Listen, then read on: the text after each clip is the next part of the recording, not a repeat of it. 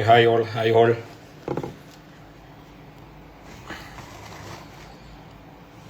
കുറച്ച് ആളുകൾ ജോയിൻ ആയിക്കോട്ടെ എന്ന് കരുതിയിട്ട് വെയിറ്റ് ആക്കാണ്. നമുക്ക് സ്റ്റാർട്ടാക്കാം. കുറച്ച് ആളുകൾ ജോയിൻ ആയിക്കോട്ടെ എന്ന് കരുതിയിട്ട് ചെറുതായിട്ടൊന്ന് വെയിറ്റ് ആക്കാണ്. നമുക്ക് ഒരു 2 മിനിറ്റോണ് സ്റ്റാർട്ടാക്കാം. ഓക്കെ, ലൈവിലുള്ളവരൊക്കെ ലൈവിൽ തന്നെ സ്റ്റേ ചെയ്യാം. കുറച്ച് ആളുകൾ പെട്ടെന്നവരൊക്കെ ജോയിൻ ആയിട്ട് നമുക്ക് മെല്ലെ സ്റ്റാർട്ടാക്കാം. എനിവേ, നമുക്ക് കുറച്ച് ഗസ്റ്റുകൾ ആഡ് ചെയ്യാനുണ്ട്, കുറച്ച് എക്സ്പേർട്ടുകൾ ആഡ് ചെയ്യാനുണ്ട്. നമുക്ക് അബൂബക്കർ സാറിനെയും അതുപോലെ തന്നെ സൽമാൻ സാറിനെയൊക്കെ ആഡ് ചെയ്യാനുണ്ട്. ബിഫോർ ദാറ്റ് ഞാൻ ചെറിയൊരു ഇൻട്രോ തരാണ്. Actually this is my first live. Actually ഈ ഒരു അക്കൗണ്ടിൽ അല്ലെങ്കിൽ ഈ ഒരു പേജിലിടുന്ന ഫസ്റ്റ് ലൈവ് ആണ്. അപ്പോൾ അതിൻ്റെതായിട്ടുള്ള ചിലപ്പോൾ ടെക്നിക്കൽ ഇഷ്യൂസ് ഉണ്ടാവും, ചിലപ്പോൾ എൻ്റെതായിട്ടുള്ള കുറച്ച് ഇഷ്യൂസ് ഒക്കെ ഉണ്ടാവും. അപ്പോൾ അതൊക്കെ എന്തെങ്കിലും ഉണ്ടെങ്കിൽ sorry for that first of all, എന്തെങ്കിലും ഉണ്ടെങ്കിൽ. ഓക്കെ, അപ്പോൾ ഇനിവേ നമ്മൾ മേജർലി നമ്മൾ ഡിസ്കസ് ചെയ്യാൻ പോകുന്നത് ഇന്നത്തെ ലൈവിൽ മേജർലി ഡിസ്കസ് ചെയ്യാൻ പോകുന്നത് ആർട്ടിക്കിൾഷിപ്പിനെ കുറിച്ചാണ്. ഒരുപാട് കുട്ടികൾ, ഞാനിപ്പോൾ 2 സ്റ്റോറീസ് ഞാൻ ഇട്ടിരുന്നു, 2 ദിവസം മുമ്പ് ഒന്നിട്ടിരുന്നു. അതായത് എന്താണ് നമ്മൾ ആർട്ടിക്കിൾഷിപ്പിന് മെയിനായിട്ട്, ആർട്ടിക്കിൾഷിപ്പിനല്ല, എന്താണ് നിങ്ങൾ പോസ്റ്റ് റിസൾട്ടിൽ നിങ്ങൾക്ക് മെയിൻ ആയിട്ടുള്ള കൺസേൺ എന്നുള്ള കാര്യങ്ങൾ ചോദിച്ചിട്ട് ഞാൻ ഇട്ടിരുന്നു. എനിക്ക് തോന്നുന്നു സൗണ്ടൊക്കെ ഓക്കെ ആണെന്ന് തോന്നുന്നു. ഓക്കെ അല്ലെങ്കിൽ ആരെങ്കിലും ഒരാൾ നിന്ന് പറയാം, ഞാൻ ഗോൺ ചെയ്യാണ്. അപ്പോൾ മെയിൻ ആയിട്ടുള്ള കൺസേൺ എന്താണെന്ന് പറഞ്ഞിരുന്നു. അപ്പോൾ മോസ്റ്റ് പ്രോബബ്ലി എല്ലാവർക്കുള്ള കൺസേൺ, പാസ്സായ ആളുകൾക്കുള്ള മെയിൻ കൺസേൺ എന്ന് പറയുന്നത് ആർട്ടിക്കിൾഷിപ്പിനെ പറ്റിയാണ്. എവിടെ ആർട്ടിക്കിൾഷിപ്പ് ചെയ്യണം, എങ്ങനെ ചെയ്യണം എന്നുള്ളതാണ്. പാസ്സാവാത്ത അല്ലെങ്കിൽ റിസൾട്ടിന്റെ കാരണമുള്ള പ്രശ്നങ്ങൾ, അതും ഒരുപാട് പ്രശ്നങ്ങളുണ്ട്. അതായത് പാസ്സാവുന്ന പ്രതീക്ഷിച്ചു പക്ഷെ പാസ്സായിട്ടില്ല, അൺസക്സസ്ഫുൾ തന്നെയാണ് വന്നത്. എന്താ പറയാ, ഒരു ലൂപ്പിൽ വെട്ട പോലെയാണ്, ആ ലൂപ്പിൽ വെട്ടുകൊണ്ടിരിക്കുകയാണ്, ആ ലൂപ്പിൽ നിന്ന് എനിക്ക് ഇറങ്ങാൻ പറ്റുന്നില്ല, ഇങ്ങനെ കുറെ സാധനങ്ങൾ പറയുന്നുണ്ട്. അപ്പോൾ സ്വാഭാവികമായിട്ടും ഫെയിൽ ആയിട്ടുള്ള ആളാണ്. ഇപ്പം ഞാൻ എൻ്റെ കേസ് പറയാം. ഇപ്പോൾ ഞാൻ ഫെയിൽ ആയിട്ടുള്ള ആളായതുകൊണ്ട് തന്നെ ഫെയില് 2, 3, 4 പ്രാവശ്യം ഫൈനലിൽ കണ്ട ആളാണ്. അത് പിന്നെ ആ ലൂപ്പിൽ നിന്ന് ഇറങ്ങാൻ പറ്റുമോ എന്ന് ഡൗട്ടുള്ള ആളായിരുന്നു.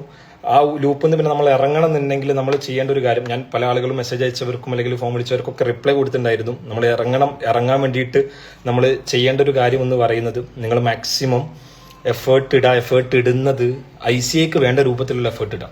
ICAക്ക് വേണ്ട രൂപം എന്ന് പറഞ്ഞാൽ നിങ്ങളുടെ പ്രിപ്പറേഷൻ ICAക്ക് വേണ്ട രൂപത്തിലേക്കാക്കുക, അല്ലെങ്കിൽ നിങ്ങളുടെ പ്രസന്റേഷൻ ICAക്ക് വേണ്ട രൂപത്തിലേക്കാക്കുക. ചിലപ്പോൾ നിങ്ങൾ ഇപ്പോൾ ഫോളോ ചെയ്യുന്ന സിസ്റ്റം നിങ്ങൾ എൻറ്റയർലി മാറ്റി എഴുതേണ്ടി വരും, അല്ലെങ്കിൽ പൊളിച്ച് എഴുതേണ്ടി വരും. അല്ലെങ്കിൽ നിങ്ങൾ ഇപ്പോൾ പ്രസന്റ് ചെയ്യുന്ന രൂപം ICAക്ക് വേണ്ട രൂപത്തിലാണോ എന്നത് ICAയുടെ ആൻസർ കീയും കാര്യങ്ങളൊക്കെ എടുത്തു നോക്കുക. ആ കാര്യങ്ങളൊക്കെ എടുത്തു നോക്കിയിട്ട് ICAക്ക് വേണ്ട രീതിയിലാണോ നിങ്ങൾ പ്രസന്റ് ചെയ്യുന്നത് എന്നുള്ള കാര്യങ്ങൾ നോക്കുക. അങ്ങനെ നിങ്ങൾ ഒരു വ്യക്തമായിട്ടുള്ള അനാലിസിസ് നടത്തുക. ചില ആളുകളൊക്കെ ഒരുപാട് ദിവസങ്ങളായിട്ട് എഫേർട്ട് ഇട്ടിട്ട് ഒരുപാട് അറ്റംപ്റ്റുകൾ എടുത്തിട്ട് ഇപ്പോഴും ക്ലിയർ ആവുന്നില്ല എന്ന് പറയുന്നുണ്ട്.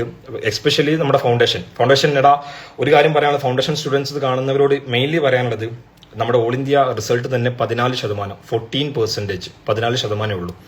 അങ്ങനെ ആകുമ്പോൾ 14% എന്ന് പറയുമ്പോൾ ആക്ച്വലി ഫൈനൽ റിസൾട്ട് ഇപ്പോൾ 25% ഈച്ച് ഗ്രൂപ്പ് ഉണ്ട്.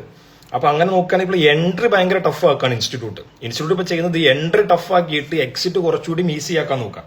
അപ്പൊ സ്വാഭാവികമായിട്ടും ഇതിലേക്ക് വരുന്ന കുട്ടികൾ അത്രയും ഫിൽട്ടേർഡ് ആയിട്ട് മാത്രമേ ഇന്ററിലേക്ക് വിടുന്നുള്ളൂ. അപ്പൊ അതിൻ്റെതായിട്ടുള്ള ബുദ്ധിമുട്ടുകൾ ഉണ്ടാകും, ചില സബ്ജക്റ്റുകൾ നമുക്ക് ബുദ്ധിമുട്ടുകൾ ഉണ്ടാവും. അപ്പോൾ നിങ്ങൾ നിങ്ങളുടെ ഫാക്കൽറ്റീസുമായിട്ട് സംസാരിച്ചിട്ട് ആ സബ്ജക്റ്റുകൾ ക്ലിയർ ചെയ്യുക. അപ്പോൾ അങ്ങനെയുള്ള കാര്യങ്ങളൊക്കെ നിങ്ങൾ ഡീൽ ചെയ്യുക. സ്വാഭാവികമായിട്ട് ഫൗണ്ടേഷൻ കുട്ടികൾക്ക് ഒരുപാട് പ്രശ്നങ്ങൾ പറയുന്നുണ്ട്. കാരണം ഈ 14% എന്ന് പറയുമ്പോൾ 100 ആളുകൾ എഴുതിയ 14 ആളെ പാസ്സാവുള്ളൂ.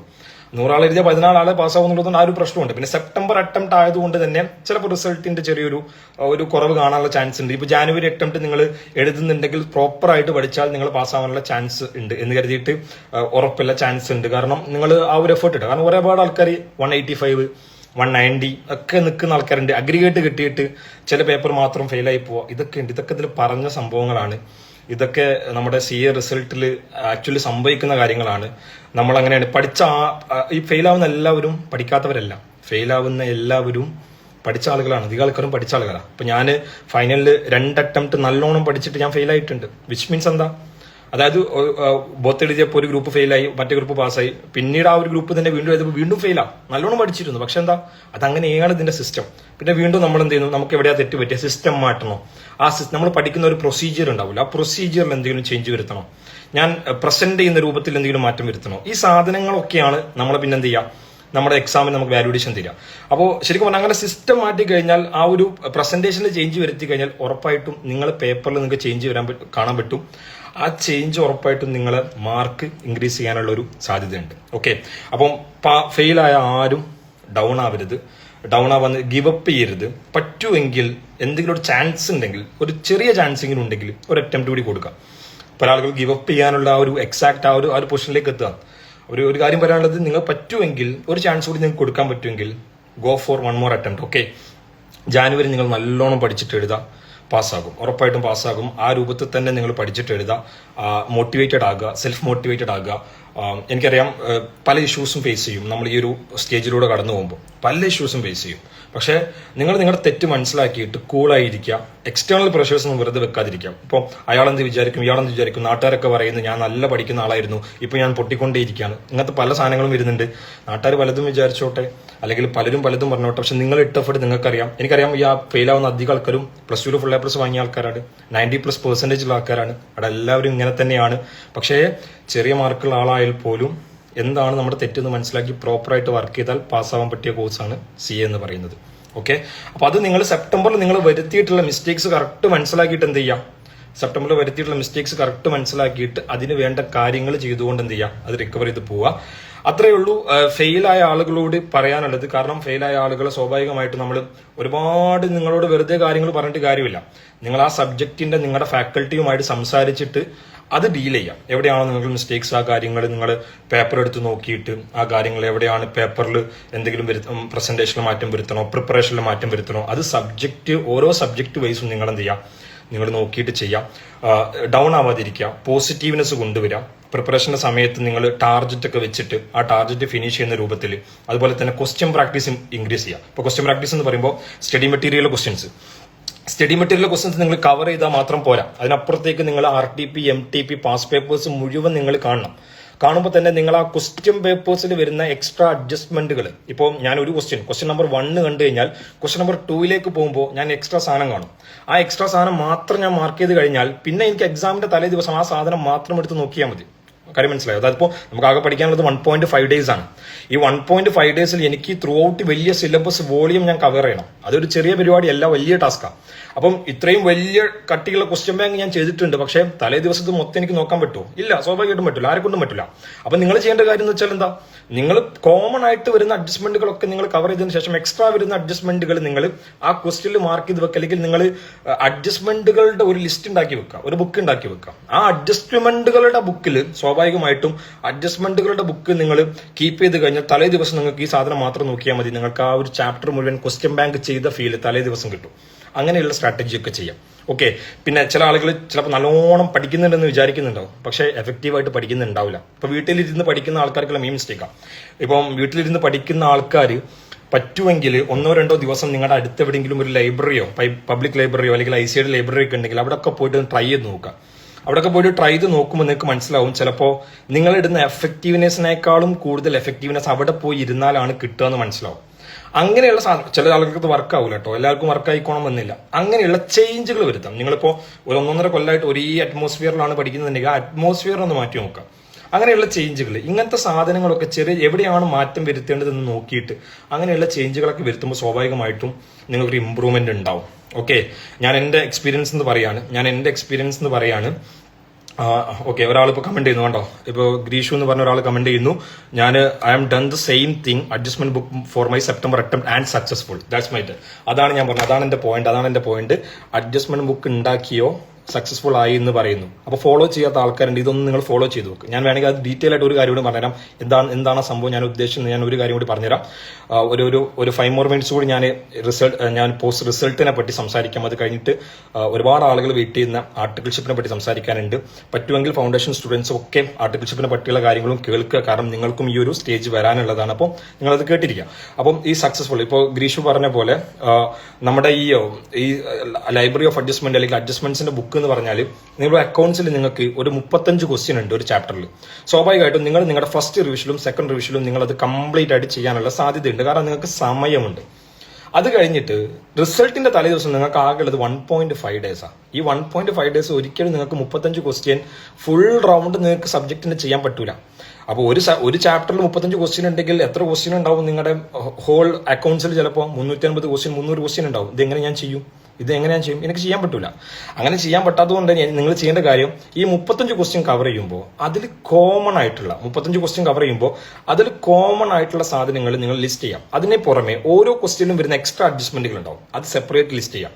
അങ്ങനെയാവുമ്പോൾ എക്സാമിന്റെ തലേ ദിവസം ഈ സാധനം വായിച്ചു കഴിഞ്ഞാൽ ക്വസ്റ്റ്യൻ ബാങ്ക് മുഴുവൻ ചെയ്ത പ്രതീതിയാണ്. ക്വസ്റ്റ്യൻ ബാങ്ക് മുഴുവൻ ചെയ്ത പ്രതീതിയാണ്. പിന്നെ ഒരു കാര്യം, ചില ആളുകൾ അപ്പൊ അങ്ങനെയുള്ള കാര്യങ്ങൾ ചെയ്തു കഴിഞ്ഞാൽ നിങ്ങളുടെ ക്വസ്റ്റ്യൻ ബാങ്ക് തലേ ദിവസം മുഴുവൻ വായിക്കുന്ന ഒരു സാധനം നിങ്ങൾക്ക് കിട്ടും. അങ്ങനത്തെ കാര്യങ്ങളൊക്കെ ചെയ്യാം. പിന്നെ ചില ആളുകൾ ചോദിക്കുന്നുണ്ട്, ഇനിയിപ്പോ ഞാൻ ജാനുവരിയിലേക്ക് പഠിച്ചാൽ പാസ്സാവോ, സമയമുണ്ടോ, എനിക്ക് ഇനിയിപ്പോ 2 മാസം കൊണ്ട് ഇത്ര കവർ ചെയ്യാൻ പറ്റും? ഒറ്റ കാര്യം പറയാം, നിങ്ങൾ എക്സാം എടുത്തുന്ന ICAI അഥവാ എക്സാമിനർക്ക് അറിയൂല നിങ്ങൾ എത്ര ദിവസം പഠിച്ചു എന്നുള്ളത്. എക്സാമിനർക്ക് അറിയൂല നിങ്ങൾ എത്ര ദിവസം പഠിച്ചു എന്നുള്ളത്. നിങ്ങൾക്ക് മാത്രമേ ഉള്ളൂ നിങ്ങൾ എത്ര ദിവസം പഠിച്ചു എന്നുള്ളത്. ഞാൻ എപ്പോഴും ക്ലാസ്സിലൊക്കെ പറയുന്ന പോലെ, എക്സാമിനർക്ക് നിങ്ങൾ ആരാണെന്ന് അറിയില്ല, നിങ്ങൾ ബോയ് ആണോ ഗേൾ ആണോ എന്ന് അറിയില്ല, നിങ്ങൾ ഫസ്റ്റ് അറ്റംപ്റ്റ് ആണോ സെക്കൻഡ് അറ്റംപ്റ്റ് ആണോ എന്ന് അറിയില്ല, റിപ്പീറ്റർ ആണോ, നിങ്ങൾ ഏത് ഇൻസ്റ്റിറ്റ്യൂട്ടിൽ എങ്ങനെ പഠിച്ചു ഒന്നും അറിയില്ല. അവർക്ക് ആകെ അറിയുന്നത് നിങ്ങളൊരു CA സ്റ്റുഡന്റ് ആണ്, ഫൗണ്ടേഷൻ സ്റ്റുഡന്റ് ആണ്, ഇന്റർ സ്റ്റുഡന്റ് ആണ്, അല്ലെങ്കിൽ ഫൈനൽ സ്റ്റുഡന്റ് ആണ്, അത്ര മാത്രമേ ഉള്ളൂ. അതുകൊണ്ട് അതിന് അപ്പുറത്തേക്കൊന്നുമില്ല. ഓക്കെ, ടെസ്റ്റ് സീരീസ് എഴുതിയാൽ നമുക്ക് മിസ്റ്റേക്സ് മനസ്സിലാകും, ഇംപ്രൂവ് ചെയ്യാൻ പറ്റും. ടെസ്റ്റ് സീരീസ് എഴുതണം. നമ്മൾ ഒരു പോർഷൻ കവർ ചെയ്ത് കഴിഞ്ഞ് നമ്മൾ ടെസ്റ്റ് സീരീസിലേക്ക് പോയി കഴിഞ്ഞാൽ ഉറപ്പായിട്ടും നമുക്ക് പ്രാക്ടീസ് കിട്ടും. ഫസ്റ്റ് ടൈം പോയിട്ട് ഒരിക്കലും നിങ്ങൾ ഫുൾ എക്സാം എഴുതരുത്. ടെസ്റ്റ് സീരീസ് നിങ്ങൾ പ്രാക്ടീസ് ചെയ്യണം, നിർബന്ധമായിട്ട് പ്രാക്ടീസ് ചെയ്യണം. അപ്പോൾ നമുക്ക് ഒരു എക്സാം ആൾ ഇരുന്നൊരു പ്രതീതി കിട്ടും. പിന്നെ സർ 3 അറ്റംപ്റ്റ് കംപ്ലീറ്റ് റിവിഷൻ വിത്ത് illustration, practical MTP RTP PYQ ഒക്കെ ഇനഫ് ആണോ? CA ഫൗണ്ടേഷൻ ഇനഫ് ആണ്. പക്ഷെ PYQ ഒക്കെ നിങ്ങൾ മാക്സിമം ചെയ്താൽ ഇനഫ് ആണ്. പക്ഷെ ഞാൻ പറഞ്ഞല്ലോ, എഫക്റ്റീവ് ആയിരിക്കണം ആ പ്രിപ്പറേഷൻ എഫക്റ്റീവ് ആണെങ്കിൽ ഇങ്ങനെ പോലെയുള്ള നമ്മുടെ ഈ അഡ്ജസ്റ്റ്മെന്റുകളൊക്കെ നിങ്ങൾ ലാസ്റ്റിലേക്ക് നിങ്ങൾ ലിസ്റ്റ് ചെയ്ത് വെക്കുക. അങ്ങനെ ആവുമ്പോൾ നിങ്ങൾക്ക് എക്സാമുള്ളത് ഓർമ്മ ഉണ്ടാവും, നിങ്ങൾ ചെയ്തിട്ടുണ്ടാവും, പക്ഷെ എക്സാമുള്ളത് ഓർമ്മ വേണ്ടേ? സർ ലോ എങ്ങനെയാ പഠിക്കുക? ലോ നിങ്ങൾ നിങ്ങളുടെ ഫാക്കൽറ്റീസുമായിട്ട് കണക്ട് ചെയ്യാം. നിങ്ങൾ ഏത് ഫാക്കൽറ്റി ആണോ ഫോളോ ചെയ്യുന്ന ഫാക്കൽറ്റീസുമായിട്ട് കണക്ട് ചെയ്യാം. ബേസിക്കലി ഇപ്പോ ഇന്ററിൽ ഓഡിറ്റ് എന്നൊക്കെ പറഞ്ഞ പോലെ, ഇന്ററിലും ഫൈനലും ഓഡിറ്റ് എന്നൊക്കെ പറഞ്ഞ പോലെ ഫൗണ്ടേഷനിൽ കുട്ടികളെ പ്രശ്നമാക്കുന്ന ഒരു സാധനമാണ് ലോ എന്ന് പറയുന്നത്. അപ്പോൾ അതിൻ്റെതായിട്ടുള്ള ബുദ്ധിമുട്ടുണ്ട്. അത് ലോ നിങ്ങൾ മാക്സിമം എന്താ പറയാ എഴുതി പഠിക്കാൻ നോക്കുക. അതാണ് മെയിൻ ആയിട്ട് എനിക്ക് പറയാനുള്ള അഡ്വൈസ്, എഴുതി പഠിക്കുക. അപ്പൊ എഴുതി പഠിച്ചിട്ട് നിങ്ങളുടെ ആൻസർ നിങ്ങൾ ആരുമായിട്ട് കമ്പയർ ചെയ്യാം, ആൻസർ കീയുമായിട്ട് കമ്പയർ ചെയ്യാം. അപ്പൊ നിങ്ങൾക്ക് മനസ്സിലാവും നിങ്ങളെ പ്രസന്റേഷൻ നിങ്ങൾ എങ്ങനെ മാറ്റണം എന്ന് മനസ്സിലാവും. അപ്പൊ അങ്ങനത്തെ കാര്യങ്ങളൊക്കെ ചെയ്യാം ലോ പോലുള്ള സബ്ജക്റ്റുകൾക്ക്. അപ്പൊ ഇങ്ങനത്തെ കാര്യങ്ങളൊക്കെയാണ്. ഇനി ഒരുപാട് ക്വസ്റ്റ്യൻസ് വരുന്നുണ്ട്. നമുക്ക് എനിക്ക് തോന്നുന്നു അധികം സമയം നമ്മൾ എടുക്കൂല. അപ്പൊ ഞാൻ വീണ്ടും പറയാണ്, ഫെയിൽ ആയിട്ടുള്ള കുട്ടികളോട് വീണ്ടും പറയാണ്, ഗിവ് അപ്പ് ചെയ്യരുത്. ഒരു ചാൻസ് ഉണ്ടെങ്കിൽ, ചെറിയൊരു ചാൻസ് ഉണ്ടെങ്കിൽ, go for the next attempt, you will clear. Okay, അപ്പോ സീരിയസ്ലി ഇപ്പോ ചെറിയ സമയം, ചിലപ്പോൾ നമുക്ക് ചെറുതായിട്ട് പഠിച്ച അല്ലെങ്കിൽ കുറച്ച് പഠിച്ച അറ്റംപ്റ്റുകളായിരിക്കും നമുക്ക് ഭാഗ്യമുള്ള അറ്റംപ്റ്റ് എന്ന് കരുതി നിങ്ങൾ കുറച്ച് പഠിച്ചതെന്നല്ല, നിങ്ങൾ ഓൾറെഡി പഠിച്ച ആളുകളാണ്. പക്ഷേ CAന്റെ കാര്യത്തിൽ നമുക്ക് എല്ലാവരും പറയുന്ന പോലെ 100% എഫേർട്ടും 100% നമുക്ക് എന്തും വേണം, ലക്കും വേണമെന്ന് പറയും. അപ്പം പലരും അത് പറയലാണെങ്കിൽ നമുക്ക് എഫേർട്ടിന്റെ കൂടെ തന്നെ ചില അറ്റംപ്റ്റുകൾ നമുക്കൊരു ഭാഗ്യം കൂടി തരണം. അപ്പൊ അത് മനസ്സിലാക്കാം. ഓക്കെ, അപ്പൊ നമ്മൾ ഇനി നെക്സ്റ്റ് ടോപ്പിക്കുകളിലേക്ക് നീങ്ങാണ്. അപ്പൊ റിസൾട്ടിനെ പറ്റി അതാണ് മെയിൻലി പറയാനുള്ളത്. പറഞ്ഞ പോലെ ഇപ്പൊ ലാസ്റ്റ് ഷമീറ പറഞ്ഞ പോലെ റിസൾട്ടിനെ പറ്റി നിങ്ങൾക്ക് ഒരു മോട്ടിവേഷൻ കിട്ടണമെന്നുണ്ടെങ്കിൽ നിങ്ങൾ വീഡിയോ പോയി കണ്ടോ. എന്റെ വീഡിയോ ഞാൻ പിൻ ചെയ്ത് വെച്ചിട്ടുണ്ട്. ആ റിസൾട്ട് ആ ഡേക്കും വേണ്ടി നിങ്ങൾ വർക്ക് ചെയ്താൽ മതി. ആ ഡേ നിങ്ങൾ മാനിഫെസ്റ്റ് ചെയ്യുക. ആ ഡേക്ക് വേണ്ടി വർക്ക് ചെയ്ത് കഴിഞ്ഞാൽ നിങ്ങൾക്ക് എനിക്ക് എന്താണോ അന്ന് കിട്ടിയ ഫീൽ അതിനേക്കാൾ വലിയ ഫീൽ ഇപ്പം വീഡിയോ ഇടാത്ത ഒരുപാട് ആൾക്കാർക്ക് ഇതിനും വലിയ ഫീൽ കിട്ടിയിട്ടുണ്ടാവും. കാരണം നമ്മൾ അത്രയും എഫേർട്ട് ഇട്ടിട്ട് ലാസ്റ്റ് നമുക്ക് അങ്ങനെ റിസൾട്ട് കിട്ടുമ്പോൾ അത് മതി ശരിക്കും നമുക്ക്. ഓക്കെ, അപ്പോൾ അങ്ങനത്തെ ഇപ്പൊ ഞാൻ എപ്പോഴും പറയും, ഈ നമ്മുടെ ഈ നെല്ലിക്കയുടെ കയ്പ് കൂടുന്തോറും നമുക്ക് അവസാനം കുടിക്കുന്ന വെള്ളത്തിന്റെ മധുരം കൂടും. ഓക്കെ, അവസാനം കിട്ടുന്ന വെള്ളത്തിന്റെ മധുരം കൂടും. അതേ രൂപത്തിലാണ് നമുക്ക് ഫെയിൽ ആയിട്ടുണ്ടെങ്കിൽ അടുത്ത അറ്റംപ്റ്റ് നമ്മൾ പാസ്സാകുമ്പോൾ ഇതിന്റെ വിജയത്തിന്റെ ഒരു രസം കൂടും. ഓക്കെ, അത് മോട്ടിവേഷൻ ആക്കി എടുത്തിട്ട് പഠിക്കാം. സിസ്റ്റത്തിൽ മാറ്റം വരുത്താനുണ്ടോ, നിങ്ങൾ പ്രൊസീജിയറിൽ മാറ്റം വരുത്താനുണ്ടോ, പ്രസന്റേഷനിൽ മാറ്റം വരുത്താനുണ്ടോ, ഇത് രണ്ടും ഫോളോ ചെയ്യാം. നിങ്ങളുടെ പ്രൊസീജിയറിൽ മാറ്റം വരുത്താനുണ്ടോ, നിങ്ങളുടെ പ്രസന്റേഷനിൽ മാറ്റം വരുത്താനുണ്ടോ, അത് നോക്കുക. ഉറപ്പായിട്ടും മാറ്റം വരും നിങ്ങളുടെ സ്കോറിന്. ഓക്കെ, മാറ്റം വരും. പിന്നെ നിങ്ങളുടെ കൂട്ടത്തിൽ തന്നെയുള്ള ഫ്രണ്ട്സ് ഉണ്ടാവും നല്ല മാർക്ക് വാങ്ങിയ ആൾക്കാർ, അവരുമായി ഡിസ്കസ് ചെയ്യാം, ഫാക്കൽറ്റീസുമായി ഡിസ്കസ് ചെയ്യാം. ഓക്കെ, അപ്പം ഞാനിനി നെക്സ്റ്റ് നമ്മുടെ പാനലിസ്റ്റിൽ ആഡ് ചെയ്യാൻ പോവാം. നമ്മുടെ സൽമാൻ സാറും അതുപോലെ തന്നെ നമ്മുടെ അബൂബക്കർ സാറും ഒക്കെ ജോയിൻ ചെയ്യാന്ന് പറഞ്ഞിട്ടുണ്ട്. ഞാൻ അവരെ ആഡ് ചെയ്യണം. കാരണം നമുക്ക് ആർട്ടിക്കിൾഷിപ്പിനെ പറ്റി ഡിസ്കസ് ചെയ്യാനുണ്ട്. ആർട്ടിക്കിൾഷിപ്പിനെ പറ്റി ഡിസ്കസ് ചെയ്യാൻ വേണ്ടിയിട്ട് അബൂബക്കർ സാറും സൽമാൻ സാറും നമ്മുടെ കൂടെ ഉണ്ടാവുമെന്ന് പറഞ്ഞിരുന്നു. അപ്പോൾ ഞാൻ അവരെ ഇൻവൈറ്റ് ചെയ്യാണ്. ആർട്ടിക്കിൾഷിപ്പ് ഒരുപാട് കുട്ടികൾക്കുള്ള കൺസേൺ ആണ്. അപ്പോൾ നമ്മൾ ഇതിൽ ഡിസ്കസ് ചെയ്യാൻ പോകുന്ന മാറ്റർ എന്ന് പറയുന്നത്, നമുക്ക് ഇന്ത്യയിൽ ആർട്ടിക്കിൾഷിപ്പ് ചെയ്യുമ്പോൾ നമ്മൾ കാലിക്കറ്റ്, അതുപോലെ തന്നെ കൊച്ചി, ബാംഗ്ലൂർ, ചെന്നൈ പോലെയുള്ള ടൗണിൽ ചെയ്യുന്നതും അതുപോലെ തന്നെ അതിന് പുറമെയായിട്ട് ഞാൻ ബിഗ് ഫോഴ്സിലേക്ക് പോകുമ്പോൾ എന്തൊക്കെ ഡിഫറൻസ് ഉണ്ട്. ഇൻഡസ്ട്രിയൽ ട്രെയിനിങ് ചെയ്തിട്ടുള്ള CA വാസിൽ മൂപ്പര് അദ്ദേഹം നമ്മൾ കുറച്ച് സമയം കൊണ്ട് ജോയിൻ ആവും. വാസിൽക്ക് കുറച്ച് സമയം കൊണ്ട് ജോയിൻ ആവും. അപ്പോൾ വാസിൽക്ക് കറക്റ്റായിട്ട് CA വാസിൽ സർ കറക്റ്റായിട്ട് നിങ്ങൾക്ക് പറഞ്ഞു തരും എന്താണ് ഇൻഡസ്ട്രിയൽ ട്രെയിനിങ്ങിന്റെ സമയത്ത് നമ്മൾ ഫോക്കസ് ചെയ്യുന്നത്, എങ്ങനെയാണ് നമ്മൾ ഇൻഡസ്ട്രിയൽ ട്രെയിനിങ് ചെയ്യുമ്പോൾ നമ്മൾ ചെയ്യേണ്ട കാര്യങ്ങളൊക്കെ പറഞ്ഞു തരും. അപ്പോൾ അതിന് മുന്നോടിയായിട്ട് ഞാൻ അബൂബക്കർ സാറിനെയും സൽമാൻ സാറിനെയും ആഡ് ചെയ്യാണ് നമുക്ക്. കാരണം അബൂബക്കർ സാറ് നമുക്ക് ആർട്ടിക്കിൾഷിപ്പ് ചെയ്തിട്ടുള്ളത് കാലിക്കറ്റാണ്. സോ അബൂബക്കർ സാറിനും സൽമാൻ സാറിനും ഇതിനെപ്പറ്റി നല്ലൊരു ഐഡിയ കൊടുക്കാൻ പറ്റും. നാട്ടിൽ ആർട്ടിക്കിൾഷിപ്പ് ചെയ്യുന്നത്, അപ്പോൾ നാട്ടിൽ എന്ന് പറയുമ്പോൾ നമ്മളിവിടെ ഓക്കെ സൽമാൻ സാർ ജോയിൻ ആയില്ലേ? ഞാൻ അബൂബക്കർ സാറിനോട് ആഡ് ചെയ്തിട്ടോ. സാറേ ഒരു മിനിറ്റ്, സാർ ട്രാവലിംഗിലാണ് അല്ലേ?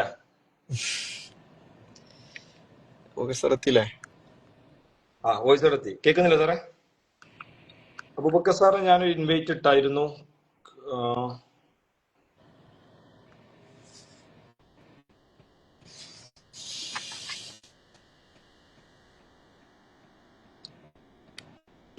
അബൂബക്കർ സാറ് ആവുന്നില്ലല്ലോ.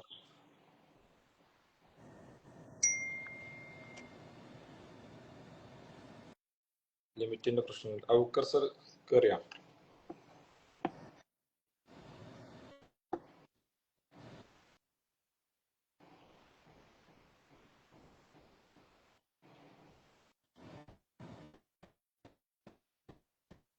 ഓക്കെ, അക്സെപ്റ്റ് ആക്കണം. ഓക്കെ,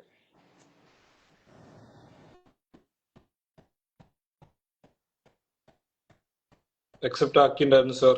റെഡി അല്ല, അനേബിൾ ടു ജോയിൻ. ഓക്കെ, നമുക്ക് നോക്കാം.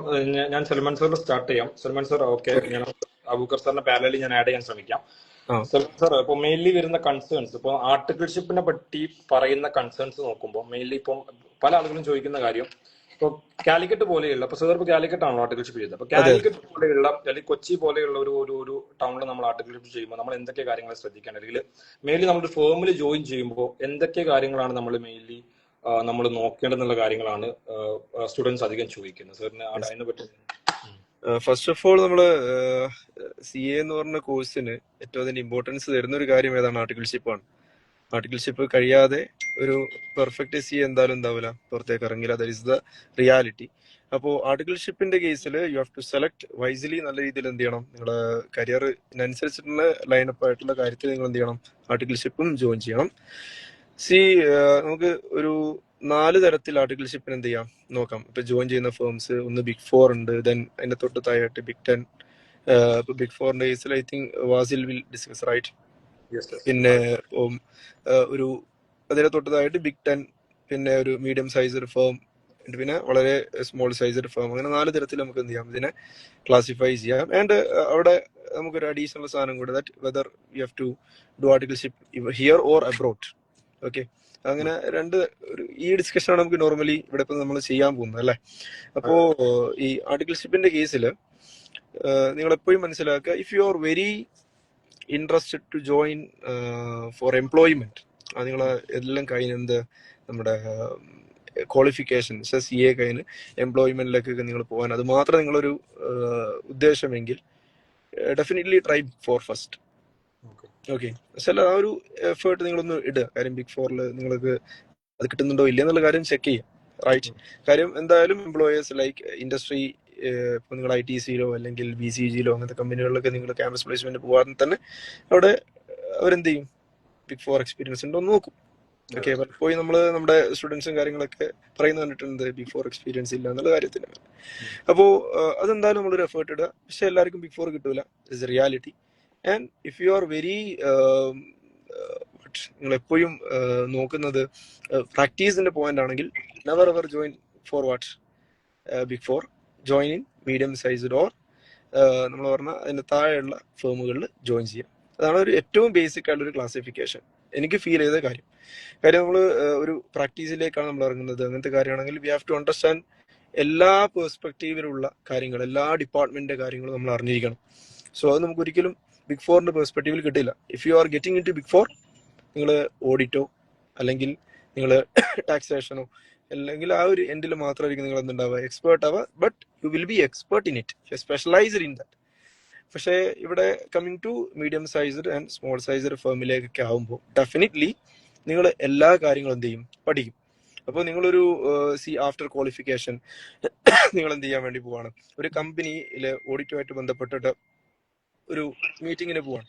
So you have to understand എന്ത് ചെയ്യണം, ഇതുമായിട്ട് ബന്ധപ്പെട്ട എല്ലാ കാര്യങ്ങളും നമ്മൾ എന്ത് ചെയ്യണം, പറയേണ്ടി വരും. ഡെഫിനറ്റ്ലി നമ്മള് അതിന്റെ കാര്യങ്ങൾ സംസാരിക്കേണ്ട ഒരു മീറ്റിംഗിൽ എല്ലാ കാര്യങ്ങളും നമ്മൾ എന്ത് ചെയ്യണം, പറയേണ്ടി വരും. സോ ഹിയർ ആ ഒരു പോയിന്റിലാണ് മീഡിയം സൈസ്ഡ് ഫേംസിന്റെ റെലവൻസ് ഉള്ളത്. പിന്നെ മീഡിയം സൈസ്ഡ് ഫേം ആകുമ്പോൾ തന്നെ നിങ്ങൾ ട്രൈ ടു അണ്ടർസ്റ്റാൻഡ് വർക്ക്. നിങ്ങൾ ആർട്ടിക്കിൾഷിപ്പിന്റെ കേസിൽ നിങ്ങൾ ഇപ്പം ഈ അടുത്ത് പ്രസിഡന്റിന്റെ ഒരു ഇതൊക്കെ ഉണ്ടായിരുന്നു അല്ലെ, പോഡ്കാസ്റ്റിലൊക്കെ. എനിക്ക് പറയുന്നത് ഈ articleship is the time to study what you study in books. Ready? അപ്പൊ ആ സാധനത്തിൽ മാക്സിമം നിങ്ങൾ എയിം എന്തായിരിക്കണം, വർക്ക് പഠിക്കാനുള്ള. അപ്പൊ നിങ്ങൾ നല്ല രീതിയിൽ വർക്ക് ചെയ്യാനുള്ള മെന്റാലിറ്റി ആയിട്ട് ജോയിൻ ചെയ്യണം. വർക്ക് പഠിക്കണം എന്നുള്ള കൃത്യമായിട്ടുള്ള ധാരണ നിങ്ങൾക്ക് വേണം. വർക്ക് പഠിക്കാൻ വേണ്ടിയാണ് you are join in your articleship. അപ്പൊ ഒരു ഡോക്ടറായിട്ട് കംപ്ലീറ്റ് ആവണമെങ്കിൽ ഒരു ഒരു ന്യൂറോ, ഒരു DNB ആണ്, ഫുൾ അവർ എങ്ങനെയാ പഠിക്കുന്നത്, ചെയ്ത് പഠിക്കുകയാണ്. അതേപോലെ യു ഹാവ് ടു ഈ ആർട്ടിക്കിൾഷിപ്പിൽ നിങ്ങൾ ആ പഠിക്കുന്ന ഒരു മെന്റാലിറ്റിയിൽ എന്ത് ചെയ്യണം, നിങ്ങൾ കാണേണ്ടി വരും. അല്ലാതെ ജസ്റ്റ് ഒരു ഓഫീസിൽ പോവാ വരിക അതല്ല. ആർട്ടിക്കിൾഷിപ്പ് ഈസ് വാട്ട്, നിങ്ങൾ കൃത്യമായിട്ട് കാര്യങ്ങൾ മൊത്തത്തിൽ എന്ത് ചെയ്യുക, പഠിച്ചെടുക്കുക, കൃത്യമാക്കുക. അതായിരിക്കണം നിങ്ങൾ മോട്ടോ. അപ്പോൾ അങ്ങനെ ചെയ്യണമെങ്കിൽ നിങ്ങൾ ഒരു കാര്യം മനസ്സിലാക്കുക, വർക്കുള്ള ഫേമിൽ എന്ത് ചെയ്യണം, ആ ഒരു പോയിന്റിൽ കയറണം. പിന്നെ നിങ്ങൾ അടുത്തൊരു ചോദ്യം, ആർട്ടിക്കിൾഷിപ്പ് കിട്ടിയില്ല, ഇപ്പൊ ഒരു പുതിയൊരു ഫേം വന്നിട്ടുണ്ട്, ഞാനാണ് ഫസ്റ്റ് ആർട്ടിക്കിൾ.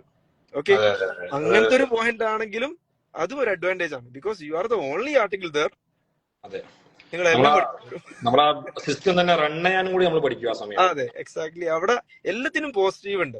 നിങ്ങൾ ഫെയർഡ് കയറിയാലും ആർട്ടിക്കിൾഷിപ്പിന്റെ അണ്ടറിൽ ഒരു പോസിറ്റീവ് ഉണ്ട്. മീഡിയം സൈസ് ഫേം ആണെങ്കിൽ യു ഹാവ് ടു എല്ലാ കാര്യങ്ങളും പഠിക്കാൻ വേണ്ടി പറ്റും. നിങ്ങളാണ് ഇനി ഫസ്റ്റ് ആർട്ടിക്കിൾ എങ്കിൽ അവിടെ എന്തുണ്ട്, നിങ്ങൾക്ക് എല്ലാ കാര്യങ്ങളും പ്ലസ് അത് റൺ ചെയ്യുന്ന കാര്യം എല്ലാം എന്ത് ചെയ്യാൻ പഠിക്കാൻ വേണ്ടി പറ്റും. അപ്പോ ഒറ്റ കാര്യമേ ഉള്ളൂ, ആർട്ടിക്കിൾഷിപ്പ് ജോയിൻ ചെയ്യുന്നതിന് മുന്നേ നിങ്ങൾ ഏത് ഓഫീസിലാണോ കൊടുക്കുന്നത് അതിനെപ്പറ്റി ഓൾറെഡി നമ്മൾ തന്നെ എന്തുണ്ട്, നിങ്ങളെ ഫ്രണ്ട്സും പലരുമായിട്ട് എന്തുണ്ട് ഈ ഓഫീസുകൾ വർക്ക് ചെയ്യുന്നുണ്ട്, അവരോട് ചോദിക്കാം, വർക്കിനെ പറ്റി ചോദിക്കാം, വർക്ക് എന്തൊക്കെ ഉണ്ടെന്ന് ചോദിക്കാം. പിന്നെ അങ്ങനത്തെ കാര്യങ്ങളൊക്കെ ചോദിക്കാം. ഐ തിങ്ക് കുട്ടികൾ ഇപ്പൊ അങ്ങനെയാണ് ചോദിക്കുന്നുണ്ട്. നിങ്ങളെ എന്തൊക്കെ, നമ്മളൊരു ഇന്റർവ്യൂ ഒക്കെ എടുക്കുമ്പോൾ ഡെഫിനറ്റ്ലി ഇവിടെ എന്തൊക്കെ ഉള്ളത് എന്ന കാര്യങ്ങൾ ഇങ്ങോട്ട് ചോദിക്കുന്നുണ്ട്. അപ്പോ ഏതായാലും നിങ്ങൾ അല്ലാതെ ഒരിക്കലും ഒരു സ്ഥലത്ത് ജോയിൻ ചെയ്ത് എന്ത് ചെയ്യണ്ട, നമ്മള് മാറേണ്ട ആവശ്യമില്ല. ഒരു കയറുന്നതിന് മുന്നേ എല്ലാ ഡാറ്റയും നമ്മുടെ കൈമുള്ള കാലമാണ്. Social media is there. നിങ്ങൾക്ക് എന്താ പറ്റും, ആർട്ടിക്കിൾസിനെ കാണാൻ വേണ്ടി പറ്റും, അവരെ കണക്ട് ചെയ്യാൻ വേണ്ടി പറ്റും. അത് ഇപ്പൊ നമ്മൾ ത്രൂ ആയിട്ട് തന്നെ വേണമെങ്കിൽ എന്ത് ചെയ്യാം, പറയാൻ വേണ്ടി പറ്റും. ഐ തിങ്ക് വാസിൽ സാറും അബൂബക്കർ സാറിനും കൂടെ ഉള്ള ഒരു ആർട്ടിക്കിൾഷിപ്പിന്റെ ഗ്രൂപ്പ് ഒക്കെ ഉണ്ട്. അതിലൊക്കെ എന്തുണ്ട് കിട്ടും ഡെഫിനറ്റ്ലി. അപ്പോ അങ്ങനെ ഒരു ഓഫീസിനെ പറ്റിയുള്ള അബൂബക്കർ സാർ എത്തിയല്ല.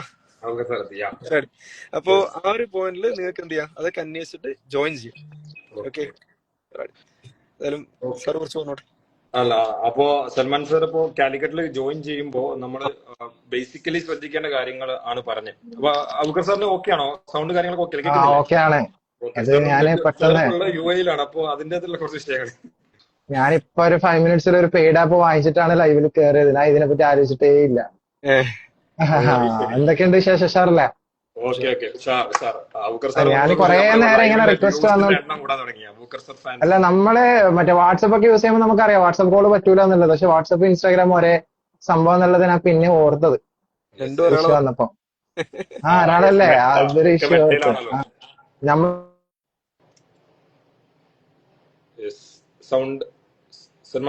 എന്റെ ഓഡിബിൾ ആൻഡ് വിസിബിൾ അല്ലേ? അപ്പൊ ഞാനത് ഡയറക്റ്റ് നമ്മൾ കാര്യത്തിലേക്ക് കടക്കാം. ഇപ്പൊ നമ്മളൊരു 10 കൊല്ലം മുന്നേ ഒക്കെ ഞാൻ സൽമാൻ സാറൊക്കെ ആ സമയത്താണ് ഓൾമോസ്റ്റ് ഒരു ഇന്ററൊക്കെ കംപ്ലീറ്റ് ആയത്. അപ്പൊ ആ ടൈമിന് പഠിക്കണം എന്നുള്ള കാര്യത്തിന് വേണ്ടിയിട്ട് പോലും കുട്ടികൾ ബാംഗ്ലൂര്, ചെന്നൈ, ഹൈദരാബാദ് ഒക്കെയാണ് പോവാറ്. അപ്പൊ അവിടുന്ന് പഠിത്തം കഴിഞ്ഞ് വന്നിട്ട് കുട്ടികൾ എന്ത് ചെയ്യും, കൂടുതലും കേരളം ബേസ് ചെയ്തിട്ടാണ് ആർട്ടിക്കിൾഷിപ്പ് ചെയ്യുക. ആ സമയത്ത് നമ്മളൊരു ഏരിയ വിട്ട് പുറത്തു പോകാന്ന് പറയുന്ന പോലും കുട്ടികൾ കൂടുതൽ ആലോചിക്കാറില്ല. ബാംഗ്ലൂർ എന്നെല്ലാം പറഞ്ഞാൽ തന്നെ കുട്ടികൾ ആ സമയത്ത് എവിടെ നിൽക്കും അല്ലെങ്കിൽ എവിടെ എന്താ പറയാ സെറ്റ് ആക്കും എന്നുള്ള പ്രശ്നങ്ങളൊക്കെ ഉണ്ടായിരുന്നു. പക്ഷെ ഇപ്പൊ നമ്മളൊരു ബേസിക്കലി ഒരു ഗ്ലോബൽ വില്ലേജ് പോലെയാണ്. ജോഗ്രഫിക്കൽ ബൗണ്ടറീസ് ഒന്നും ഇപ്പൊ ഒരു വിഷയമല്ല. അപ്പൊ ഇപ്പോഴത്തെ കുട്ടികൾക്ക് ഏറ്റവും വലിയൊരു പ്രിവിലേജ് എന്താ വെച്ചാൽ അവർക്ക് എല്ലാ ആക്സസ് ഉണ്ട്. ChatGPT ആണെങ്കിലും അതേപോലെ ഫാക്കൽറ്റീസ് ആണെങ്കിലും അവർക്ക് ഒരുപാട് മെന്ററിങ്ങും കാര്യങ്ങളൊക്കെ കൃത്യമായിട്ട് ഇതിനെപ്പറ്റി കിട്ടുന്നുണ്ട്. അപ്പോ ആർട്ടിക്കിൾഷിപ്പുമായിട്ട് ബന്ധപ്പെട്ട് ഞാനിപ്പം ഇപ്പൊ നമ്മളെ വാസിൽ സർ വരും, അതേപോലെ തന്നെ നമ്മളെ ഫിദ UAE ആർട്ടിക്കിൾഷിപ്പ് ചെയ്യുന്ന ആളാണ്. അപ്പൊ അവരൊക്കെ അവരുടെ എക്സ്പീരിയൻസ് ഷെയർ ചെയ്യുന്നതിന് മുന്നേ ആയിട്ട് നമ്മൾ ആ സമയത്ത് ബോൾഡ് ആയിട്ടുള്ള ഒരു ഡിസിഷൻ എടുത്തിട്ടാണ് ബാംഗ്ലൂരും അതേപോലെ തന്നെ ചെന്നൈയിലൊക്കെ പോയി താമസിക്കുക. അവിടെ തന്നെ നമ്മൾ എന്ത് ചെയ്യും, ഏതെങ്കിലും ഒരു അസോസിയേഷൻ ഉണ്ടോ, അല്ലെങ്കിൽ ഇപ്പൊ ഏതെങ്കിലും ഹോസ്റ്റൽസ് ബേസ് ചെയ്തിട്ടുള്ള കുട്ടികളുടെ അടുത്ത് അല്ലെങ്കിൽ നമ്മുടെ സീനിയേഴ്സിന്റെ അടുത്ത് കണക്ട് ചെയ്തിട്ടാണ് ആർട്ടിക്കിൾഷിപ്പ് കാര്യങ്ങളൊക്കെ അന്നേരം പ്രൊസീഡ് ചെയ്യുക. അപ്പൊ നമ്മൾ എന്ത് ചെയ്യും, ഡയറക്റ്റ് മറ്റേ CV എടുത്തിട്ട് നേരെ ഓരോരോ ഫേമിലേക്ക് പോകും. അപ്പൊ ആ സമയത്ത് എനിക്കൊരു മെമ്മറി എന്താ വെച്ചാൽ നമ്മളൊക്കെ ഫ്രണ്ട്സ് ഇവിടെ ഉണ്ട്. അപ്പൊ അന്നേരം ഒരു ഗ്രൂപ്പ് കഴിഞ്ഞാൽ പോലും ആർട്ടിക്കിൾഷിപ്പിന് കയറാൻ പറ്റും. പക്ഷെ ഒന്നിച്ച് പഠിച്ച രണ്ട് കുട്ടികൾ ചിലപ്പോ ഒരാള് ബോത്ത് ഗ്രൂപ്പ് പാസ്സായിട്ടുണ്ടാവും, ഒരാൾ ഒരു സിംഗിൾ ഗ്രൂപ്പ് പാസ്സായിട്ടുണ്ടാവുള്ളൂ. ഇവർ രണ്ടാളും കൂടെ ഒന്നിച്ചിട്ട് ആർട്ടിക്കിൾഷിപ്പ് അന്വേഷിച്ചിട്ട് ഇറങ്ങും. ചില ഫേംസിലേക്ക് പോയി കഴിഞ്ഞാൽ നമുക്ക് കിട്ടുന്ന ട്രീറ്റ്മെന്റ് എന്ന് പറഞ്ഞാൽ ഭയങ്കര മോശമാണ്. എസ്പെഷ്യലി ആ സമയത്ത് ബോത്ത് ഗ്രൂപ്പ് കിട്ടിയ കുട്ടികളെ മാത്രമേ ഫേംസ് പ്രിഫർ ചെയ്യുള്ളൂ. കാരണം സിംഗിൾ ഗ്രൂപ്പ് കിട്ടിയ ആൾക്ക് എന്ത് ചെയ്യണം, ഓരോ 6 മാസം കൂടുമ്പോൾ പിന്നെയും ലീവ് കൊടുക്കണമല്ലോ. അപ്പൊ എന്റെ ഫ്രണ്ട്സിനുള്ള അനുഭവം എന്താ വെച്ചാൽ രണ്ട് ബെസ്റ്റ് ഫ്രണ്ട്സ് ഒന്നിച്ച് ഒരു ഫേമിലേക്ക് പോയി. ഒരാൾ ബോത്ത് ഗ്രൂപ്പാണ്, ഒരാൾ സിംഗിൾ ഗ്രൂപ്പാണ്. അപ്പൊ ഇവര് അപ്ലിക്കേഷൻ ആയപ്പോ അവിടെ പറഞ്ഞു ഇപ്പൊ വേക്കൻസി ഒന്നും ഇല്ല, എന്നാൽ നിങ്ങൾ ആപ്ലിക്കേഷൻ തന്നേക്കെന്ന് പറഞ്ഞു. ഇപ്പൊ രണ്ടാൾ ആപ്ലിക്കേഷൻ കൊടുക്കുമ്പോൾ അവര് പറയാണ് നമുക്ക് ബോത്ത് ഗ്രൂപ്പിന്റെ ആപ്ലിക്കേഷൻ മതി, മറ്റേ ആളോട് പറയാണ് നിങ്ങൾ ഇവിടെ അപ്ലൈ ചെയ്യേണ്ടതില്ല. നിങ്ങൾ ആലോചിച്ച് നോക്കാം, ഒരു ഇന്റർമീഡിയറ്റ് ഒരു ഗ്രൂപ്പ് ആണെങ്കിലും അത്രയും എഫേർട്ട് ഇട്ട് പാസ്സായ ഒരു കുട്ടിയോടാണ് നമ്മുടെ ഒരു ഫേം എന്ത് ചെയ്യുന്നത്, നിങ്ങൾ ഇവിടെ വരണ്ടെന്നുള്ള രീതിയിൽ അല്ലെങ്കിൽ നിങ്ങൾ ക്ലിയർ ചെയ്തിട്ട്. പക്ഷെ നമുക്ക് ഫേമിന് കുറ്റം പറയാൻ പറ്റില്ല, ബിക്കോസ് അവിടെയും മറ്റു ഫാക്ടേഴ്സ് ഉണ്ട്. ഇപ്പൊ എനിക്ക് എന്റെ ഒരു പേഴ്സണൽ എക്സ്പീരിയൻസ് ഞാൻ പറയാം. ഞാൻ ബോത്ത് ഗ്രൂപ്പ് കഴിഞ്ഞിട്ടാണ് ആർട്ടിക്കിൾഷിപ്പ് ബാംഗ്ലൂരേക്ക് പോയത്. എനിക്ക് 3 വർഷത്തിന്റെ ഇടയ്ക്ക് ഫൈനൽ എക്സാം എഴുതാൻ വേണ്ടി മാത്രമാണ് ലീവ് കിട്ടിയത്. അതും ആഫ്റ്റർ ആർട്ടിക്കിൾഷിപ്പാണ് ഞാൻ ഫൈനലിന് വേണ്ടി മെയിൻ ആയിട്ട് ഫോക്കസ് ചെയ്തത്. എന്റെ കൂടെ തന്നെ കയറിയ എന്റെ ഫ്രണ്ട്സ് ഉണ്ട്, അവര് സിംഗിൾ ഗ്രൂപ്പിലാണ് കയറിയ. ഓരോ 6 മാസം കൂടുമ്പോൾ എനിക്ക് ഒരു മാസം ലീവ് കിട്ടും. ചിലപ്പോ അവൻ എന്ത് ചെയ്യൂല, ആ സമയത്ത് പഠിക്കൊന്നുമില്ല, നാട്ടിൽ പോകും, ഫ്രണ്ട്സിന്റെ കൂടെ ചില്ല് ചെയ്യും, മേ ബി പോയിട്ട് പേരിന് എക്സാം എഴുതും, ക്ലിയർ ചെയ്യൂല. പക്ഷെ അതിൽ വിഷയം എന്താ വെച്ചാല് അവനക്ക് നഷ്ടപ്പെടാനൊന്നും ഉണ്ടായിരുന്നില്ല. ബിക്കോസ് ആർട്ടിക്കിൾഷിപ്പ് കഴിയുന്നതിന് തൊട്ട് മുന്നത്തെ അറ്റംപ്റ്റിൽ അവൻ എന്ത് ചെയ്യും, രണ്ടാമത്തെ ഗ്രൂപ്പ് അങ്ങ് പാസ്സാവും. അപ്പൊ ബേസിക്കലി ഞാനാണെങ്കിലും അവനാണെങ്കിലും ഇപ്പൊ ഞാൻ 2 ഗ്രൂപ്പും കഴിഞ്ഞിട്ട് കയറി 3 കൊല്ലം കഷ്ടപ്പെട്ട് ലീവ് ഒന്നും ഇല്ലാണ്ട് പണിയെടുത്തിട്ട് ഞാൻ ഫൈനലിൽ പോകുന്ന സമയത്ത് എന്റെ ഫ്രണ്ട് ഒരു ഗ്രൂപ്പ് കഴിഞ്ഞിട്ട് കയറി എല്ലാ 6 മാസം കൂടുമ്പോൾ 1 മാസം ബ്രേക്കും പ്രിവിലേജും ആയിട്ടാണ് എന്ത് ചെയ്യുന്നത്. അത് ശരിക്കും പറഞ്ഞാൽ അവർക്ക് നമുക്ക് കുറ്റം പറയാൻ പറ്റില്ല, അതായിരുന്നു റിയാലിറ്റി. പക്ഷെ ആ കാര്യത്തിൽ ഇൻസ്റ്റിറ്റ്യൂട്ട് എന്ത് ചെയ്തിട്ടുണ്ട്, കൃത്യമായിട്ട് അവര് ന്യൂ സ്കീം കൊണ്ടുവന്നപ്പോ തന്നെ ബോത്ത് ഗ്രൂപ്പ് കൊണ്ടുവന്നത് ഒരു റവല്യൂഷണറി ആയിട്ടുള്ള ഒരു സംഭവം തന്നെയാണ്. ശരിയല്ലേ?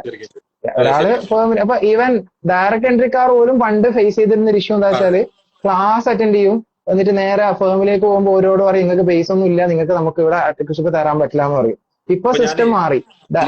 പോയിന്റ് ആഡ് ചെയ്യാനുള്ള ഇപ്പൊ ഒരു സ്റ്റുഡന്റ് എന്നോട് പറഞ്ഞ കാര്യം എന്ന് വെച്ചാല് ഡയറക്ട് എൻട്രി ഉള്ള ബോത്ത് ഗ്രൂപ്പിനെയാണ് ഇപ്പൊ ഫേം പ്രിഫർ ചെയ്യുന്നത്. ബിക്കോസ് അവർക്ക് ബികോമും ഉണ്ട് ബോത്ത് ഗ്രൂപ്പും ഉണ്ട്. ആദ്യം അങ്ങനെയല്ലായിരുന്നു, ആദ്യം നേരെ തിരിച്ചായിരുന്നു. ആദ്യം എന്തായിരുന്നു, ഡയറക്ട് എൻട്രി കിട്ടാൻ കുറച്ച് പാടായിരുന്നു. ബിക്കോസ് എന്താ, അവർക്ക് ആകെ ബികോം നോളജേ ഉള്ളൂ, അവർക്ക് ഭയങ്കരമായിട്ട് നോളജ് ഉണ്ടാവില്ല എന്നുള്ള ഒരു സംഭവമായിരുന്നു. ഇപ്പൊ നേരെ തിരിച്ച് ഇപ്പൊ കുറച്ചുകൂടി ഡയറക്ട് എൻട്രിക്കാരെ പ്രിഫർ ചെയ്യുന്നുണ്ട്, കാരണം കുറച്ചുകൂടി മെച്യൂരിറ്റി കൂടുന്നൊക്കെ പറഞ്ഞിട്ട് അങ്ങനെ കേൾക്കുന്നുണ്ട്. നമ്മളിപ്പോ ക്ലാസ് എടുക്കുന്ന സമയത്ത് നമുക്കത് മനസ്സിലാവും. എന്താ വെച്ചാൽ ഫൗണ്ടേഷൻ കഴിഞ്ഞിട്ട് അല്ലെങ്കിൽ ഫൗണ്ടേഷനിലേക്ക് നമ്മൾ ക്ലാസ് എടുക്കാൻ കയറുമ്പോഴോ ഇന്റർമീഡിയറ്റിലേക്ക് കയറുമ്പോഴോ നമുക്ക് ഡിഫറൻസ് ഉണ്ടല്ലോ കുട്ടികളുടെ ബാക്ക്ഗ്രൗണ്ട് എന്ന് പറയുന്നത്. അതേപോലെ തന്നെയാണ് ഡിഗ്രിക്കാർ. പക്ഷെ ഡിഗ്രിക്കാർ എന്ന് വെച്ചാല് അവര് കോളേജൊക്കെ കഴിഞ്ഞിട്ട് വരുമ്പോ സീരിയസും ആണ്, എന്നാൽ അവർക്ക് കുറെ ശീലങ്ങൾ മാറ്റാനും ഉണ്ട്. അപ്പൊ എന്താണെങ്കിലും എല്ലാവരും കൂടി ഒറ്റൊരു സ്റ്റേജിലേക്ക് വരാണ് ആർട്ടിക്കിൾഷിപ്പ് എന്ന് പറയുന്നത്. അപ്പൊ ബേസിക്കലി ഞാനിപ്പോ UAE-ലുള്ള, അപ്പൊ അതിനെ ഫോക്കസ് ചെയ്തിട്ട് ഞാനൊരു കാര്യം പറയാമെന്നുണ്ടെങ്കിൽ നമ്മൾ ആർട്ടിക്കിൾഷിപ്പ് ഭയങ്കര ഇമ്പോർട്ടന്റ് ആണ്.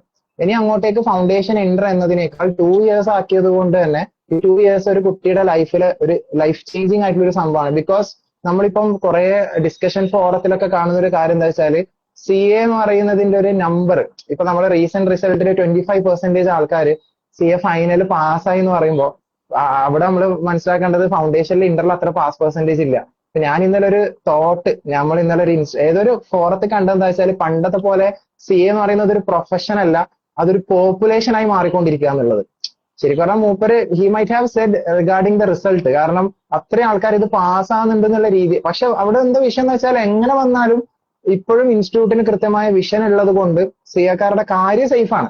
പക്ഷെ എന്നാൽ പോലും ഇത്രയും ആൾക്കാർ പാസ്സാകുന്ന സമയത്ത് നമ്മളെ ഡിസ്റ്റിംഗ്വിഷ് ചെയ്ത് മാറ്റി നിർത്തുന്ന ഒരു ഫാക്ടർ ആർട്ടിക്കിൾഷിപ്പ് എന്ന് പറയുന്ന ഒരു സാധനമല്ലേ. കാരണം എല്ലാവരും ഫൗണ്ടേഷൻ 4 പേപ്പർ പാസ്സായിട്ട് വരുന്നത്, എല്ലാവരും ഇന്റർ 6 പേപ്പർ പാസ്സായിട്ട് വരുന്നത്, എല്ലാവരും 6 പേപ്പർ ഫൈനലും പാസ്സായിട്ടാണ് വരുന്നത്. അപ്പൊ ചാർട്ടേഡ് അക്കൗണ്ടന്റ് ആയി വരുമ്പോൾ ഏറ്റവും ഇമ്പോർട്ടന്റ് ആയിട്ട് ഒരു കുട്ടിയെ മറ്റേ കുട്ടിയും ഡിസ്റ്റിംഗ്വിഷ് ചെയ്യുന്ന ഒരു ഫാക്ടർ എന്ന് പറയുന്നത് ഈ 2 കൊല്ലത്തെ ആർട്ടിക്കിൾഷിപ്പ് ആയതുകൊണ്ട് പണ്ടത്തെ പോലെ നമുക്ക് ഇതിനൊരു ടൈം പാസ് ആയിട്ടോ അല്ലെങ്കിൽ നമുക്ക് ഇതിനൊരു സംഭവമായിട്ട് ഒന്നും കാണാൻ പറ്റില്ല. ഇത് ഈ കരിയറിൽ ഏറ്റവും ഇമ്പോർട്ടന്റ് ആയിട്ടുള്ള ഒരു സംഭവം. ഇപ്പൊ ഇന്ന് എന്നോട് വാസിൽ പറഞ്ഞൊരു കാര്യം എന്താ വെച്ച് കഴിഞ്ഞാല്, നമ്മൾ ഈ ക്വാളിഫൈ ചെയ്തിട്ട് CA ക്വാളിഫൈ ചെയ്തതിന് ശേഷം വർക്ക് നോക്കുന്ന സമയത്ത് നമ്മൾ ആർട്ടിക്കിൾഷിപ്പ് ചെയ്തത് ബിഗ് ഫോറിലാണെങ്കിൽ നമുക്ക് അവിടെ തന്നെ ഡയറക്റ്റ് വർക്കിന് കയറാനില്ല. ഇപ്പൊ നമ്മളൊക്കെ ഫ്രണ്ട്സ് എന്തുണ്ട് ബിഗ് ഫോറിൽ തന്നെ ആർട്ടിക്കിൾഷിപ്പും അവിടെ തന്നെ മറ്റേ ഇപ്പം 4-5 വർഷമായിട്ട് പാസ്സായതിനു ശേഷം വർക്ക് ചെയ്യുന്ന ആൾക്കാരുണ്ട്. നിങ്ങൾ ആലോചിച്ച് നോക്കുക, അവർക്ക് ട്രാൻസിഷൻ ഭയങ്കര സ്മൂത്ത് ആണ്. ഓൾറെഡി ആ കൾച്ചർ പഠിച്ചു, അതിനുശേഷം അവിടെ തന്നെ കണ്ടിന്യൂ ചെയ്യുമ്പോൾ പാക്കേജ് വൈസ് ആണെങ്കിൽ അവർക്ക് ഒരു ബാർഗെയിനിങ് പവർ ഉണ്ട്. കാരണം മറ്റേ ബിഗ് ഫോറിലുള്ള ഫേമിന് അവരെ ആവശ്യമുണ്ട്. അവര് ഓൾറെഡി ട്രെയിൻ ചെയ്ത് വിട്ട ഒരാളാണല്ലോ അത്. അപ്പൊ അവര് എന്തായാലും എന്ത് ചെയ്യും, റീറ്റെയിൻ ചെയ്യാൻ വേണ്ടിയിട്ട് എന്ത് ചെയ്യും. മാത്രമല്ല ബിഗ് ഫോർ തമ്മിലുള്ള കോമ്പറ്റീഷൻ ഉള്ളതുകൊണ്ട് അവരത് റീറ്റെയിൻ ചെയ്യാൻ നോക്കും. മാത്രമല്ല നമ്മൾ CA ക്വാളിഫൈ ചെയ്തതിന് ശേഷം നമ്മൾ മറ്റെവിടെയെങ്കിലും വർക്കിനാ പോകുന്നതെങ്കിലും ഇനി നമ്മളൊരു 3-4 ഇയേഴ്സ് പോസ്റ്റ് ക്വാളിഫിക്കേഷൻ ഒരു ബിഗ് ഫോറിൽ തന്നെ വർക്ക് ചെയ്തു എന്ന് വിചാരിക്കാം. നമ്മൾ എന്നിട്ട് മറ്റെവിടെയെങ്കിലും പോകുന്ന സമയത്ത്, അബ്രോഡൊക്കെ പോകുന്ന സമയത്ത് നമ്മുടെ ബിഗ് ഫോറിലുള്ള മാനേജേഴ്സ്, ഡയറക്ടേഴ്സ് ഒക്കെ നമ്മൾ കണക്റ്റഡ് ആണെങ്കിൽ അവർക്ക് നമ്മൾ എന്ത് ചെയ്യാൻ പറ്റും, മറ്റുള്ള ലൊക്കേഷൻസിലേക്ക് അവർക്ക് നമ്മളെ ഇന്റേണലി ട്രാൻസ്ഫർ ചെയ്യാനും അതുപോലെ തന്നെ റെക്കമെൻഡ് ചെയ്യാനൊക്കെ പറ്റും. സോ അവിടെ നിങ്ങൾ ആലോചിച്ച് നോക്ക്, ജസ്റ്റ് നമ്മൾ വീട്ടിന്റെ അടുത്തുള്ള ഒരു ചെറിയ ഫേമിൽ ആർട്ടിക്കിൾഷിപ്പ് ചെയ്യുന്ന ഒരു കുട്ടിയും ബിഗ് ഫോറിൽ ചെയ്യുന്ന കുട്ടിയും ഒരിക്കലും നമുക്ക് ഇക്വേറ്റ് ചെയ്യാൻ പറ്റില്ല. പക്ഷെ അവിടെയൊക്കെ നമ്മൾ എന്ത് ചെയ്യണം, ബിഗ് ഫോറിന്റെ പ്രഷർ.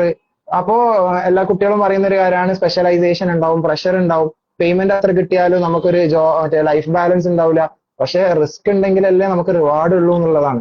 ഇപ്പൊ കുട്ടികൾ കോട്ടയുന്ന എക്സാമ്പിൾ നമുക്കറിയാം. സാഡ്ലി കഴിഞ്ഞ 2-3 വർഷങ്ങളായിട്ട് ബിഗ് ഫോർ കൾച്ചർ കാരണം മറ്റേ ഡെത്ത് ഒക്കെ സംഭവിച്ച കുട്ടി, കാർഡിയാക് അറസ്റ്റ് ഒക്കെ വന്ന കുട്ടികളൊക്കെ ഉണ്ട്. വിത്ത് ഓൾ ഡ്യൂ റെസ്പെക്ട്, അതൊക്കെ നമ്മൾ കൺസിഡർ ചെയ്യേണ്ട ഫാക്ടേഴ്സ് ആണ്. ഒരു ലിമിറ്റ് എത്തുമ്പോൾ നമ്മൾ എന്ത് ചെയ്യണം, നമ്മളെ റെസ്ട്രിക്ഷൻ കാര്യങ്ങളൊക്കെ വെച്ചേ പറ്റുള്ളൂ.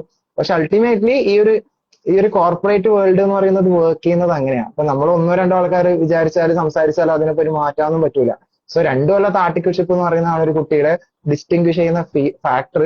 അതൊരിക്കലും നമ്മള് ഇപ്പൊ പണ്ടൊക്കെ കുട്ടികൾ ഡമ്മി എന്നൊക്കെ പറയാറുണ്ട്. ഇനിയിപ്പൊ അങ്ങോട്ടേക്ക് ഡമ്മി എന്നെല്ലാം പറഞ്ഞു കഴിഞ്ഞാല് നിങ്ങൾ ആലോചിച്ച് നോക്കാം, എന്താണ് അവിടെ ആ ഒരു കുട്ടിക്ക് ഒരു ചാർട്ടേഡ് അക്കൗണ്ടന്റ് എന്നുള്ള രീതിയിൽ സൊസൈറ്റിയിലേക്കും അവർ വർക്ക് ചെയ്യുന്ന ഫേമിലേക്കും കോൺട്രിബ്യൂട്ട് ചെയ്യാനുള്ളത് എന്നുള്ളത് കൂടി മനസ്സിലാക്കണം. ഇതൊക്കെയാണ് എന്റെ ഒരു തോട്ട്. അപ്പൊ മറ്റെന്തെങ്കിലും നമുക്ക് കുട്ടികളുടെ ഡൗട്ട് കാര്യങ്ങളൊക്കെ ഉണ്ടെങ്കിൽ നമുക്ക് അതിലേക്ക് കോൺട്രിബ്യൂട്ട് ചെയ്യാം. അതെ, ശരിക്കും പിന്നെ ശരിക്കും പറഞ്ഞാൽ ഇപ്പൊ ഡമ്മി ഇടാന്ന് ഇപ്പോഴത്തെ സാഹചര്യത്തിൽ ഒരു ഒരു ഒരു പോസിബിൾ അല്ല കാര്യമില്ല. എസ്പെഷ്യലി ഇപ്പോ ചാർട്ടേഡ് അക്കൗണ്ടൻസിന്റെ എണ്ണം കൂടുകയാണ്, അല്ലെങ്കിൽ മാർക്കറ്റിൽ ശരിക്കും പറഞ്ഞാൽ നമ്മുടെ കോമ്പറ്റീഷൻ കൂടുകയാണ്. ആ സമയത്ത് നമുക്ക് സ്കില്ല് ഉണ്ടാവുക എന്നുള്ളതാണ് മെയിൻ ഫാക്ടർ. ഇപ്പോ ചില ആളുകളൊക്കെ ചില സ്റ്റുഡൻസ് പറയുന്ന വേറൊരു സാധനമാണ് വൈബുള്ള ഫോം നോക്കുക എന്ന് പറയുന്നത്.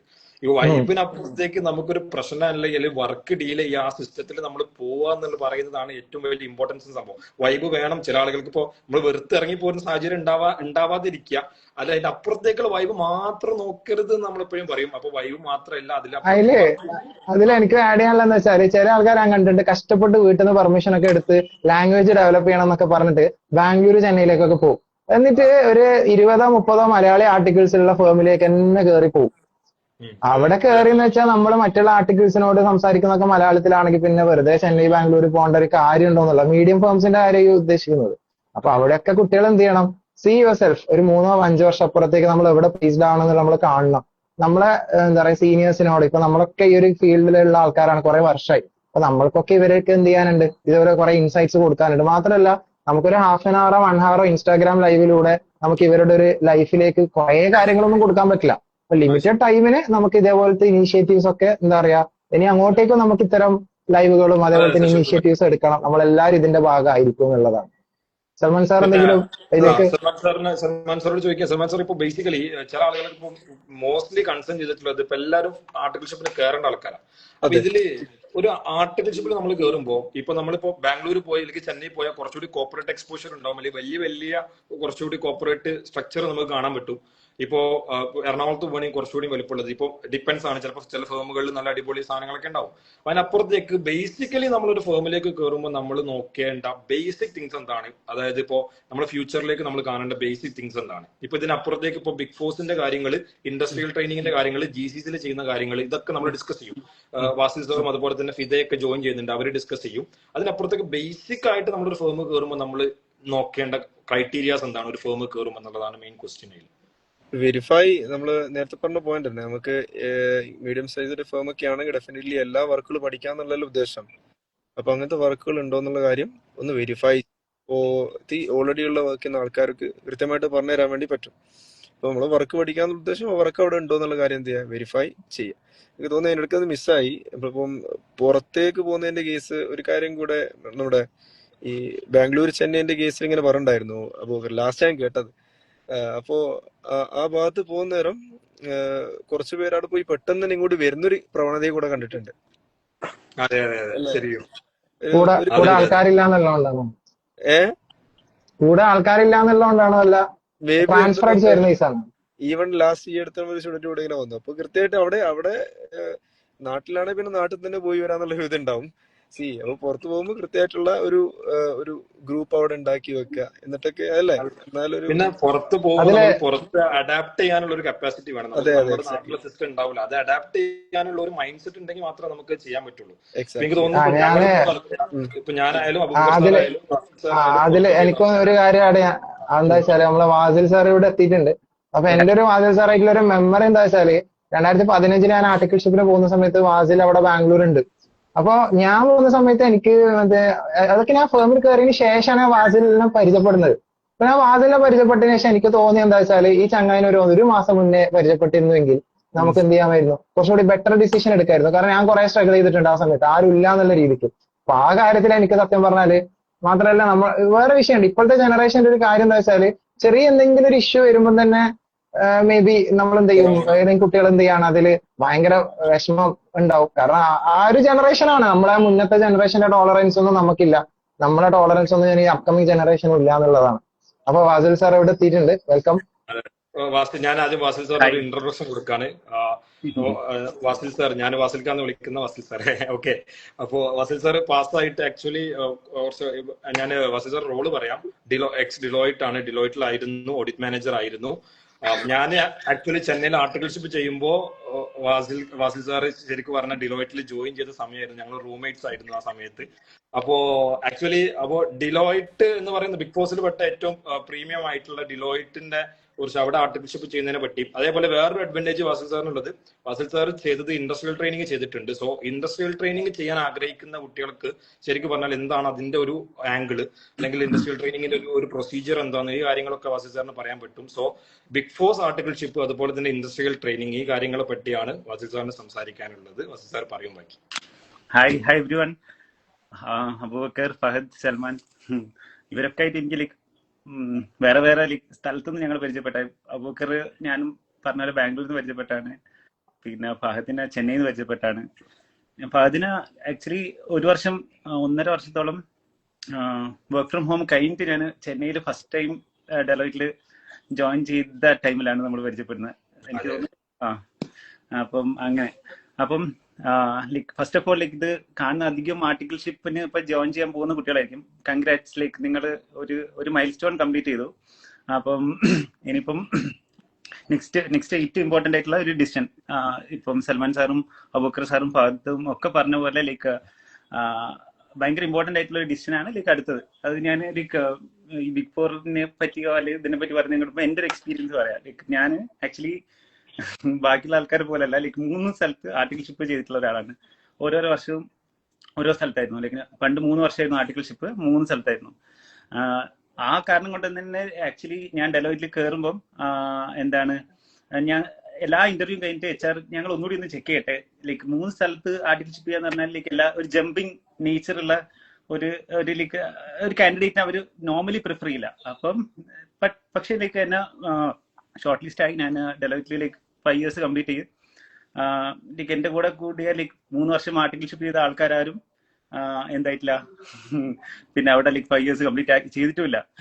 അപ്പം ആർട്ടിക്കിൾഷിപ്പ് ലൈഫിനെ പറ്റി ഞാൻ ജസ്റ്റ് ഷോർട്ടായിട്ട് പറയാം. എനിക്ക് ഇൻഡയറക്ട് ടാക്സ് ഭയങ്കര ഇഷ്ടമായിരുന്നു. അതിനെ കൊണ്ട് തന്നെ ഞാൻ ഇൻഡയറക്ട് ടാക്സ് ഫേമിൽ ആദ്യം കയറി. അപ്പം ഇൻഡയറക്ട് ടാക്സ് ഫേമിൽ കയറിയപ്പോഴാണ് മനസ്സിലായത് നമ്മുടെ സബ്ജക്ട് വേറെ, വർക്ക് വേറെ ആയിരിക്കും. അതായത് നമ്മൾക്ക് ഭയങ്കര ഫയലിങ്സും ഭയങ്കര റിപ്പീറ്റേറ്റീവ് ആയിട്ടുള്ള വർക്കായിരുന്നു. അത് ചിലപ്പോൾ ഞാൻ അവിടെ കണ്ടിന്യൂ ചെയ്തിട്ടുണ്ടെങ്കിൽ ചിലപ്പോൾ ഞാൻ ഇഷ്ടപ്പെട്ടിരിക്കാം, പക്ഷെ അവിടെ ഓഡിറ്റ് എക്സ്പീരിയൻസ് ഇല്ലായിരുന്നു. അപ്പം എനിക്ക് ഓഡിറ്റ് എക്സ്പീരിയൻസ് വേണം എന്നുള്ളതിനെ കൊണ്ടാണ് ഞാൻ സെക്കൻഡ് ഇയർ പിന്നെ ഒരു ഓഡിറ്റ് ഫേമിലേക്ക് മാറിയത്. അവിടെ എല്ലാ വർക്കും ഉണ്ട്. നമ്മളിപ്പോൾ പറയുന്ന ഒരു പ്രോപ്പർ മിഡ് സൈസ് ഫേം, അതിവിടെ ഓഡിറ്റ്, ടാക്സ്, GST എല്ലാം ഉണ്ടായിരുന്നു. എന്നിട്ട് തേർഡ് ഇയർ 2 റീസൺ കൊണ്ടാണ് ഞാൻ ഇൻഡസ്ട്രിയൽ ട്രെയിനിങ് എന്ന് പറഞ്ഞ ഒരു ഓപ്ഷൻ നോക്കിയത്. ഒന്ന് ലൈക്ക് എന്താണ് കോർപ്പറേറ്റ് എക്സ്പോഷർ, ലൈക്ക് നമുക്ക് ലൈക്ക് എന്തായാലും ക്വാളിഫൈ ആകുന്നതിനെക്കാട്ടി മുമ്പ് തന്നെ ലൈക്ക് നമുക്കൊരു കോർപ്പറേറ്റ് എക്സ്പോഷർ കിട്ടുക എന്നുള്ളത് അതൊരു ലൈക്ക് നമുക്കൊരു പ്രിവിലേജ് ആണ്. അപ്പം അതുണ്ടായിരുന്നു. പിന്നെ ഫിനാൻഷ്യൽ ആയിട്ട് ലൈക്ക് നമുക്ക് നമ്മൾ ലൈക്ക് ആ ടൈമിൽ നമുക്ക് നമ്മുടെ കാര്യങ്ങളൊക്കെ നമുക്ക് തന്നെ മീറ്റ് ചെയ്യാൻ പറ്റും. കൂടുതൽ പേ ഉണ്ടാവും നമുക്ക്. പേ ഉണ്ടാവും. അപ്പം ഞാൻ ഇൻഡസ്ട്രിയൽ ട്രെയിനിലേക്ക് വരാം. പിന്നെ ലൈക്ക് ഞാൻ ക്വാളിഫൈ ചെയ്തതിന് ശേഷം ലൈക്ക് ഞാൻ ബിഗ് ഫോറിൽ കയറി, ലൈക്ക് ഡെലോയിറ്റിൽ കയറി. അപ്പം ഈ ഡെലോയിറ്റിൽ കയറിയത് എന്തുകൊണ്ടാന്ന് വെച്ചാൽ ലൈക്ക് എനിക്ക് അബൂബക്കർ സാറും ലൈക്ക് ഒക്കെ ഞാൻ പണ്ട് ഡിസ്കസ് ചെയ്തൊരു കാര്യം എനിക്ക് ഓർമ്മയുണ്ട്.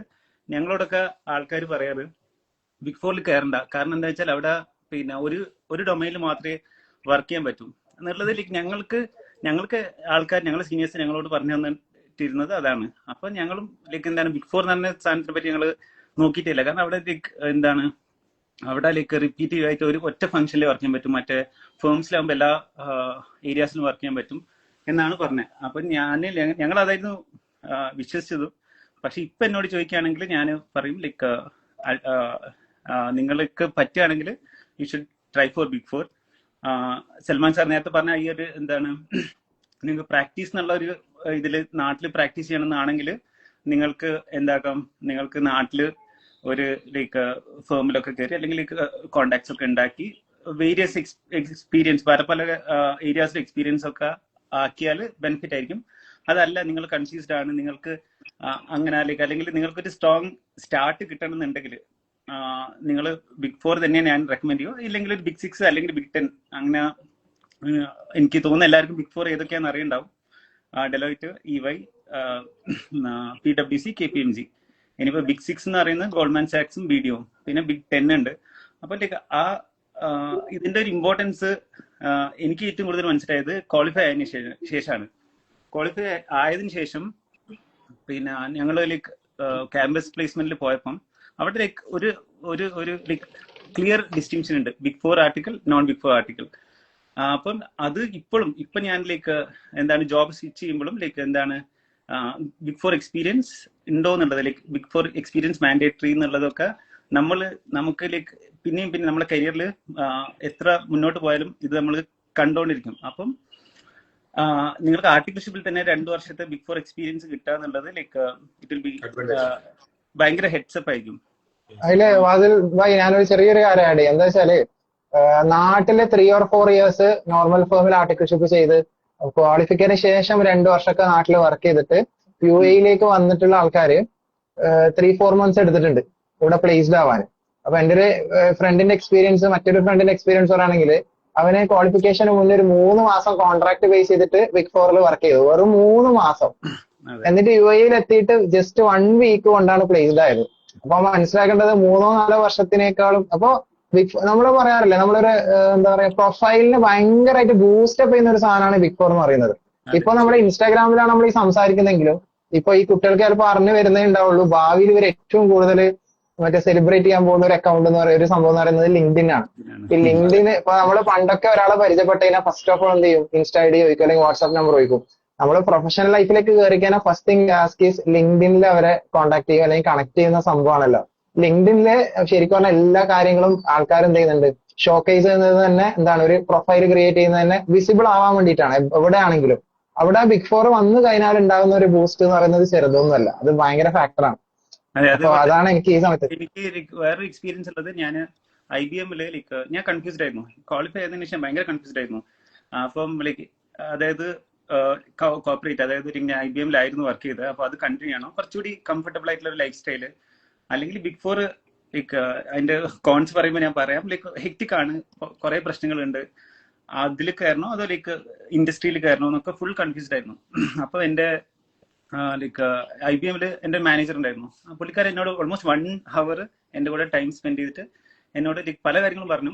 എന്നിട്ട് ലൈക്ക് അതിൽ you go for big four എന്ന് പറഞ്ഞു. അതിന് സാർ പറഞ്ഞ റീസൺ എന്ന് പറഞ്ഞാല് പിന്നെ ആ ഫ്ലോറിലുള്ള ഓരോരോ ഡിപ്പാർട്ട്മെന്റ്സിന്റെ ഹെഡ്സിനെ സാറ് കോട്ട് ചെയ്തു. ലൈക്ക് അതായത് transfer pricing head, direct tax head, like അങ്ങനെ ഓരോരോ ടീമിലെ ഹെഡും എന്ന് പറയുന്നത് ബിഗ് ഫോറിൽ 3 or 4 years എക്സ്പീരിയൻസ് കഴിഞ്ഞിട്ട് ഇങ്ങോട്ടേക്ക് വന്നതാണ്.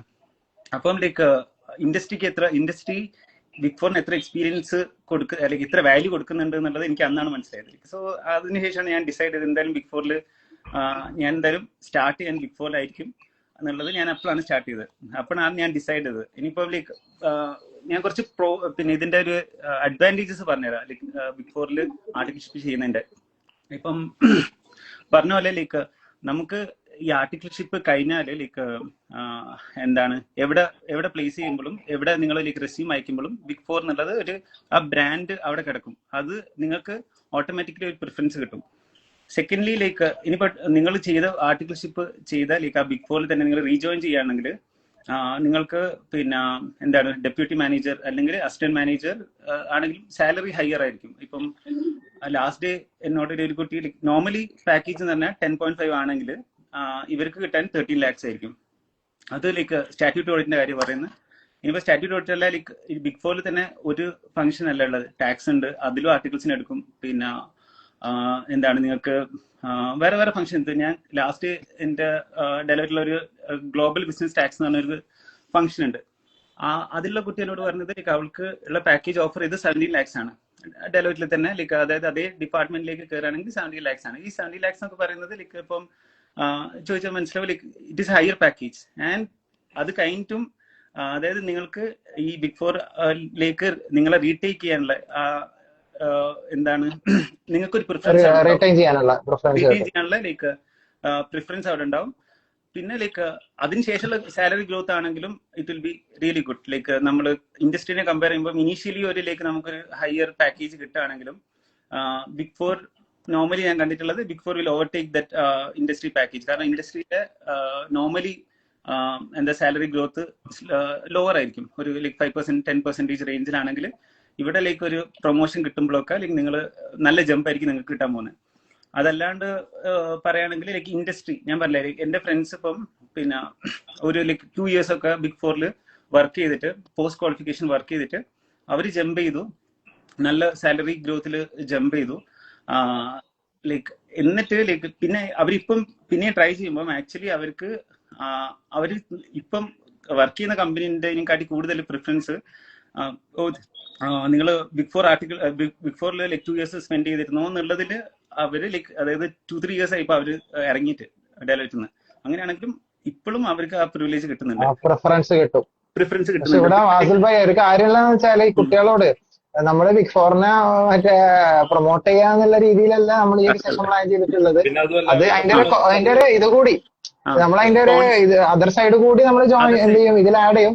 പക്ഷെ എനിക്ക് വാസിൽ ഭായിനോട് പേഴ്സണൽ ഒരു കാര്യം ചോദിക്കാനുള്ളത് വെച്ചാൽ ഇതിലായിട്ട് വാസില് ആദ്യം ആർട്ടിക്കിൾഷിപ്പ് നോർമൽ ഫേംസ് ചെയ്തു, പിന്നെ ഇൻഡസ്ട്രിയൽ ട്രെയിനിങ്ങിലേക്ക് കയറി പറഞ്ഞു. ഇൻഡസ്ട്രിയൽ ട്രെയിനിങ് ചെയ്തത് നമ്മുടെ ഇപ്പൊ കുറെ കുട്ടികൾക്ക് ഇൻഡസ്ട്രിയൽ ട്രെയിനിങ് എന്താണെന്ന് അറിയില്ല. അവർക്ക് ഇപ്പൊ എന്താ വെച്ചാൽ 2 years ആർട്ടിക്കിൾഷിപ്പ് ആയതുകൊണ്ട് പ്രത്യേകിച്ച് കുട്ടികൾക്ക് കൺഫ്യൂസ്ഡ് ആണ്. അതായത് ഒരു സാധാരണ CA ഫേം നമുക്ക് അല്ലെങ്കിൽ ബിഗ് ഫോറിലൊക്കെ നമ്മൾ ചെയ്താലും സെക്കൻഡ് ഇയറിൽ നമുക്ക് ഒരു കമ്പനിയിൽ വർക്ക് ചെയ്യാൻ പറ്റും, കോർപ്പറേറ്റിൽ വർക്ക് ചെയ്യാൻ പറ്റും. പല കമ്പനീസ് അത് പ്രൊവൈഡ് ചെയ്യുന്നുണ്ട്. സാലറി എന്നൊക്കെ പറഞ്ഞാൽ ബാംഗ്ലൂരൊക്കെ ഒരു 40,000 ഒക്കെ പെർ മന്ത് സാലറി ഒക്കെ വരുന്നുണ്ട്.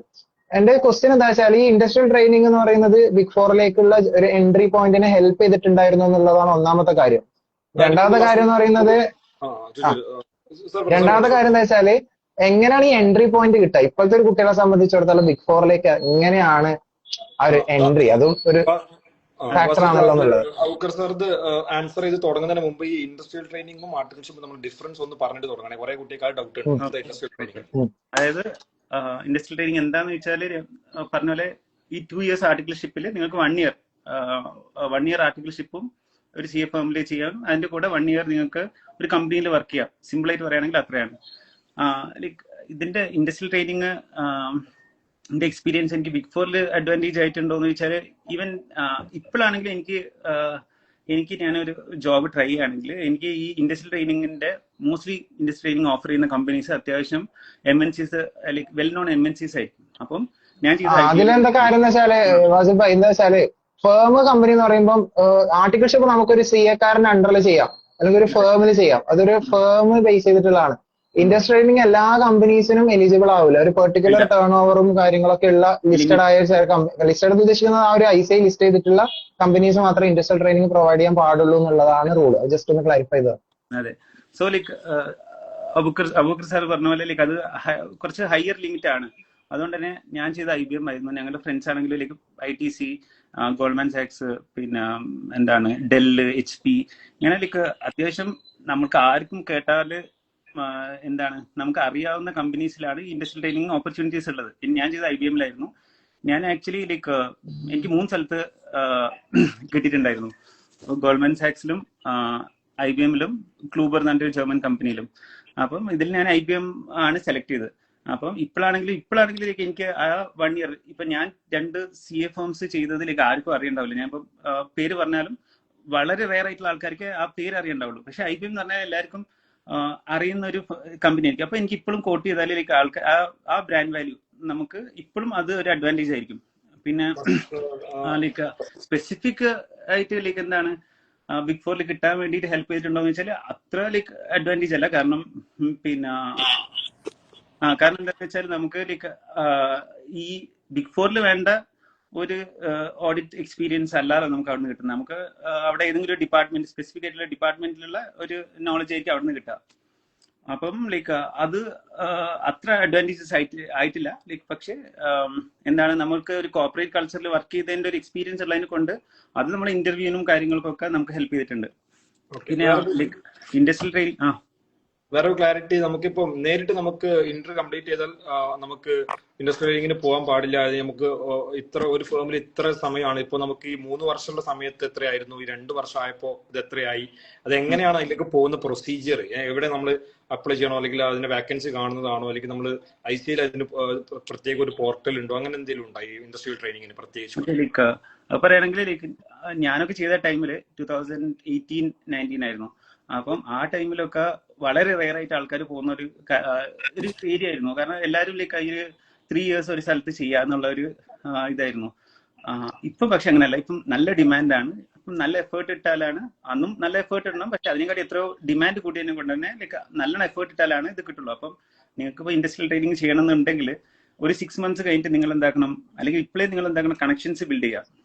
ഇൻഡസ്ട്രിയൽ ട്രെയിനിങ് ചെയ്യുന്ന ആൾക്കാർ, ലൈക്ക് ആ കമ്പനിയിലുള്ള ആൾക്കാരൊക്കെ ആയിട്ട് കണക്ഷൻസ് ബിൽഡ് ചെയ്യുക. എന്നിട്ട് ലൈക്ക് ഒരു 6 മന്ത്സ് ഒക്കെ ആകുമ്പോൾ സ്റ്റാർട്ട് ചെയ്യുക. നിങ്ങൾ ലൈക്ക് ഈ ഒരു ഹണ്ടിങ് പ്രോസസ്സിലേക്ക്, ഈ ഒരു ജോബ് ഹണ്ടിങ് പ്രോസസ് സ്റ്റാർട്ട് ചെയ്യുക. അങ്ങനെയാണെങ്കിൽ 1 ഇയർ ലൈക്ക് എനിക്ക് തോന്നുന്നു ഇപ്പം 1 year articleship, 1 year industrial training ആണെന്ന് തോന്നുന്നു. ലൈക്ക് ഏർലിയർ ലൈക്ക് ഞങ്ങൾ ചെയ്തപ്പോൾ 3 വർഷത്തിൽ 2 വർഷം ആർട്ടിക്കിൾഷിപ്പും 1 വർഷം ഇൻഡസ്ട്രിയൽ ട്രെയിനിങ് ആയിരുന്നു. ഇപ്പൊ 1 ഇയർ ആണ് വരുന്നത്.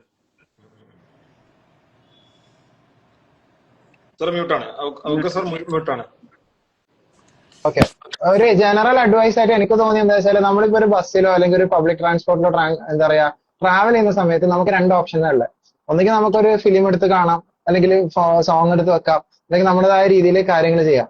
പക്ഷെ അതിൽ എനിക്ക് കൊടുക്കാനുള്ള ഒരു അഡ്വൈസ് എന്താ വെച്ചാൽ, ജസ്റ്റ് അപ്പുറത്തുള്ള ആൾക്കാരോടൊന്ന് സംസാരിച്ച് അവരോടൊക്കെ ഒന്ന് പരിചയപ്പെടുന്നത് എപ്പോഴും നല്ലതായിരിക്കും. ഞാൻ ഇന്നലെ ഇവിടുന്ന് ഒരു മാളില് ലിഫ്റ്റിൽ പോകുന്ന സമയത്ത് ജസ്റ്റ് ഒരു റാൻഡം ഫാമിലി ഉണ്ടായിരുന്നു. ഞാൻ അവരോട് സംസാരിച്ചപ്പോ അവരൊക്കെ അത്യാവശ്യം വലിയ വലിയ കമ്പനീസിൽ, അപ്പൊ ഈ ലിഫ്റ്റ് അവർക്ക് വേറെ ലിഫ്റ്റ് ഒന്നും ഉണ്ടാവില്ലല്ലോ. അവർക്ക് ഒരു മാളിൽ പോയാൽ മറ്റേ വലിയ ലെവലിലെ ആൾക്കാർക്ക് ഒരു ലിഫ്റ്റ് ഒന്നുമില്ല. എല്ലാവരും പബ്ലിക്കലി ഡീൽ ചെയ്യുന്ന കുറെ ഏരിയാസ് ഉണ്ടല്ലോ. അപ്പൊ എവിടെയാണെങ്കിലും നമ്മൾ ജസ്റ്റ് എന്ത് ചെയ്യുക, കൂടുതൽ ആൾക്കാരോട് കണക്ട് ചെയ്യുക.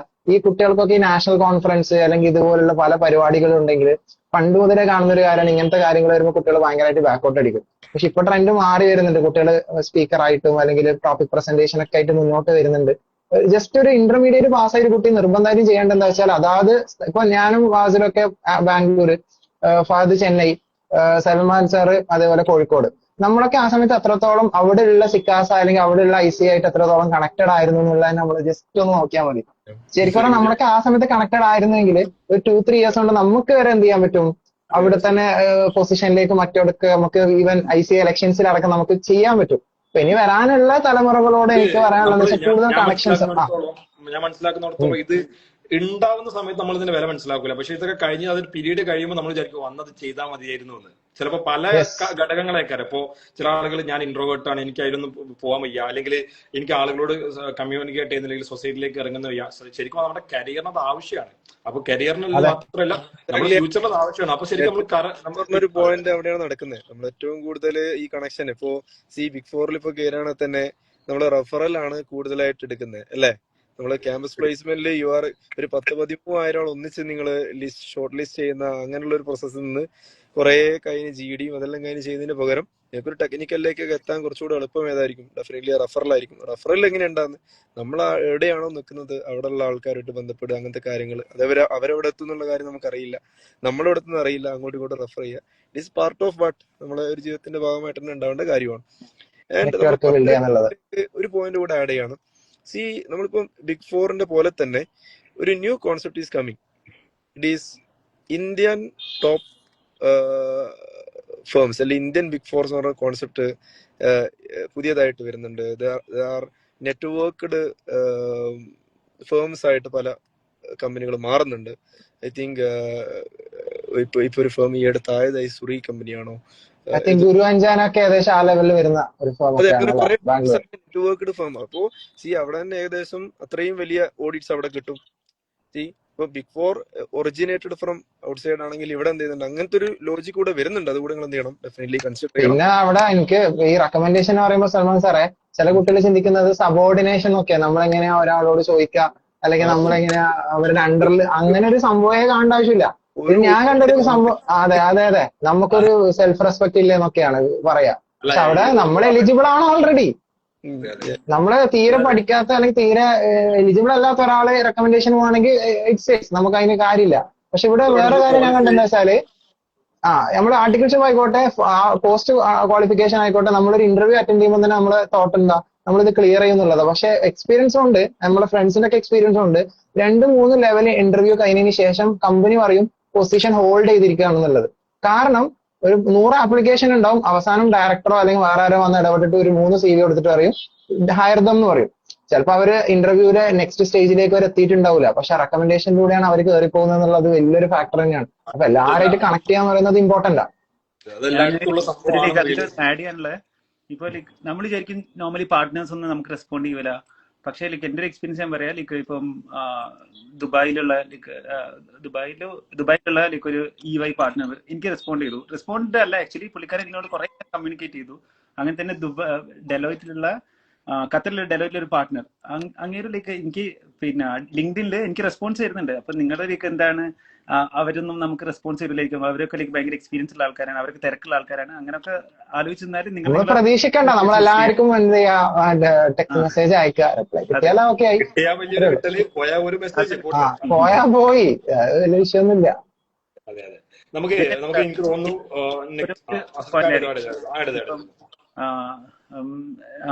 ആർട്ടിക്കിൾഷിപ്പ് പറയുമ്പോൾ ബിഗ് ഫോർ ആർട്ടിക്കിൾഷിപ്പ് പറയുമ്പോൾ നോർമലി അവർക്ക് ഒരു കട്ട് ഓഫ് ഉണ്ടാവും.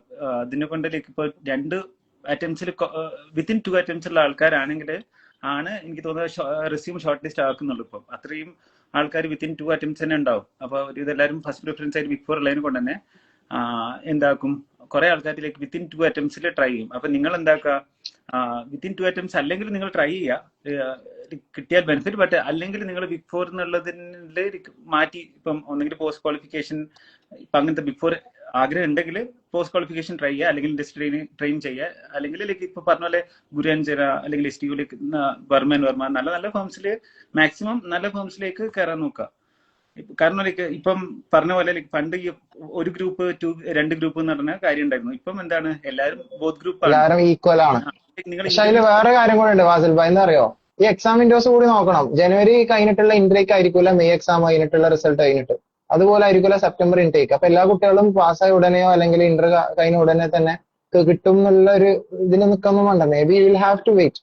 ഇന്നലെ ഞാൻ കോഴിക്കോടുള്ള എന്റെ ഒരു സാറുണ്ട് പ്രാക്ടീസിങ്, അപ്പൊ ഒരു CV ഒരു കുട്ടിയുടെ അയച്ചു കൊടുത്തപ്പോ സാർ പറഞ്ഞത് കഴിഞ്ഞ പ്രാവശ്യം 2 വേക്കൻസിക്ക് 15 അടുത്താണ് CV വന്നത്, ഇപ്രാവശ്യം എന്താ പറയാ അതിൽ കൂടുതൽ വന്നിട്ടുണ്ട് എന്നുള്ള രീതിയിലാണ്. അപ്പൊ നമ്മളെ നാട്ടിലുള്ള ഫേംസിലേക്ക് അടക്കം ഇത്രയും കൗണ്ട് വരുന്നുണ്ടെങ്കിൽ യു ക്യാൻ ജസ്റ്റ് ഇമാജിൻ നമ്മൾ ഇത്രയും ഇന്റർനാഷണൽ ആയിട്ടുള്ള ലെവലിലുള്ള ഫേംസിലേക്കും അതേപോലത്തെ ഇവിടത്തേക്കൊക്കെ അത്രയും CVs പോയിട്ടുണ്ടാവും. അപ്പൊ ഈ ഒരു പ്രൊഫൈൽ ബിൽഡ് ചെയ്യാന്ന് പറയുന്നത് ഭയങ്കര ഇമ്പോർട്ടന്റ് ആയ കാര്യമാണ്. മൂക്കർ സാർ പറഞ്ഞ കാര്യമായിട്ട് കണ്ടത് പറയാനുള്ളത്, നിങ്ങൾ പഠിക്കുമ്പോഴും നമ്മൾ നല്ല സ്കോറിന് വേണ്ടി, നല്ല അക്കാഡമിക് പെർഫോമൻസിന് വേണ്ടി പഠിക്കണം ശരിക്കും. ഇപ്പൊ പാസ്സാവുന്നൊക്കെ ചില ആളുകളൊക്കെ ഇതെങ്ങനെയും പാസ്സായാൽ മതി എന്ന് പറഞ്ഞ ചില ജസ്റ്റ് പാസ്സുന്നതിനൊക്കെ പുറമെ ആയിട്ട് ഇപ്പൊ ഫ്യൂച്ചറിൽ പഠിക്കുന്ന കുട്ടികൾ, ഇപ്പൊ ഇനി പഠിക്കുന്ന കുട്ടികൾ അല്ലെങ്കിൽ പ്രിപ്പയർ ചെയ്യുന്ന കുട്ടികളോട് പറയാനുള്ളത്, നല്ല മാർക്ക് ഉണ്ടാകുമ്പോൾ അത് നിങ്ങൾക്ക് സ്വാഭാവികമായിട്ട് ഇന്റർവ്യൂലൊക്കെ വരുമ്പോൾ അഡ്വാൻറ്റേജ് ആണ്. കമ്മ്യൂണിക്കേഷൻ അഡ്വാൻറ്റേജ് ആണ്.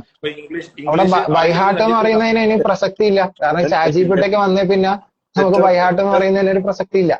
അതെ പിന്നെ കമ്മ്യൂണിക്കേഷൻ സ്കിൽ ഇമ്പോർട്ടന്റ് ആണ്. അതായത് അതെ നമ്മള് എപ്പോഴും പഠിക്കാന്ന് പറയുമ്പോ നമ്മൾ റാങ്കിന് വേണ്ടി തന്നെ പറയാം. പലരും കുട്ടികളും റാങ്ക് എന്ന് പറയുമ്പോ അയ്യോ റാങ്ക് നമുക്ക് നടക്കൂല, റാങ്കിനെ പറ്റി ബാക്കടിക്കും. റാങ്ക് വാങ്ങണം, അതൊക്കെ എന്ത് നടക്കാതെ, അങ്ങനെ ഒരു വർത്താനാണ്. ആ റാങ്കിന് വേണ്ടി നിങ്ങൾ പ്രയത്നിച്ചാൽ എന്തായാലും ഡെഫിനറ്റ്ലി യു വിൽ ക്വാളിഫൈ. എപ്പോഴും ഈ റാങ്കിന് വാല്യൂ ഉണ്ട്, ദാറ്റ് ഈസ് 100% ഷുവർ. നിങ്ങള് പ്ലേസ്മെന്റ് പോകുമ്പോൾ എന്തായാലും റാങ്കിന് വാല്യൂ ഉണ്ട്. സെപ്പറേറ്റ് ക്യാമ്പസ് പ്ലേസ്മെന്റ് ഉണ്ട്, സെപ്പറേറ്റ് അവർ പ്രോഗ്രാം തന്നെ. എനിക്ക് രസത്തില് നമ്മള് എപ്പോഴും ഇത് പറയുന്നത് after qualification you are C A, your tag C A, but definitely there is A ഒരു ഡിഫറൻസിയേഷൻ ഉണ്ട്. ഇഫ് യു ഹാവ് റാങ്ക് അവിടെ യെസ്. അതില് ഈ ഡിഫറൻഷിയേറ്റിംഗ് റീസൺസ് എന്ന് പറയുമ്പോ ഞാൻ അതുകൊണ്ട് എനിക്കറിയാം ക്വാളിഫൈ ചെയ്ത് കഴിഞ്ഞാൽ നമുക്ക് അവിടെ തീരുന്നില്ല, അവിടെ തുടങ്ങുകയാണ് ആക്ച്വലി. അതുകൊണ്ടാണ് പറയുന്നത് നമ്മൾ പ്ലേസ്മെന്റ്സിൽ അതിന് പ്രിഫറൻസ് ഉണ്ട്. പ്രിഫറൻസ് ഉണ്ട്.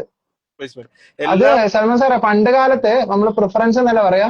ഇപ്പൊ ഇനി എനിക്ക് തോന്നുന്ന ഒരാഴ്ച കുറച്ച് കഴിഞ്ഞാൽ അങ്ങോട്ടേക്ക് പോകുമ്പോൾ ഫേംസ് ഒരു ബേസിക് നെസസറി പോലെ ചിലപ്പോൾ എന്ത് ചെയ്യും, ബിഗ് ഫോർ എക്സ്പീരിയൻസ് അല്ലെങ്കിൽ MNC അല്ലെങ്കിൽ ഇൻഡസ്ട്രിയൽ ട്രെയിനിങ് അല്ലെങ്കിൽ റാങ്ക്, അങ്ങനത്തെ ഒക്കെ കാണാനുള്ള സാധ്യതകളും ഉണ്ട്. ഇവിടെ ചാറ്റ് GPT വന്നേ പിന്നെ നമുക്ക് ചെയ്യാൻ പറ്റുന്ന ഒരു കാര്യം, നമ്മുടെ കമ്മ്യൂണിക്കേഷൻ ലെവൽ ഒരിക്കലും എന്ത് ചെയ്യാൻ പറ്റില്ല. നമ്മളൊരു മനുഷ്യനായിട്ട് സംസാരിക്കുന്ന കാര്യമൊന്നും ഒരു റോബോട്ടിന് വന്നിട്ട് ചെയ്യാൻ പറ്റില്ല. പക്ഷെ എന്താണോ AIക്കും ചാറ്റ് GPTക്കും ഒക്കെ ചെയ്യാൻ പറ്റാത്തത് എന്നുള്ളത് കുട്ടികൾ മനസ്സിലാക്കിയിട്ട് എന്ത് ചെയ്യണം. ഇപ്പൊ നെക്സ്റ്റ് ഇയർ ഒക്കെ ആകുമ്പോഴത്തേക്ക് ഇൻസ്റ്റിറ്റ്യൂട്ട് ചിലപ്പം സിലബസ് ഇനി റിവൈസ് ചെയ്യും, ചാറ്റ് GPTയും അതുപോലെ തന്നെ AI ഒക്കെ ഇൻട്രൊഡ്യൂസ് ചെയ്യുന്നു എന്നുള്ളതാണല്ലോ. അപ്പൊ അവിടെ ഒക്കെ കുട്ടികൾ എന്ത് ചെയ്യേണ്ടി വരും, ഇനി അപ്ഗ്രേഡ് ചെയ്തുകൊണ്ട് ഇരിക്കേണ്ടി വരും. അതൊരിക്കലും ഒരു കംഫർട്ട് സോൺ ആയിട്ട് കാണേണ്ട കാര്യമല്ല. വൺസ് നമ്മൾ പ്ലേസ് ആയി കഴിഞ്ഞാൽ വിൽ ബി കംഫർട്ടബിൾ. പക്ഷെ അവിടെ ആണെങ്കിലും ഒരുപാട് ചലഞ്ചസ് ഉണ്ട് എന്നുള്ളത് കുട്ടികൾ റിയാലിറ്റി മനസ്സിലാക്കണം എന്നുള്ളതാണ്. Okay sir.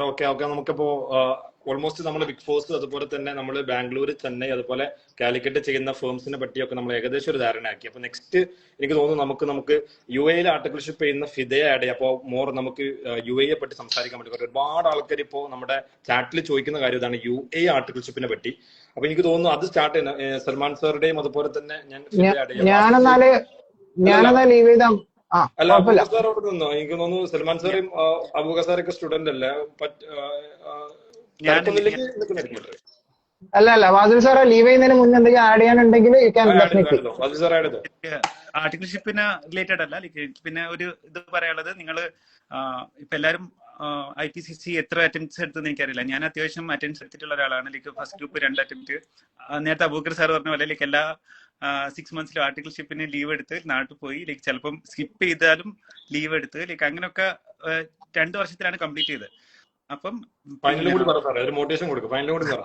അല്ലെ അതാ ഞാൻ പറഞ്ഞത്. അപ്പം 4 അറ്റംപ്റ്റ് ആണ് ഞാൻ സെക്കൻഡ് ഗ്രൂപ്പിന് എടുത്തത്. അപ്പൊ പക്ഷെ ഞാൻ ഫൈനൽ ഫസ്റ്റ് അറ്റംപ്റ്റ് ആണ് പാസ്സായത്. അപ്പം ഫൈനൽ ഫസ്റ്റ് അറ്റംപ്റ്റില് എന്നോട് കുറെ ആൾക്കാർ പറഞ്ഞിട്ടുണ്ടായിരുന്നു, ഫൈനൽ ടഫ് ആണ്, ഭയങ്കര ലെങ്തി ആണ്. അപ്പം പിന്നെ പക്ഷെ നമ്മൾ കുറെ ഡെവലപ്പ് ആയല്ലോ. നമ്മൾ IPCC പഠിച്ച ഒരു കോളേജ് ലൈഫ് ഒക്കെ മാറി കുറെയൊക്കെ നമ്മൾ ഒരു ഫസ്റ്റ് അറ്റംപ്റ്റ് തന്നെ പാസ് ആവണം എന്നൊക്കെ ഉള്ളൊരു ഒരു മെന്റാലിറ്റിയിലൊക്കെ നിങ്ങൾ ബിൽഡ് ചെയ്യുക അടുത്ത 2 ഇയേഴ്സിൽ. ആക്ച്വലി അത് ഭയങ്കര ഇമ്പോർട്ടന്റ് ആണ്. ഞാൻ പറഞ്ഞാൽ ഫസ്റ്റ് ചാൻസിൽ ബോത്ത് ഗ്രൂപ്പ് പാസ്സായി, നിങ്ങൾ IPCC പാസ്സായി. പക്ഷെ ഫൈനൽ നിങ്ങൾ അറ്റംപ്റ്റ്സ് എടുക്കുക. എന്റെ ഒരു ഫ്രണ്ടിന്റെ കേസ് ഉണ്ടായിരുന്നു. അവള് 2 ഗ്രൂപ്പും ബോത്ത് ഗ്രൂപ്പ് പാസ്സായി, പക്ഷെ ഫൈനലിൽ 4 അറ്റംപ്റ്റ്സ് എടുത്തു. ബിഗ് ഫോർസ് ആരും ഷോർട്ട് ലിസ്റ്റ് ചെയ്തില്ല അവളെ. കാരണം എന്താ വെച്ചാൽ വിത്തിൻ 3 അറ്റംപ്റ്റ്സ് ആണ് ബിഗ് ഫോറിലെ ക്രൈറ്റീരിയ. ഈവൻ ബിഗ് കമ്പനീസിലേക്ക് നമുക്ക് കുറ്റം പറയാൻ പറ്റില്ല. കാരണം ഈ ബിഗ് കമ്പനീസിന് വേറെ അധികം അവർക്ക് വേറെ ഫാക്ടേഴ്സ് ഇല്ല. അപ്പൊ അവർ അറ്റംപ്റ്റ്സ് നോക്കിയിട്ടോ ഒക്കെ ഷോർട്ട് ലിസ്റ്റ് ചെയ്യും. അത് മാത്രല്ല ATSും അതേപോലെ തന്നെ അവരുടെ സോഫ്റ്റ്വെയർ ഒക്കെ അതിനായിട്ട് ചിലപ്പോൾ ഡിസൈൻഡ് ആയിരിക്കും. അവർക്ക് അതിലൊന്നും ചെയ്യാൻ പറ്റണമെന്നില്ല. അതെ. സോ നിങ്ങൾ ഫൈനൽ IPCC എത്ര അറ്റംപ്റ്റ്സ് എടുത്തോട്ടെ, ഫൈനൽ നിങ്ങൾ ഫസ്റ്റ് അറ്റംപ്റ്റില് പാസ്സായാലും ഫസ്റ്റ് 2 അറ്റംപ്റ്റ്സ് അത് നിങ്ങൾ മനസ്സിലിടണ്ട. ബട്ട് 2 അറ്റംപ്റ്റ്സ് എന്നുള്ള 3 അറ്റംപ്റ്റ്സ് ഉള്ള ഒരു കാറ്റഗറി ഉണ്ട്. അവിടെ ഈ കുട്ടികളെ വാസിൽ ഭായ്, ഈ കുട്ടികളെ ഫൗണ്ടേഷൻ ഇന്റർവ്യൂ അറ്റംപ്റ്റ് എടുത്തത് ഇവിടെ ഇനി അങ്ങോട്ടേക്ക് ഒരു മാറ്റർ ആവാനേ പോകുന്നില്ല എന്നുള്ളതാണ് ഫാക്ടർ. ഇല്ല, അതാണ് അത് പിന്നെ ആരും ചോദിക്കില്ല. പിന്നെ ഇനിയിപ്പോ നമ്മൾ ജോബിന് കയറിയാല് പിന്നെ നമ്മൾ എത്ര അറ്റംപ്റ്റ്സ് എടുത്തോന്നോ ഒന്നും ആരും ചോദിക്കില്ല. നമ്മളെ ഫൈനൽ കഴിഞ്ഞാൽ ആദ്യം നമ്മൾ ഫൈനൽ അറ്റംപ്റ്റ് ചോദിക്കുക. ഫൈനലിൽ ഇപ്പൊ നമുക്ക് എനിക്ക് തോന്നുന്നു ഞാനിപ്പോ ശരിക്കും ചോദിക്കുന്നുണ്ട്. അതായത് ഇപ്പൊ ഒരു 3 അറ്റംപ്റ്റ് ആണ് മാക്സിമം എനിക്ക് തോന്നുന്നു ബിഗ് ഫോഴ്സ് ഒക്കെ ലിമിറ്റ് വെക്കുന്നത്. 3 അറ്റംപ്റ്റിലേക്ക് 2 അറ്റംപ്റ്റ് ആണ്. അതെ. ഈവൻ നമുക്ക് ഈ ക്യാമ്പസ് പ്ലേസ്മെന്റിന് പോയാല് ഫസ്റ്റ് അറ്റംപ്റ്റുള്ള ആൾക്കാരായിരിക്കും ഇപ്പൊ ഏറ്റവും കൂടുതൽ പാക്കേജ് ഉള്ളതിലേക്ക് എല്ലാവരും അപ്ലൈ ചെയ്യും. അപ്പൊ അവർ ഷോർട്ട് ലിസ്റ്റ് ചെയ്യുമ്പോൾ ഫസ്റ്റ് അറ്റംപ്റ്റുള്ള ആൾക്കാരായിരിക്കും ഷോർട്ട് ലിസ്റ്റ് ചെയ്യുക. അത് നമുക്ക് അവർ കുറ്റം പറയാൻ പറ്റില്ല. Yes every one is CA, but അവർക്ക് വേറെ ക്രൈറ്റീരിയ ഉണ്ടാവില്ല. അപ്പം ഉണ്ടാവും. അതെ അതെ. മാത്രമല്ല ഇപ്പൊ ന്യൂ സിലബസിൽ 2 കൊല്ലത്തെ ആർട്ടിക്കിൾഷിപ്പ് കഴിഞ്ഞാൽ 6 മന്ത് കമ്പൽസറി ബ്രേക്ക് ഉണ്ട്. ആ ബ്രേക്ക് സമയത്ത് ഉണ്ട്. കുട്ടികൾ എക്സാം എഴുതാൻ പാടില്ല. അപ്പൊ 2 കൊല്ലത്തെ ആർട്ടിക്കിൾഷിപ്പ് നല്ല ഹോൾ ഹാർട്ടഡ് ആയിട്ട് ചെയ്യാന്നുള്ളത് തന്നെയാണ് ഏറ്റവും ആ, ഇമ്പോർട്ടന്റ്. 6 നല്ലൊരു അടിപൊളി മാസം സ്ഥലത്ത് തന്നെ ശരിക്കും ചെയ്യാന്നുള്ളത് പഠിക്കാൻ തന്നെയാണ് പറ്റും. അതെ നന്നായിട്ട് 6 മാസം പഠിക്കാൻ ശരിക്കും പറ്റും. പഠിക്കാൻ യെസ്. പറ്റും. അതെ. അപ്പോ പണ്ട് നമ്മളെന്നെല്ലാം താങ്ക് പറഞ്ഞാൽ യു. ആർട്ടിക്കിൾഷിപ്പിന്റെ അടക്കം എന്നിട്ട് ഞാനും വാസിൽ ഭായി ഒക്കെ ഒന്നിച്ച് ഫൈനൽ പഠിച്ച ആൾക്കാർ, നമുക്കൊക്കെ അതിന്റെ കാര്യങ്ങൾ അറിയാം. ആർട്ടിക്കിൾഷിപ്പ് ചെയ്തുകൊണ്ടിരിക്കുന്ന കുട്ടികളുണ്ടാവും, ആർട്ടിക്കിൾഷിപ്പ് കഴിഞ്ഞ് 2, 3, 4 കൊല്ലം കഴിഞ്ഞ ആൾക്കാരൊക്കെ ഉണ്ടാവും. ഇപ്പൊ ഉം. കുറച്ചും കൂടി ഇൻസ്റ്റിറ്റ്യൂട്ട് ഉണ്ടാക്കി ഒന്നും കൂടി അതൊരു സ്ട്രക്ചേർഡ് ആക്കി എന്നുള്ളതാണ്. അപ്പൊ വാസിൽ ഭായി ഒരുപാട് ഒന്നും ക്ലിയർ ചെയ്തിട്ട് ഇൻസൈറ്റ്സ് നമുക്ക് കിട്ടി, ആർട്ടിഫിഷ്യലിലേക്ക് ഭയങ്കര വരുന്നത്. ഉപകാരമായി. Thank you. അപ്പം okay Fida, thank you Vasil sir, thank you for the time. ഇനിയും താങ്ക് യു. നമുക്ക് ഈ റിലേറ്റഡ് കാര്യങ്ങളൊക്കെ ഉണ്ടെങ്കിൽ നമുക്ക് മറ്റേ സെഷൻസ് ഒക്കെ ആയിട്ട് നമുക്ക് എന്തായാലും വെൽക്കം, കൊളാബ് ചെയ്യണം, ഉറപ്പായിട്ടും കാരണം ടൈം ഉറപ്പായിട്ടും. ലിമിറ്റഡ് ആയതുകൊണ്ടാണ്. ടൈം ലിമിറ്റഡ് ആയതുകൊണ്ടാണ്. അതായത് താങ്ക് ഇനി യു. നമുക്ക് നെക്സ്റ്റ് ആഡ് ചെയ്യാനുള്ളത് ഫിദയാണ്. ഫിദ ശരിക്കും പറഞ്ഞാൽ കറന്റ് UAE ആർട്ടിക്കിൾഷിപ്പ് ചെയ്യാണ്. അപ്പൊ ഫിദയെ ആഡ് ചെയ്യാണ്. ഫിദയെ ആഡ് ചെയ്താൽ ഫിദക്ക് കറക്റ്റ് UAE ആർട്ടിക്കിൾഷിപ്പ് കറന്റ് ഇപ്പോൾ 3rd ഇയർ ചെയ്തുകൊണ്ടിരിക്കുകയാണ്, ലാസ്റ്റ് ഇയർ ആണ്. അതുകൊണ്ട് ഫിദക്ക് ഇതിനെ പറ്റി കാര്യങ്ങൾ വ്യക്തമായിട്ട് പറയാൻ പറ്റും. നമുക്ക് എന്തെങ്കിലും കൺസേൺസ് ഉണ്ടെങ്കിൽ നിങ്ങളെ ക്വറീസ് ഒക്കെ ഞാൻ ഒരുപാട് ഫ്രീക്വന്റ്ലി വന്ന ക്വറീസ് ഒക്കെ ഞാൻ ലിസ്റ്റ് ചെയ്തിട്ടുണ്ട്. ആ ക്വറീസ് ഒക്കെ നമുക്ക് എന്ത് ചെയ്യാം, ഫിദയായിട്ട് ചോദിച്ചിട്ട് കറക്റ്റ് മനസ്സിലാക്കാം. അപ്പം ഒരുപാട് ആൾക്കാർക്ക് ഡൗട്ടാണ് എങ്ങനെ എൻട്രി എങ്ങനെയാ എന്നുള്ള ഡൗട്ട് ഒക്കെ ഉണ്ട്. അപ്പൊ അതെന്ത് ചെയ്യാം, നമുക്ക് ക്ലിയർ ചെയ്യാം. ഫിദയെ ഞാനൊന്ന് ആഡ് ചെയ്യാണ്. അപ്പോ വാസിൽ സാർ ഒരു മിനിറ്റ്. ഓക്കെ,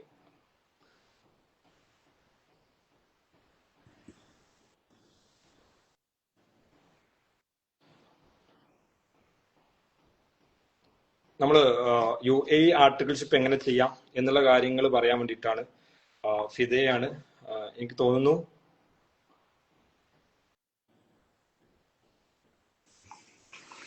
ഇത് ജോയിൻ ആയി കഴിഞ്ഞാൽ നമുക്ക്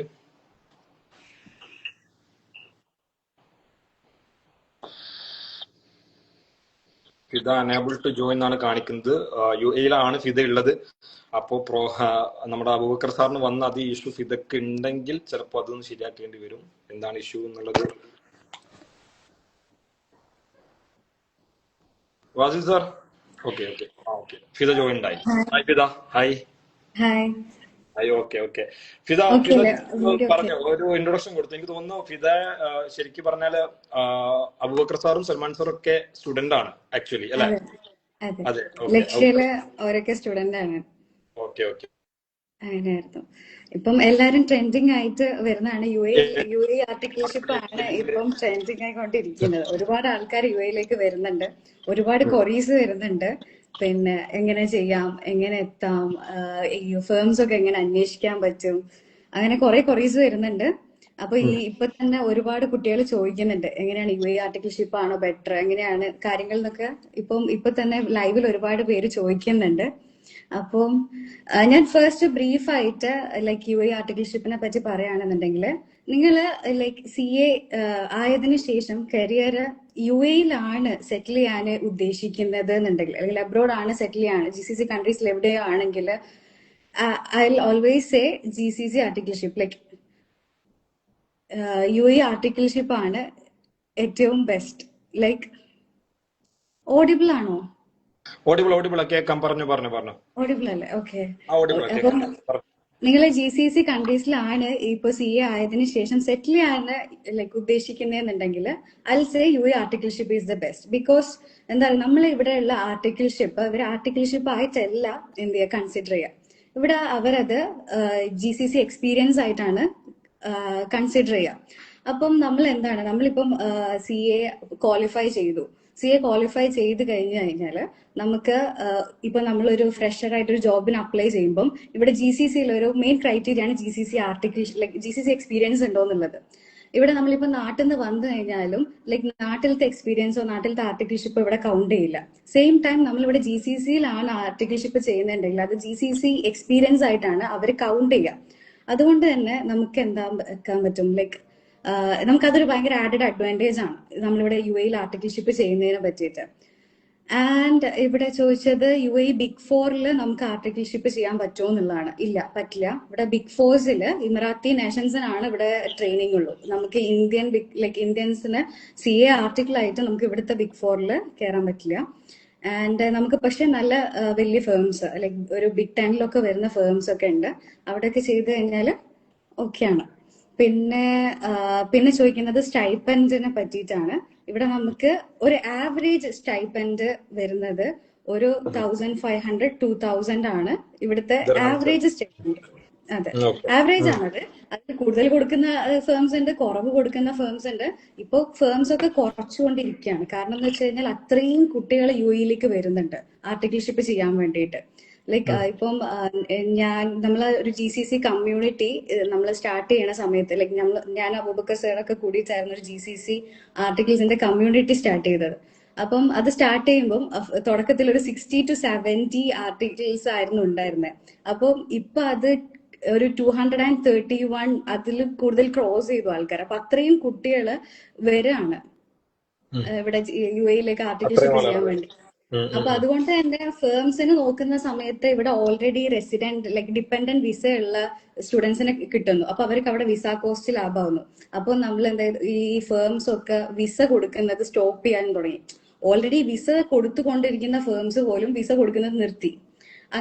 ഇപ്പം എന്താ പറയാ, അതുപോലെ സ്റ്റൈപ്പൻഡ് പണ്ട് എന്നല്ല, ജസ്റ്റ് ഒരു 2 years ബാക്ക്, ഒരു 2 to 3 years ബാക്ക് വരെ ഒരു 2500 ഒരു 3000 ഒക്കെ കൊടുത്തിരിക്കുന്ന ഫേം അത് അവർ ഡയറക്റ്റ് ഒരു 1500 2000 ആ റേഞ്ചിലേക്ക് എത്തിച്ചു. ബട്ട് സ്റ്റിൽ ആൾക്കാർ വരുന്നുണ്ട് എന്നുള്ളതാണ്. ഇപ്പം ആർട്ടിക്കിൾസ് അത്രയും നമ്പേഴ്സ് കൂടിയത് കൊണ്ടാണ് ഇത്. ഇപ്പൊ ഞാൻ വന്നത് 2023 അപ്പൊ 2023 വരുന്ന സമയത്ത് ഇത്രയും ടൈറ്റ് ആയിരുന്നില്ല. ഞാൻ വരുന്ന സമയത്ത് എന്ന് പറയുന്ന സമയത്ത് ലൈക്ക് ഫേംസ് വിസ കൊടുക്കുന്നുണ്ട്, പ്രശ്നമൊന്നുമില്ല. പക്ഷെ പ്രശ്നം എന്ന് വെച്ചാൽ ഗേൾ ആയതുകൊണ്ട് വിസ കൊടുക്കില്ല എന്നുള്ളായിരുന്നു പ്രശ്നം. കാരണം ലേഡീസ് ആവുമ്പോൾ പ്രശ്നമുണ്ടോ ശരിക്കും ഇപ്പോഴും? അത് അങ്ങനെ ഒരു പ്രശ്നമാണ്. ഇപ്പോഴും ഉണ്ട്, ഇപ്പോഴും അത് സ്റ്റിൽ ഉണ്ട്. ഗേൾസ് ആയതുകൊണ്ട് വിസ കൊടുക്കില്ല. കാരണം നമ്മൾ ആർട്ടിക്കിൾഷിപ്പിന്റെ ഇടയ്ക്കോ അല്ലെങ്കിൽ പ്രൊബേഷൻ ഉണ്ടായതിനു ശേഷമോ നമ്മൾ ലൈക്ക് കല്യാണം കഴിച്ചു പോവാ, അല്ലെങ്കിൽ ലൈക്ക് അങ്ങനെ പോവാ, അല്ലെങ്കിൽ ഗേൾസ് ആയതുകൊണ്ട് സെൻസിറ്റീവ് ആണ്, അഥവാ അവിടെ പറ്റിയില്ലെങ്കിൽ പോവാന്ന് പറയുമ്പോൾ ഇവിടെ വിസ കോസ്റ്റ് എന്ന് പറയുന്നത് അത്യാവശ്യം ഹൈ ആണ്. നിയർ 6,000 to 8,000 ദിറംസ് വരും.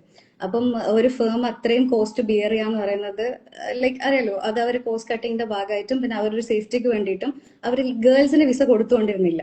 എസ്പെഷ്യലി ഞാൻ അബുദാബിയിലാണ് ചെയ്യുന്നത്. അപ്പൊ അബുദാബിയിൽ ഞാൻ സ്റ്റുവർട്ട് ആൻഡ് ഹാവ്ലിൻ ചാർട്ടേഡ് അക്കൗണ്ടൻസിലാണ് ചെയ്യുന്നത്. ഇവിടെ യുഎയിലെ one of the best mid size firm ആണ്. അപ്പം ഞാൻ Stuart and Havlin chartered accountants അവിടെയാണ് ചെയ്യുന്നത്. അപ്പൊ ഞാൻ ഇവിടെ വന്ന സമയത്ത് ഇപ്പൊ അബുദാബിയില് ഇവിടുത്തെ ലോ പ്രകാരം ഇൻഷുറൻസ് എല്ലാവരും എടുക്കണം. അപ്പം ഗേൾസിന് ഇൻഷുറൻസ് കോസ്റ്റും കൂടുതലാണ്. അപ്പം എസ്പെഷ്യലി നമ്മളെ ഫാമിലി ലേഡീസിന് ഗേൾസിന് എടുക്കില്ല എന്നുള്ളൊരു ഇതുണ്ടായിരുന്നു.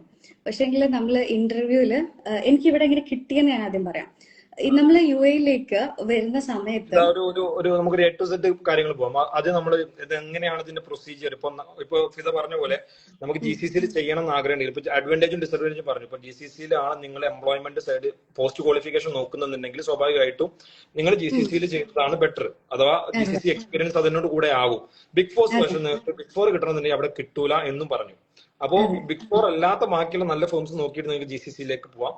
അപ്പോ UAയിലേക്കോ ബാക്കിയുള്ള കൺട്രിയിലേക്കൊക്കെ നമുക്ക് എൻട്രി ഉണ്ട്. പക്ഷെ ഇതിന്റെ പ്രോസസ് എങ്ങനെയാണ്? ഇപ്പൊ UAയിലേക്കാണ് ഇപ്പൊ മെയിൻലി ഇപ്പൊ UAയിലേക്കാണല്ലോ പോകുന്നത്. ഇതിന്റെ ഒരു പ്രോസസ് ബിഗിനിങ് എങ്ങനെയാണ് നമ്മൾ ചെയ്യേണ്ടത്? എന്താ ഇതിന് ചെയ്യേണ്ടത്? ഇപ്പം ഫസ്റ്റ് നമ്മൾ ചെയ്യേണ്ടതെന്ന് വെച്ച് കഴിഞ്ഞാല് നാട്ടിൽ നിന്ന് വരുന്ന ഞാൻ ചെയ്ത് പറഞ്ഞുതരാം. ഞാൻ നാട്ടിൽ നിന്ന് ഇവിടെ യുഎയിലേക്ക് വരുന്നതിന് മുന്നേ നമുക്കൊരു പാരമ്പര്യമായിട്ട് കൈമാറി പോകുന്ന ഒരു PDF ഉണ്ട്. ഇവിടെ ലിസ്റ്റ് ഉള്ള ലൈക്ക് യുഎയിലെ ഫേംസിന്റെ ഒരു ലിസ്റ്റ് ഉള്ള ഒരു PDF ഉണ്ട്. അതില് ആളുകൾക്ക് കിട്ടാൻ ഇപ്പൊ എന്താണ് മാർഗം എന്നും കൂടി അത് എല്ലാവർക്കും അവൈലബിൾ ആണ്. ഇല്ലെങ്കിൽ മീൻസ് എനിക്ക് ടെക്സ്റ്റ് ചെയ്താൽ മതി, എനിക്ക് മെസ്സേജ് ചെയ്താൽ മതി, ഞാൻ അയച്ചു തരാം. അത് ഓൾമോസ്റ്റ് എല്ലാവരുടെ കയ്യിലും ഉണ്ടാവുന്ന ഒരു PDF ആണ്. അപ്പം എങ്ങനെയാണ്, അപ്പൊ ആ PDF ഒരുപാട് മെയിൽസ് ഒക്കെ ഉണ്ടാവും. ഇന്ന ഫേംസ് ആണ് ലിസ്റ്റ് ചെയ്യുന്ന ഒരു ഐ ഗെസ് അത് ICI ദുബായ് ചാപ്റ്റർ എങ്ങാൻ ഇറക്കിയ ഒരു PDF ആണത്. അപ്പം അവര് എന്ത് ചെയ്തു, ആ ഒരു PDFലുള്ള എല്ലാ മെയിൽസിലും ഞാൻ എന്റെ CV അയച്ചു. ഫസ്റ്റ് റെസ്യൂമെ അയച്ചു. അപ്പൊ റെസ്യൂമെ അയച്ചപ്പം ഇവിടെ മെയിൽ അയച്ചിട്ടൊന്നും വലിയ കാര്യമില്ല ആക്ച്വലി. പക്ഷെ എങ്ങനെയാണെന്ന് അറിയില്ല, എന്റെ ഒരു ലക്കുണ്ട്, എനിക്ക് അതിൽ ഒരു കമ്പനി എനിക്ക് റിപ്ലൈ തന്നു. എനിക്ക് December 13th ഇന്റർവ്യൂ ഷെഡ്യൂൾ ആയി എന്ന് പറഞ്ഞിട്ട് അബുദാബിയിൽ ഇന്റർവ്യൂ ഷെഡ്യൂൾ ആയി എന്നിട്ട് മെയിൽ വന്നു. അപ്പൊ ആ സമയത്ത് ഞാൻ നാട്ടിലാണ് ഉള്ളത്. അപ്പൊ എനിക്ക് December 13th അബുദാബിയിൽ എത്തണം. അങ്ങനെ ഞാൻ 13th അബുദാബിയിൽ എത്തുന്നത്. അതുകൊണ്ട് തന്നെ എനിക്ക് ആ ഒരു ഇന്റർവ്യൂ അറ്റൻഡ് ചെയ്യാൻ എനിക്ക് പറ്റിയില്ല. പിന്നെ അവര് ഇന്റർവ്യൂ പിന്നെ റീഷെഡ്യൂൾ ചെയ്യാന്ന് പറഞ്ഞു. പക്ഷെങ്കിൽ അവർ ചെയ്തില്ല, ലൈക്ക് അവർക്ക് പറ്റിയില്ല. അവർ റീഷെഡ്യൂൾഡ് പിന്നെ മെയിലൊന്നും വന്നില്ല. പിന്നെ കണക്ട് ചെയ്യാൻ ശ്രമിച്ച് കിട്ടിയില്ല. പിന്നെ ഇവിടെ ഞാൻ വന്നപ്പം എല്ലാരും പറഞ്ഞു ലൈക്ക് മെയിൽസ് യൂഷ്വലി അങ്ങനെ നടക്കില്ല. ലൈക്ക് എന്താ പറയുക, മെയിൽ ത്രൂ നമുക്ക് ഒരു കോള് വരാന്ന് പറയുന്നത് റെയർ ആണ്. ലൈക്ക് ഇമ്പോസിബിൾ എന്നല്ല, റെയർ ആണ്. അപ്പം ഇവിടെ മെയിൻലി വർക്ക് ചെയ്യാൻ നെറ്റ്വർക്കിംഗ് ആണ്. Like connection through, reference through അങ്ങനെയാണ് നടക്കുക. മീൻസ് അങ്ങനെയാണ് യൂഷ്വലി ഇവിടെ ഒരു ആർട്ടിക്കിൾഷിപ്പ് അല്ലെങ്കിൽ ഒരു ജോബിലേക്ക് പ്ലേസ്ഡ് ആവുക. അപ്പം എനിക്ക് റെഫറൻസ് കിട്ടാന്ന് പറഞ്ഞാൽ എന്റെ നാട്ടിലെ CA-കാരെന്ന് പറഞ്ഞാൽ ഭയങ്കര കുറവാണ് ആ ഒരു സമയത്ത് ഇപ്പോട്ട്. അപ്പം എന്താ പറയാ, UAE-യിലുള്ളത് കുറവാണ്. അപ്പം എനിക്ക് കണക്ഷൻസും കുറവായിരുന്നു.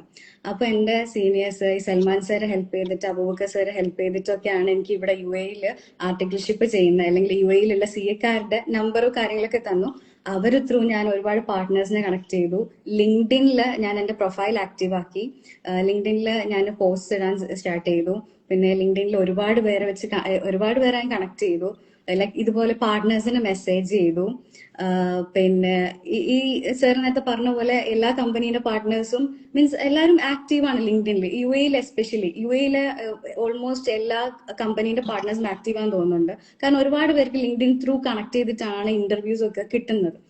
അപ്പം എനിക്ക് അതുപോലെ തന്നെ ലിങ്ക്ഡിൻ ത്രൂ ഞാൻ ഇവിടെ സ്റ്റുഡന്റ് ഹാംലിന്റെ പാർട്ട്ണറെയാണ് ഞാൻ കണക്ട് ചെയ്തത്. അബുദാബിന്റെ പാർട്ട്ണറെ തന്നെയാണ് കണക്ട് ചെയ്തത്. അവർ എനിക്കൊരു ഇന്റർവ്യൂ ഷെഡ്യൂൾ ചെയ്തു. ഫസ്റ്റ് ഇന്റർവ്യൂ അറ്റൻഡ് ചെയ്യുന്നു. അവർക്ക് ഓക്കെ ആയി. ലൈക്ക് സാറിന് ലൈക്ക് എന്റെ ലൈക്ക് പ്രസന്റേഷൻ ഒക്കെ ഓക്കെ ആയിരുന്നു. അപ്പൊ സാർ പറഞ്ഞു, സാറ് വിസയും തരാം, ഓക്കെയാണ്, എല്ലാം ഓക്കെയാണ്, അൽഹംദുലില്ലാ. എന്താ പറയാ, എന്റെ ഒരു ലക്ക് കൊണ്ടും എനിക്ക് അപ്പൊ തന്നെ അവിടെ ലൈക്ക് എനിക്ക് ഓഫർ കിട്ടി. ഞാൻ ജാനുവരി 1 മുതൽ സ്റ്റാർട്ട് ചെയ്യാണ് ചെയ്തത്. അപ്പോൾ എനിക്കങ്ങനെ വലിയ എന്താ പറയാ, ആ സമയത്ത് ആർട്ടിക്കിൾസ് വരുന്നതും കുറവാണ്. ഓക്കെ, അതുകൊണ്ടാണിത്. അപ്പൊ ഞാൻ അത് കഴിഞ്ഞ് ഞാനിവിടെ ജോയിൻ ചെയ്തു. 3 വർഷം മുമ്പാണ് ഇത് ജോയിൻ ചെയ്തത്. ഏകദേശം 3 ഇപ്പൊ വർഷം. ലാസ്റ്റ് ക്വാർട്ടറിലാണുള്ളത്. ഇപ്പൊ ഏപ്രിൽ എൻഡാവും എന്റേത്. പക്ഷെ അതിനുശേഷം ഞാൻ കണ്ട ഒരു ട്രെൻഡ് എന്ന് വെച്ച് കഴിഞ്ഞാൽ ഒരുപാട് പേര് വരാൻ തുടങ്ങി. ഇവിടെ തന്നെ ഡിപ്പെൻഡന്റ് വിസ, ലൈക്ക് ഇവിടെ പാരന്റ്സ് ഉള്ള ആൾക്കാർക്ക് ഡിപ്പെൻഡന്റ് വിസ ഉള്ള സ്റ്റുഡൻസ് ഒരുപാട് ആൾക്കാർ വരാൻ തുടങ്ങി. അപ്പം ഫേംസ് വിസ കൊടുക്കുന്നത് സ്റ്റോപ്പ് ചെയ്തു. അപ്പം ഫേംസ് ഭയങ്കര ലിമിറ്റഡ് ആണ് ഇപ്പൊ കൊടുക്കുന്നത്. ഇല്ല എന്നല്ല, ഇപ്പോഴും വിസ കൊടുക്കുന്ന ഫേംസ് ഉണ്ട്. പിന്നെ എന്താ പറയാ, മീൻസ് ഇന്റർവ്യൂ അറ്റൻഡ് ചെയ്തിട്ട് അവർ നമ്മളെ സ്കില്ലിൽ ഇൻട്രസ്റ്റ് ആണെന്നുണ്ടെങ്കിൽ അവർ കൊടുക്കുന്നുണ്ട്. പക്ഷെങ്കിൽ ജനറലി അവർ പറയുമ്പോൾ വിസ കൊടുക്കില്ല എന്ന് പറയും. ലൈക്ക് പുറത്ത് പറയുന്ന സമയത്ത് വിസ കൊടുക്കില്ല എന്ന് പറയും. കാരണം കോസ്റ്റ് കട്ടിങ്ങിന്റെ ഭാഗമായിട്ട്. കാരണം ഒരു ആർട്ടിക്കിളിന് 8,000 6,000 വെച്ചിട്ട് ഒരു വിസ കോസ്റ്റ് അവർ ബിയർ ചെയ്യണല്ലോ. അങ്ങനെ പക്ഷെ സ്റ്റിൽ കൊടുക്കുന്നുണ്ട് കേട്ടോ, ഇല്ല എന്നല്ല. അപ്പം ഇപ്പം അങ്ങനെ വിസന്റെ ഇഷ്യൂ കാരണം ഒരുപാട് സ്റ്റുഡൻസ് ഇവിടെ 2ഉം 3ഉം വിസിറ്റ് ഒക്കെ എടുത്ത് അത് പുതുക്കി എന്നിട്ടും കിട്ടാണ്ട് തിരിച്ചു പോകേണ്ട ഒരു അവസ്ഥയാണ് ഇപ്പൊ കണ്ടുകൊണ്ടിരിക്കുന്നത്. കാരണം അത്രയും സ്ട്രഗിൾ, ലൈക്ക് അത്രയും കുട്ടികൾ ഇവിടെ UAE-യിലേക്ക് വരുന്നുണ്ട് ഇപ്പൊ ആർട്ടിക്കിൾഷിപ്പ് ചെയ്യാൻ വേണ്ടിയിട്ട്. ആർട്ടിക്കിൾഷിപ്പ് UAE-യിൽ ചെയ്തതിനെ കൊണ്ടുള്ള ഗുണം എന്ന് വെച്ച് കഴിഞ്ഞാൽ ഫസ്റ്റ് ഈ പറഞ്ഞതുപോലെ GCSE എക്സ്പീരിയൻസ് ആയിട്ട് കൗണ്ട് ചെയ്യും. If you R A direct entry, like നിങ്ങൾക്ക് ഒരു ഡിഗ്രി ഉണ്ട് എന്നുണ്ടെങ്കിൽ നമുക്ക് ഇവിടെ കിട്ടാൻ പോകുന്ന വിസ എന്ന് പറയുന്നത് ഫൈനാൻസ് ഓഡിറ്റർ ആയിട്ടുള്ള വിസയാണ്, ഡിഗ്രി ഉണ്ടെങ്കിൽ. അപ്പൊ നമ്മൾ വൺസ് CA ക്വാളിഫൈ ചെയ്യുകയാണെന്നുണ്ടെങ്കിൽ നമുക്ക് 2 ഇയർ ആർട്ടിക്കിൾഷിപ്പിൽ ഇവിടെ 2 year like financial auditor experience കിട്ടി. അപ്പൊ നമുക്ക് ഇവിടെ UAE-യിലെ ഫൈനാൻസ് ഓഡിറ്റർ ആയിട്ട് സൈനിങ് പവർ കിട്ടാൻ വേണ്ടിയിട്ട് 5 ഇയർ ആണ് വേണ്ടത്. അപ്പൊ അതിൽ 2 ഇയർ കവേർഡ് ആയി. 3 ഇയർ കൂടി ചെയ്താൽ മതി. അത് നമുക്കൊരു ആഡഡ് അഡ്വാൻറ്റേജ് ആണ് if you R A direct entry student and നിങ്ങൾക്ക് ഡിഗ്രി ഉണ്ടെങ്കിൽ. അപ്പം ഇനി അതല്ല +2 കഴിഞ്ഞ് ഡയറക്റ്റ് വരികയാണെന്നുണ്ടെങ്കിൽ അതില്ല, നമ്മൾ ആ 5 ഇയർ തന്നെ ഫൈനാൻസ് ഓഡിറ്റർ ഡിഗ്രി കംപ്ലീറ്റ് ചെയ്തതിന് ശേഷം ചെയ്യേണ്ടി വരും. പിന്നെ അത് പറയുമ്പോൾ ഞാൻ പറയാണ്, ഇവിടെ CA-ന്റെ ഇന്റർനോ CA-ന്റെ ഫൈനലിന്റെ സർട്ടിഫിക്കറ്റിനോ ഇവിടുത്തെ ലൈക്ക് വിസ ക്രൈറ്റീരിയ വരുന്ന സമയത്ത് വാല്യൂ ഇല്ല. വിസ ക്രൈറ്റീരിയ വരുമ്പോൾ ഡിഗ്രി തന്നെ വേണം നമുക്ക് ആ ഒരു ഇത് കിട്ടാൻ വേണ്ടിയിട്ട്. ഓഡിറ്റർ വിസ കിട്ടാൻ വേണ്ടിയിട്ട് ഡിഗ്രി തന്നെ വേണം. CA ഇന്റർ ആണെന്നുണ്ടെങ്കിൽ CA ഫൈനൽ കംപ്ലീറ്റ് ചെയ്താൽ പോലും നമ്മൾ ആ ഒരു സർട്ടിഫിക്കറ്റ് ഇവിടെ അവരെ ഓഡിറ്റർ ആയിട്ട് അംഗീകരിക്കില്ല. പിന്നെ ഫൈനാൻഷ്യൽ ഓഡിറ്റർ എന്ന് പറഞ്ഞിട്ടുള്ള വിസ നമുക്ക് കിട്ടില്ല ഈ CA ഇന്റർ വെച്ചിട്ട് CA ഫൈനൽ വെച്ചിട്ട്. അല്ല, ഇപ്പൊ നമ്മളിപ്പോ ആർട്ടിക്കിളായിട്ട് ജോയിൻ ചെയ്യുന്ന സമയത്ത് നമ്മൾ വല്ല ടെലികോം അസിസ്റ്റന്റ് എന്നോ അല്ലെങ്കിൽ സെയിൽസ് അസിസ്റ്റന്റ് എന്നോ അങ്ങനെ ഒരു ചെറിയൊരു താഴെ ഒരു +2 ബേസ്ഡ് വിസ അതിലായിരിക്കും നമ്മളൊക്കെ ജോയിൻ ചെയ്യുന്നുണ്ടാവുക. പൊസിഷൻ ആ ഒരു പൊസിഷനിലായിരിക്കും ഉണ്ടാവുക ആർട്ടിക്കിളായിട്ട് ജോയിൻ ചെയ്യുന്ന സമയത്ത്. ഫൈനാൻഷ്യൽ ഓഡിറ്റർ എന്ന് പറഞ്ഞിട്ടുള്ള നമ്മള് വിസ കിട്ടണമെങ്കിൽ ഈ പക്ഷെ ഡിഗ്രി പക്ഷെ തന്നെ എസ് എസ് പിയിൽ നമ്മൾ വേണം. രജിസ്റ്റേർഡ് ആയിരിക്കും, അതൊക്കെ ലീഗലായിരിക്കും, അതൊന്നും പ്രശ്നമില്ല. ഒക്കെ പക്ഷെ അവര് ലീഗൽ അവര് ആയിരിക്കും. ജസ്റ്റ് പ്രൊഫഷൻ എടുക്കുന്നത് അങ്ങനെയാണ്. നമ്മളെ വിസ പാസ്പോർട്ട് ഒക്കെ ICAയിൽ നമ്മൾ ഓവർസീസ് ആർട്ടിക്കിൾഷിപ്പ് എടുക്കുന്ന സമയത്ത് നോർമൽ ആർട്ടിക്കിൾഷിപ്പ് രജിസ്ട്രേഷന് പുറമെ ഒരു വിൻഡോ കൂടി വരും. എല്ലാം കംപ്ലീറ്റ് ആയതിനു ശേഷം ഒരു വിൻഡോ കൂടി ഓപ്പൺ ആവും ഓവർസീസ് ആർട്ടിക്കിൾഷിപ്പ് ആവുന്ന സമയത്ത്. അപ്പൊ അതിൽ നമ്മളുടെ പാസ്പോർട്ട്, റെസിഡന്റ് വിസ എല്ലാം നമ്മൾ അതിൽ അപ്ലോഡ് ചെയ്ത് കൊടുക്കണം. എന്നാലാണ് അത് ഓവർസീസ് ആർട്ടിക്കിൾഷിപ്പ് ആയിട്ട് അവര് രജിസ്റ്റർ ചെയ്യുള്ളൂ. ഓക്കെ, അപ്പൊ എല്ലാം ലീഗലാണ്. ഓവർസീസ് ആർട്ടിക്കിൾഷിപ്പ് UAEയിൽ ICA അപ്രൂവ്ഡ് ആണ്.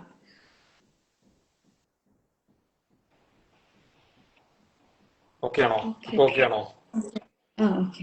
Okay, network issue. Abubakar sir എന്തോ മെസ്സേജ് ചെയ്യുന്നുണ്ട്. അബൂബക്കർ സാർ ആഡ് ചെയ്യാൻ പറ്റുന്നില്ല, എന്തോ ഒരു ഇഷ്യൂ പ്രശ്നമുണ്ട്, ജസ്റ്റ് ചെക്ക് ചെയ്യാം. ഓക്കെ, ഞാൻ കണ്ടിന്യൂ ചെയ്യാം. എന്നിട്ട് ലൈക്ക് അതാണ് വിസന്റെ ക്രൈറ്റീരിയ വരുന്നത്.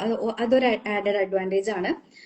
പിന്നെ ലൈക്ക് ഡിഗ്രി ഉള്ള കേസാണ് ഞാൻ പറഞ്ഞത്. ഇഗ്നോന്റെ ഡിസ്റ്റന്റ് ഡിഗ്രി പറ്റും. ഓക്കെ, ഡിഗ്രി ആയാൽ മതി, അല്ലെങ്കിൽ അത് ഇഗ്നോന്റെ ആയൊന്നും കുഴപ്പമില്ല. അത് പറഞ്ഞു. പിന്നത്തെ എല്ലാവരും വരുന്നതിന്റെ മെയിൻ റീസൺ എന്ന് പറയുന്നത് ഫൈനാൻഷ്യൽ സെക്യൂരിറ്റി ആണ്, ഫൈനാൻഷ്യൽ ഇൻഡിപെൻഡൻസ്. നമ്മളെ ലക്ഷ്യന്റെ പരസ്യം 21-ാം വയസ്സിൽ ലൈഫ് സെറ്റ് എന്നൊക്കെ പറയുന്നത് നമുക്ക് നാട്ടിൽ നിന്ന് നോക്കുന്ന സമയത്ത് ഒരു പക്ഷെ അതൊരു തമാശയായിട്ട് തോന്നും. പക്ഷെ നമ്മൾ അത് UAEയിലോട്ടേക്ക് വന്നു കഴിഞ്ഞപ്പോഴാണ് എനിക്ക് അതിന്റെ ഒരു റിയാലിറ്റി മനസ്സിലായത്. From age of 20 I am financially independent. എനിക്ക് വീട്ടുകാരെ ഡിപ്പെൻഡ് ചെയ്യേണ്ട വന്നിട്ടില്ല UAEയിലായതുകൊണ്ട്. എനിക്കിവിടെ എന്താ പറയാ, എനിക്ക് എന്റെ ഫാമിലിനെ സപ്പോർട്ട് ചെയ്യാൻ പറ്റുന്നുണ്ട്.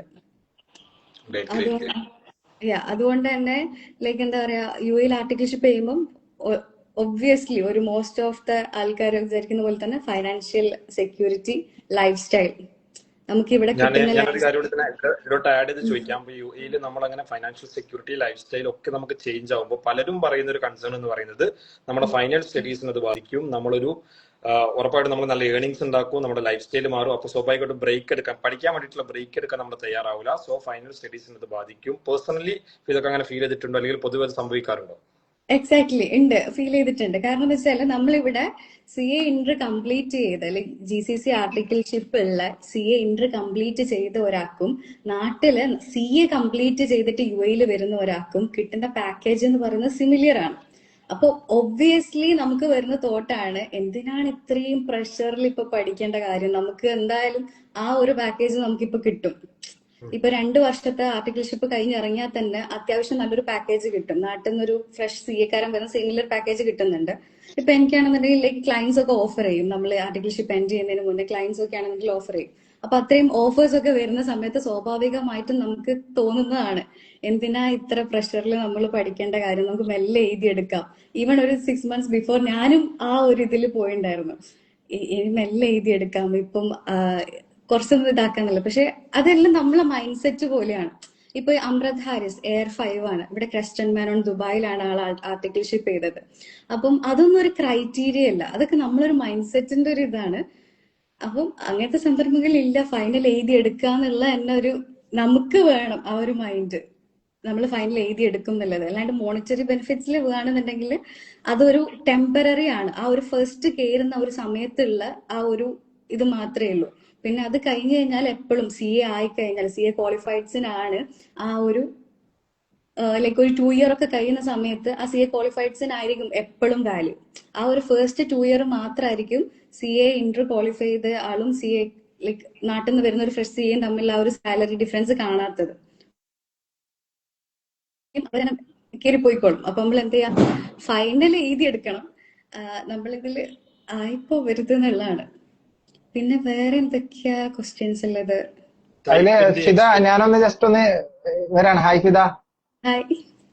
ഫിദ, ഞാൻ നേരത്തെ ഫിദ വരുന്ന സമയത്ത് തന്നെ ഇവിടെ ലൈവിൽ ഉണ്ടായിരുന്നു. പക്ഷെ എന്റെ അക്കൗണ്ട് UAEയിലായതുകൊണ്ട് എനിക്കറിയില്ല, ബ്ലോക്ക് ചെയ്ത്. എനിക്കിപ്പോ ഫഹദിന്റെ എന്ത് കാണാൻ പറ്റുന്നില്ല.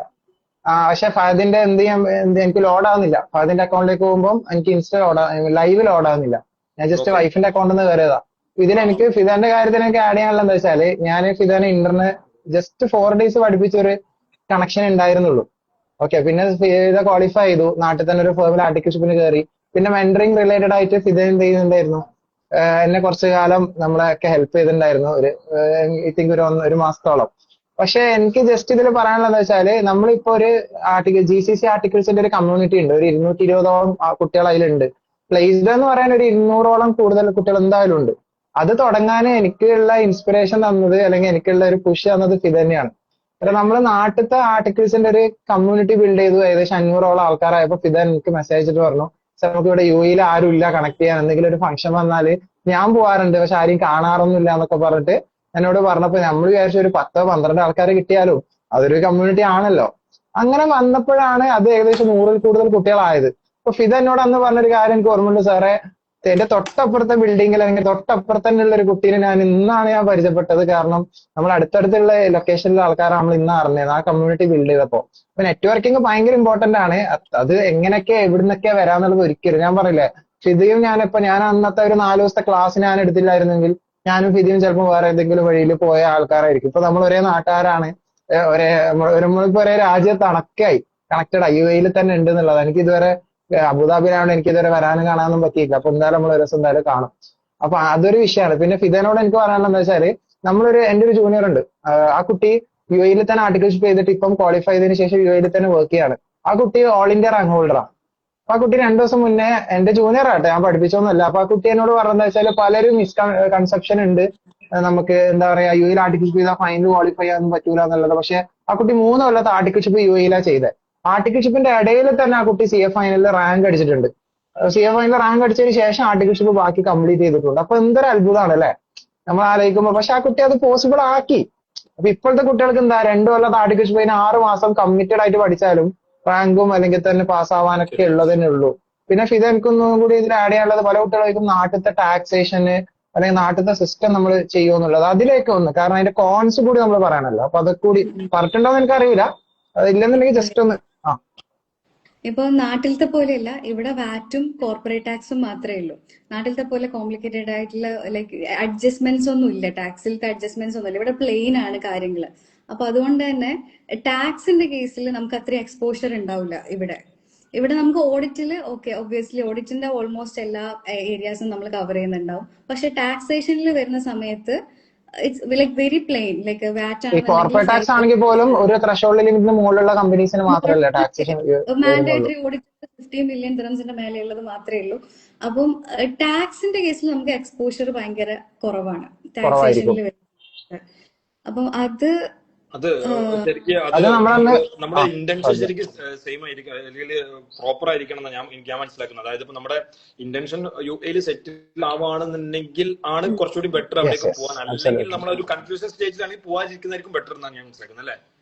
അതെ അതെ അതെ കൺഫ്യൂസിങ് സ്റ്റേജ് ആണ്. ഞാൻ ഷിപ്പ് ചെയ്യുന്നതാണ് ഏറ്റവും നല്ലത്. ഇവിടെ ഇത് GCCയിൽ സെറ്റിൽ ആവാൻ ആഗ്രഹിക്കുന്ന കുട്ടികളാണെങ്കിലാണ് GCCയിൽ ഏറ്റവും അടിപൊളിയാവും.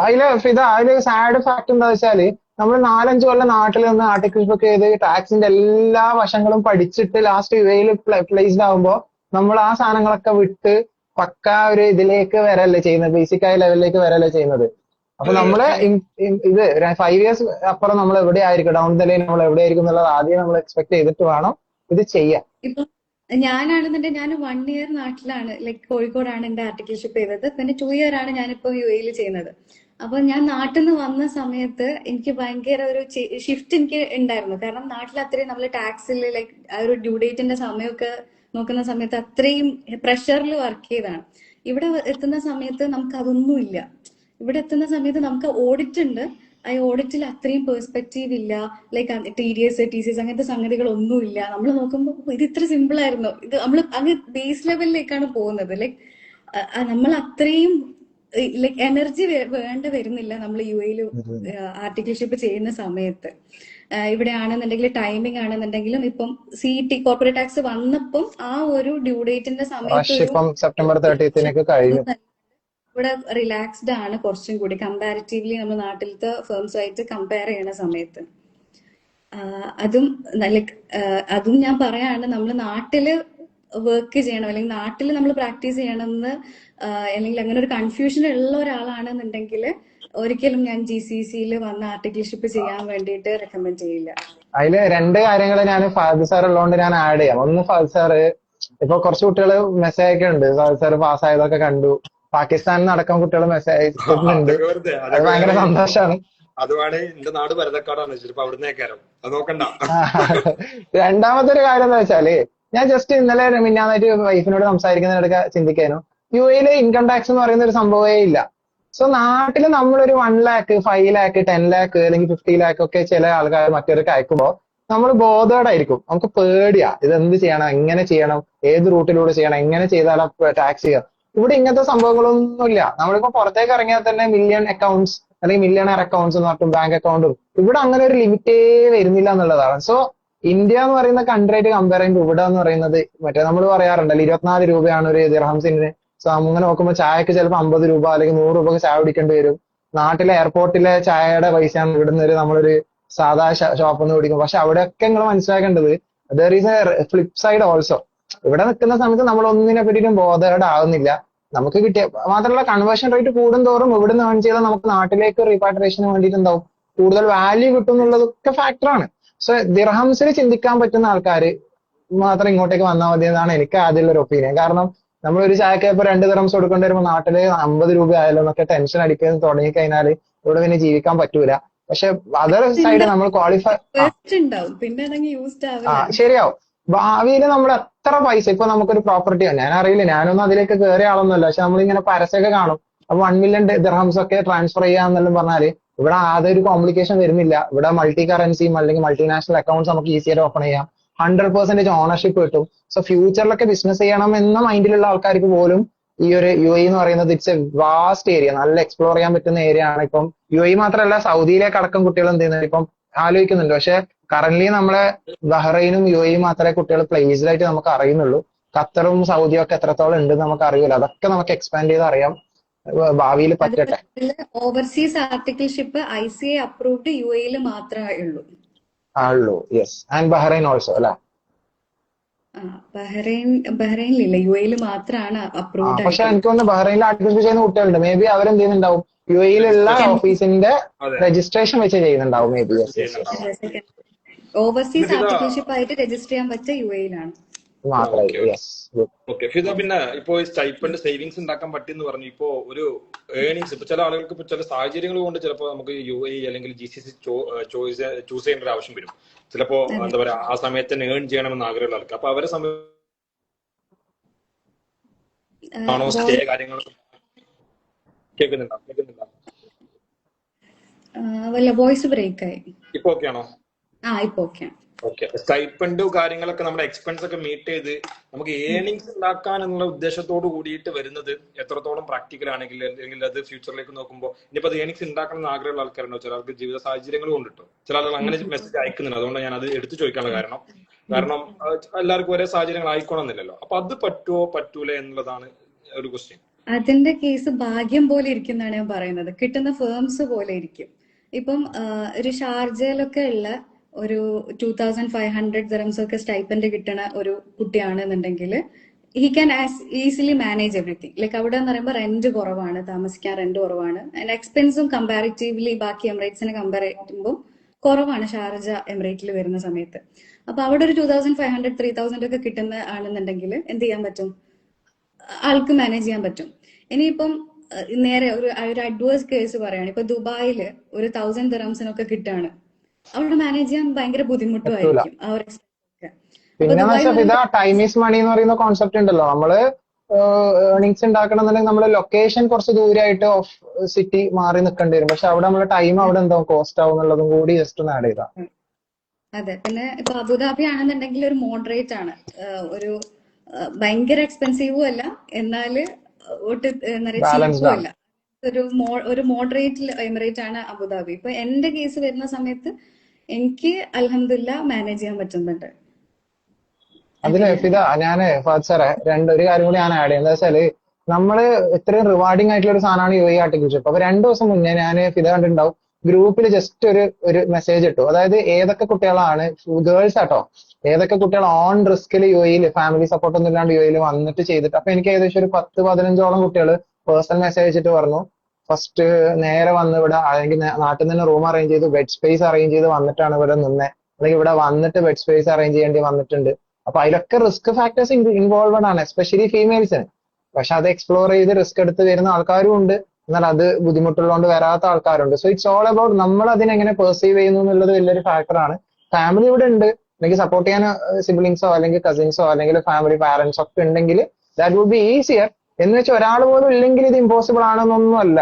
ഈവൻ ഗേൾസ് അടക്കം അങ്ങനെ വന്നിട്ടുണ്ട് എന്നുള്ളത് കൂടി ഞാനിപ്പോ കാറ്റഗറിയിൽ വന്നതാണ്. ലൈക് ഞാൻ ഇവിടെ വരുന്ന സമയത്ത് എനിക്ക് അബുദാബിയിലായിരുന്നു ഞാൻ പറഞ്ഞ ഫസ്റ്റ് ഇന്റർവ്യൂ ഷെഡ്യൂൾ ആയത്. അപ്പൊ എന്റെ ഫാമിലി മെമ്പേഴ്സ് എല്ലാവരും ഉള്ളത് ദുബായിലാണ്, എന്റെ അബുദാബിയിലുള്ളതും മുസഫയിലാണ്. അപ്പൊ എനിക്ക് ഇവിടെ സിറ്റിയിൽ നിൽക്കുക എന്നുള്ളത് മാൻഡേറ്ററി ആണ്. അപ്പൊ സിറ്റിയിൽ ഞാൻ പറഞ്ഞതുപോലെ like family and friends through bed space arrange ചെയ്ത് അങ്ങനെ തന്നെ വന്നതാണ് ഞാൻ. അപ്പൊ ഞാൻ ആലോചിക്കുന്ന സമയത്ത് ഞാൻ എന്റെ അബൂബക്കർ സാറിന് അന്ന് ഞാൻ വോയിസ് ഇട്ടുണ്ടായിരുന്നു. ഗേൾസ് ആർട്ടിക്കിൾഷിപ്പിന് വരുന്ന സമയത്ത് സാർ ഇങ്ങനെ എന്താ എൻകറേജ് ചെയ്യുമ്പോൾ പ്രൊമോട്ട് ചെയ്യേണ്ടതില്ല, പ്രൊമോട്ട് ചെയ്യേണ്ടെന്നുള്ളത്. കാരണം അത്രയും സ്ട്രോങ് ആയിരിക്കണം നമ്മള്. പിന്നെ നമ്മൾ നിൽക്കുന്ന ഏരിയ നമ്മള് ലൈക് ബെഡ് സ്പേസ് എന്നൊക്കെ പറയുമ്പോൾ നമ്മളെ നാട്ടിലത്തെ പോലെ ഹോസ്റ്റൽ പോലും ഒന്നല്ല. ഇവിടെ ഉണ്ടാവുന്നത് ഭയങ്കര ഏജ്ഡ് ആയിട്ടുള്ള ആൾക്കാരും ഡിഫറെന്റ് കൺട്രീസിലുള്ള വർക്കിംഗ് ക്ലാസ് ആയിരിക്കും. And different countries. ഇപ്പൊ നമ്മളിപ്പം ഫസ്റ്റ് വരുന്ന സമയത്ത് ഓൾവേസ് എല്ലാവരും നോക്കുക ചീപ്പായിട്ടുള്ള അക്കോമഡേഷൻ ആയിരിക്കും. ചീപ്പായിട്ടുള്ള അക്കോമഡേഷൻ നോക്കുന്ന സമയത്ത് ഉണ്ടാവുന്നതെന്ന് വെച്ചാൽ ആ ഒരു ലെവലിലുള്ള ആൾക്കാരായിരിക്കും ആ ഒരു അക്കോമഡേഷനിൽ ഉണ്ടാവുക. അതിപ്പം ഡിഫറെന്റ് കൺട്രീസിലാണ് ഉള്ള ആൾക്കാരാണെന്നുണ്ടെങ്കിൽ ഇപ്പൊ മൾട്ടിനാഷണൽ നാഷണാലിറ്റീസ് ഉള്ള ഒരു ഏരിയ ആണ്. അപ്പം വേറെ രാജ്യക്കാരായിരിക്കും ഒപ്പം ഉണ്ടാവുക. അവരെങ്ങനത്തെ സ്വഭാവം, അവരുടെ ഇത്. അപ്പം ഞാനത് ആ സമയത്ത് ബൂക്കർ സാറിന് അപ്പൊ തന്നെ ആ മെസ്സേജ് അയച്ചു. ഗേൾസ് വരുന്ന സമയത്ത് സാർ ഒരു സൂപ്പർവിഷൻ ഉണ്ടാവല് നിർബന്ധമാണ് എന്നുള്ളതാണ് പറയാ എന്ന് പറഞ്ഞു. കാരണം അതായത് ഒരു 1-2 ഫാമിലി മെമ്പേഴ്സ് കൂടി സൂപ്പർവൈസ് ചെയ്യുകയാണെങ്കിൽ that would be solve. But അവിടെയും റിസ്ക് ഫാക്ടേഴ്സ് ഒക്കെ നമുക്ക് കുറക്കാമെന്നേ ഉള്ളൂ. പിന്നെ അതിന്റെ കൂടിയും റിസ്ക് അറ്റാച്ച്ഡ് ആണെന്നുള്ളത്. ഫസ്റ്റ് പറഞ്ഞ പോയിന്റിലേക്ക് ഞാൻ കണക്ട് ചെയ്യണമെങ്കിൽ ഇത് നേരത്തെ പറഞ്ഞ പോലെ ഗേൾസിന് അവിടെ വിസ കൊടുക്കാൻ പ്രയാസാന്ന് പറഞ്ഞ ഈ ഒരു സാഹചര്യത്തിൽ ഇപ്പൊ കറന്റ്ലി അത് എത്രത്തോളം എങ്ങനെയാണ് കൊടുക്കുന്നുണ്ടോ? എന്താ അവസ്ഥ? ഇപ്പൊ ഇത്രയൊക്കെ റിസ്ക് ഒക്കെ ഇല്ല, അതാണ് പ്രശ്നം. വിസയാണ് ഇവിടുത്തെ പ്രശ്നം ഇപ്പൊ നടന്നുകൊണ്ടിരിക്കുന്നതിൽ. അത് സാറേ ഫിദ പറഞ്ഞതിന് ശേഷം ഞാൻ ഒന്ന് ആഡ് ചെയ്യാം അതിനൂടെ. ഓക്കെ, ഇതില് ഇവിടെ വിസ കൊടുക്കാന്നുള്ളതാണ് ഇപ്പം വലിയൊരു ടാസ്ക്. ലൈക് ഇപ്പൊ ഫേംസ് എന്ന് വെച്ചാൽ ഇവിടെ ഒന്നാമത് CA ആർട്ടിക്കിൾസ് മാത്രമല്ല, എല്ലാ കൺട്രീസിലെ CA-ക്കാരുണ്ട്. അക്കൗണ്ടിങ് പ്രൊഫഷണൽസിന്റെ ഒരു കടലാണ് UAE. അപ്പൊ ഇവർക്ക് നമ്മളില്ലെങ്കിൽ വേറെ അക്കൗണ്ടൻസ് ലൈക് ഇപ്പൊ നമ്മൾ CA ആർട്ടിക്കിൾ എന്ന് പറയുന്നത് ഫ്രഷ് ആയിട്ട് കിട്ടും, പാകിസ്ഥാൻ CS കിട്ടും. വരുന്നുണ്ട്. ഞാൻ പറഞ്ഞോണ്ട് ചോദിക്കാന്ന് ബാക്കിയുള്ള കോഴ്സുകൾ professional course ACCA, CMA, CS ഇവർക്ക് ഈ നമ്മുടെ ഈ ട്രെയിനിങ് പീരീഡ് അവിടെ ചെയ്യാൻ വല്ല ഓപ്പർച്യൂണിറ്റി ഉണ്ട്? ഒരുപാട് ഈ പറഞ്ഞല്ലോ ഇവിടെ വരുന്ന സമയത്ത് ഇവിടെ CA ആണോ CMA ആണോ ACC ആണോ എന്നുള്ളതിന്റെ ഡിസ്റ്റിങ്ഷൻ ലൈക്ക് നമ്മൾ ഓരോ ഫേംസിൽ കയറുന്ന പോലെയാണ്. അതിന്റെ പാർട്ട്ണറെ ഒരു വിഷൻ പോലെയാണെന്നാണ് ഞാൻ മനസ്സിലാക്കുന്നത്. ഇപ്പൊ CA-ക്കാര് ഒബ്വിയസ്ലി ആൾക്കാർ പ്രിഫർ ചെയ്യും. കാരണം നമ്മൾ കുറച്ചും കൂടി ഹാർഡ് വർക്കിംഗ് ആണ്, നമുക്ക് കുറച്ചും കൂടി നോളജ് ഉണ്ട് എന്നുള്ള കാര്യം ഇവിടെ എല്ലാവരും കൺവിൻസ്ഡ് ആണ്. അതുകൊണ്ട് ഇന്ത്യൻ CS-നെ പ്രിഫർ ചെയ്യുന്നത് കൂടുതലാണ്. പക്ഷേ എന്താണ് CMA, ACCA അവരൊക്കെ നമ്മളിപ്പോ ഒരു CA ഇന്ററിന് അല്ലെങ്കിൽ CA ആർട്ടിക്കിൾഷിപ്പിന് ജോയിൻ ചെയ്യുന്ന ഒരു കുട്ടി വരികയാണ്, അല്ലെങ്കിൽ ACCA-കാരൻ വരികയാണ്. ഒരു ഫേമിനെ സംബന്ധിച്ച് നോക്കുമ്പോൾ രണ്ടുപേരും ഈക്വൽ ആണ്. അപ്പം അവര് പിന്നെ നെക്സ്റ്റ് നോക്കുന്നത് അവര് കോസ്റ്റ് ആയിരിക്കും. ആർക്കാണ് കുറവ് കോസ്റ്റ് കൊടുക്കേണ്ടത്, ആർക്കാണ് വിസ കൊടുക്കാണ്ടിരിക്കേണ്ടത്, അതൊക്കെ വെച്ചിട്ടാണ് ഫേംസ് പിന്നെ ഹയർ ചെയ്യുന്നത്. പിന്നെ ആർട്ടിക്കിൾസിനെ ഹയർ ചെയ്യുന്ന ലൈക് നമ്മൾ ആർട്ടിക്കിൾസിനെ എടുക്കുന്ന സമയത്ത് ഇവിടെ ക്രൈറ്റീരിയ ഉണ്ട്. ഇവിടെ CA 5 ഇയർ ലൈക് ലൈസൻസ് വേണം, അത് കഴിഞ്ഞിട്ട് 5 ഇയർ കഴിയണം. അങ്ങനെ ഓവർസീസ് ആർട്ടിക്കിൾഷിപ്പ് രജിസ്റ്റർ ചെയ്യണമെങ്കിൽ സ്പെസിഫിക് ക്രൈറ്റീരിയാസ് ഉണ്ട്. അപ്പം അതൊക്കെ ഉള്ള ഒരു ഫേമിലാണ് നമ്മൾ പ്ലേസ്ഡ് ആവുന്നുണ്ടാവുക.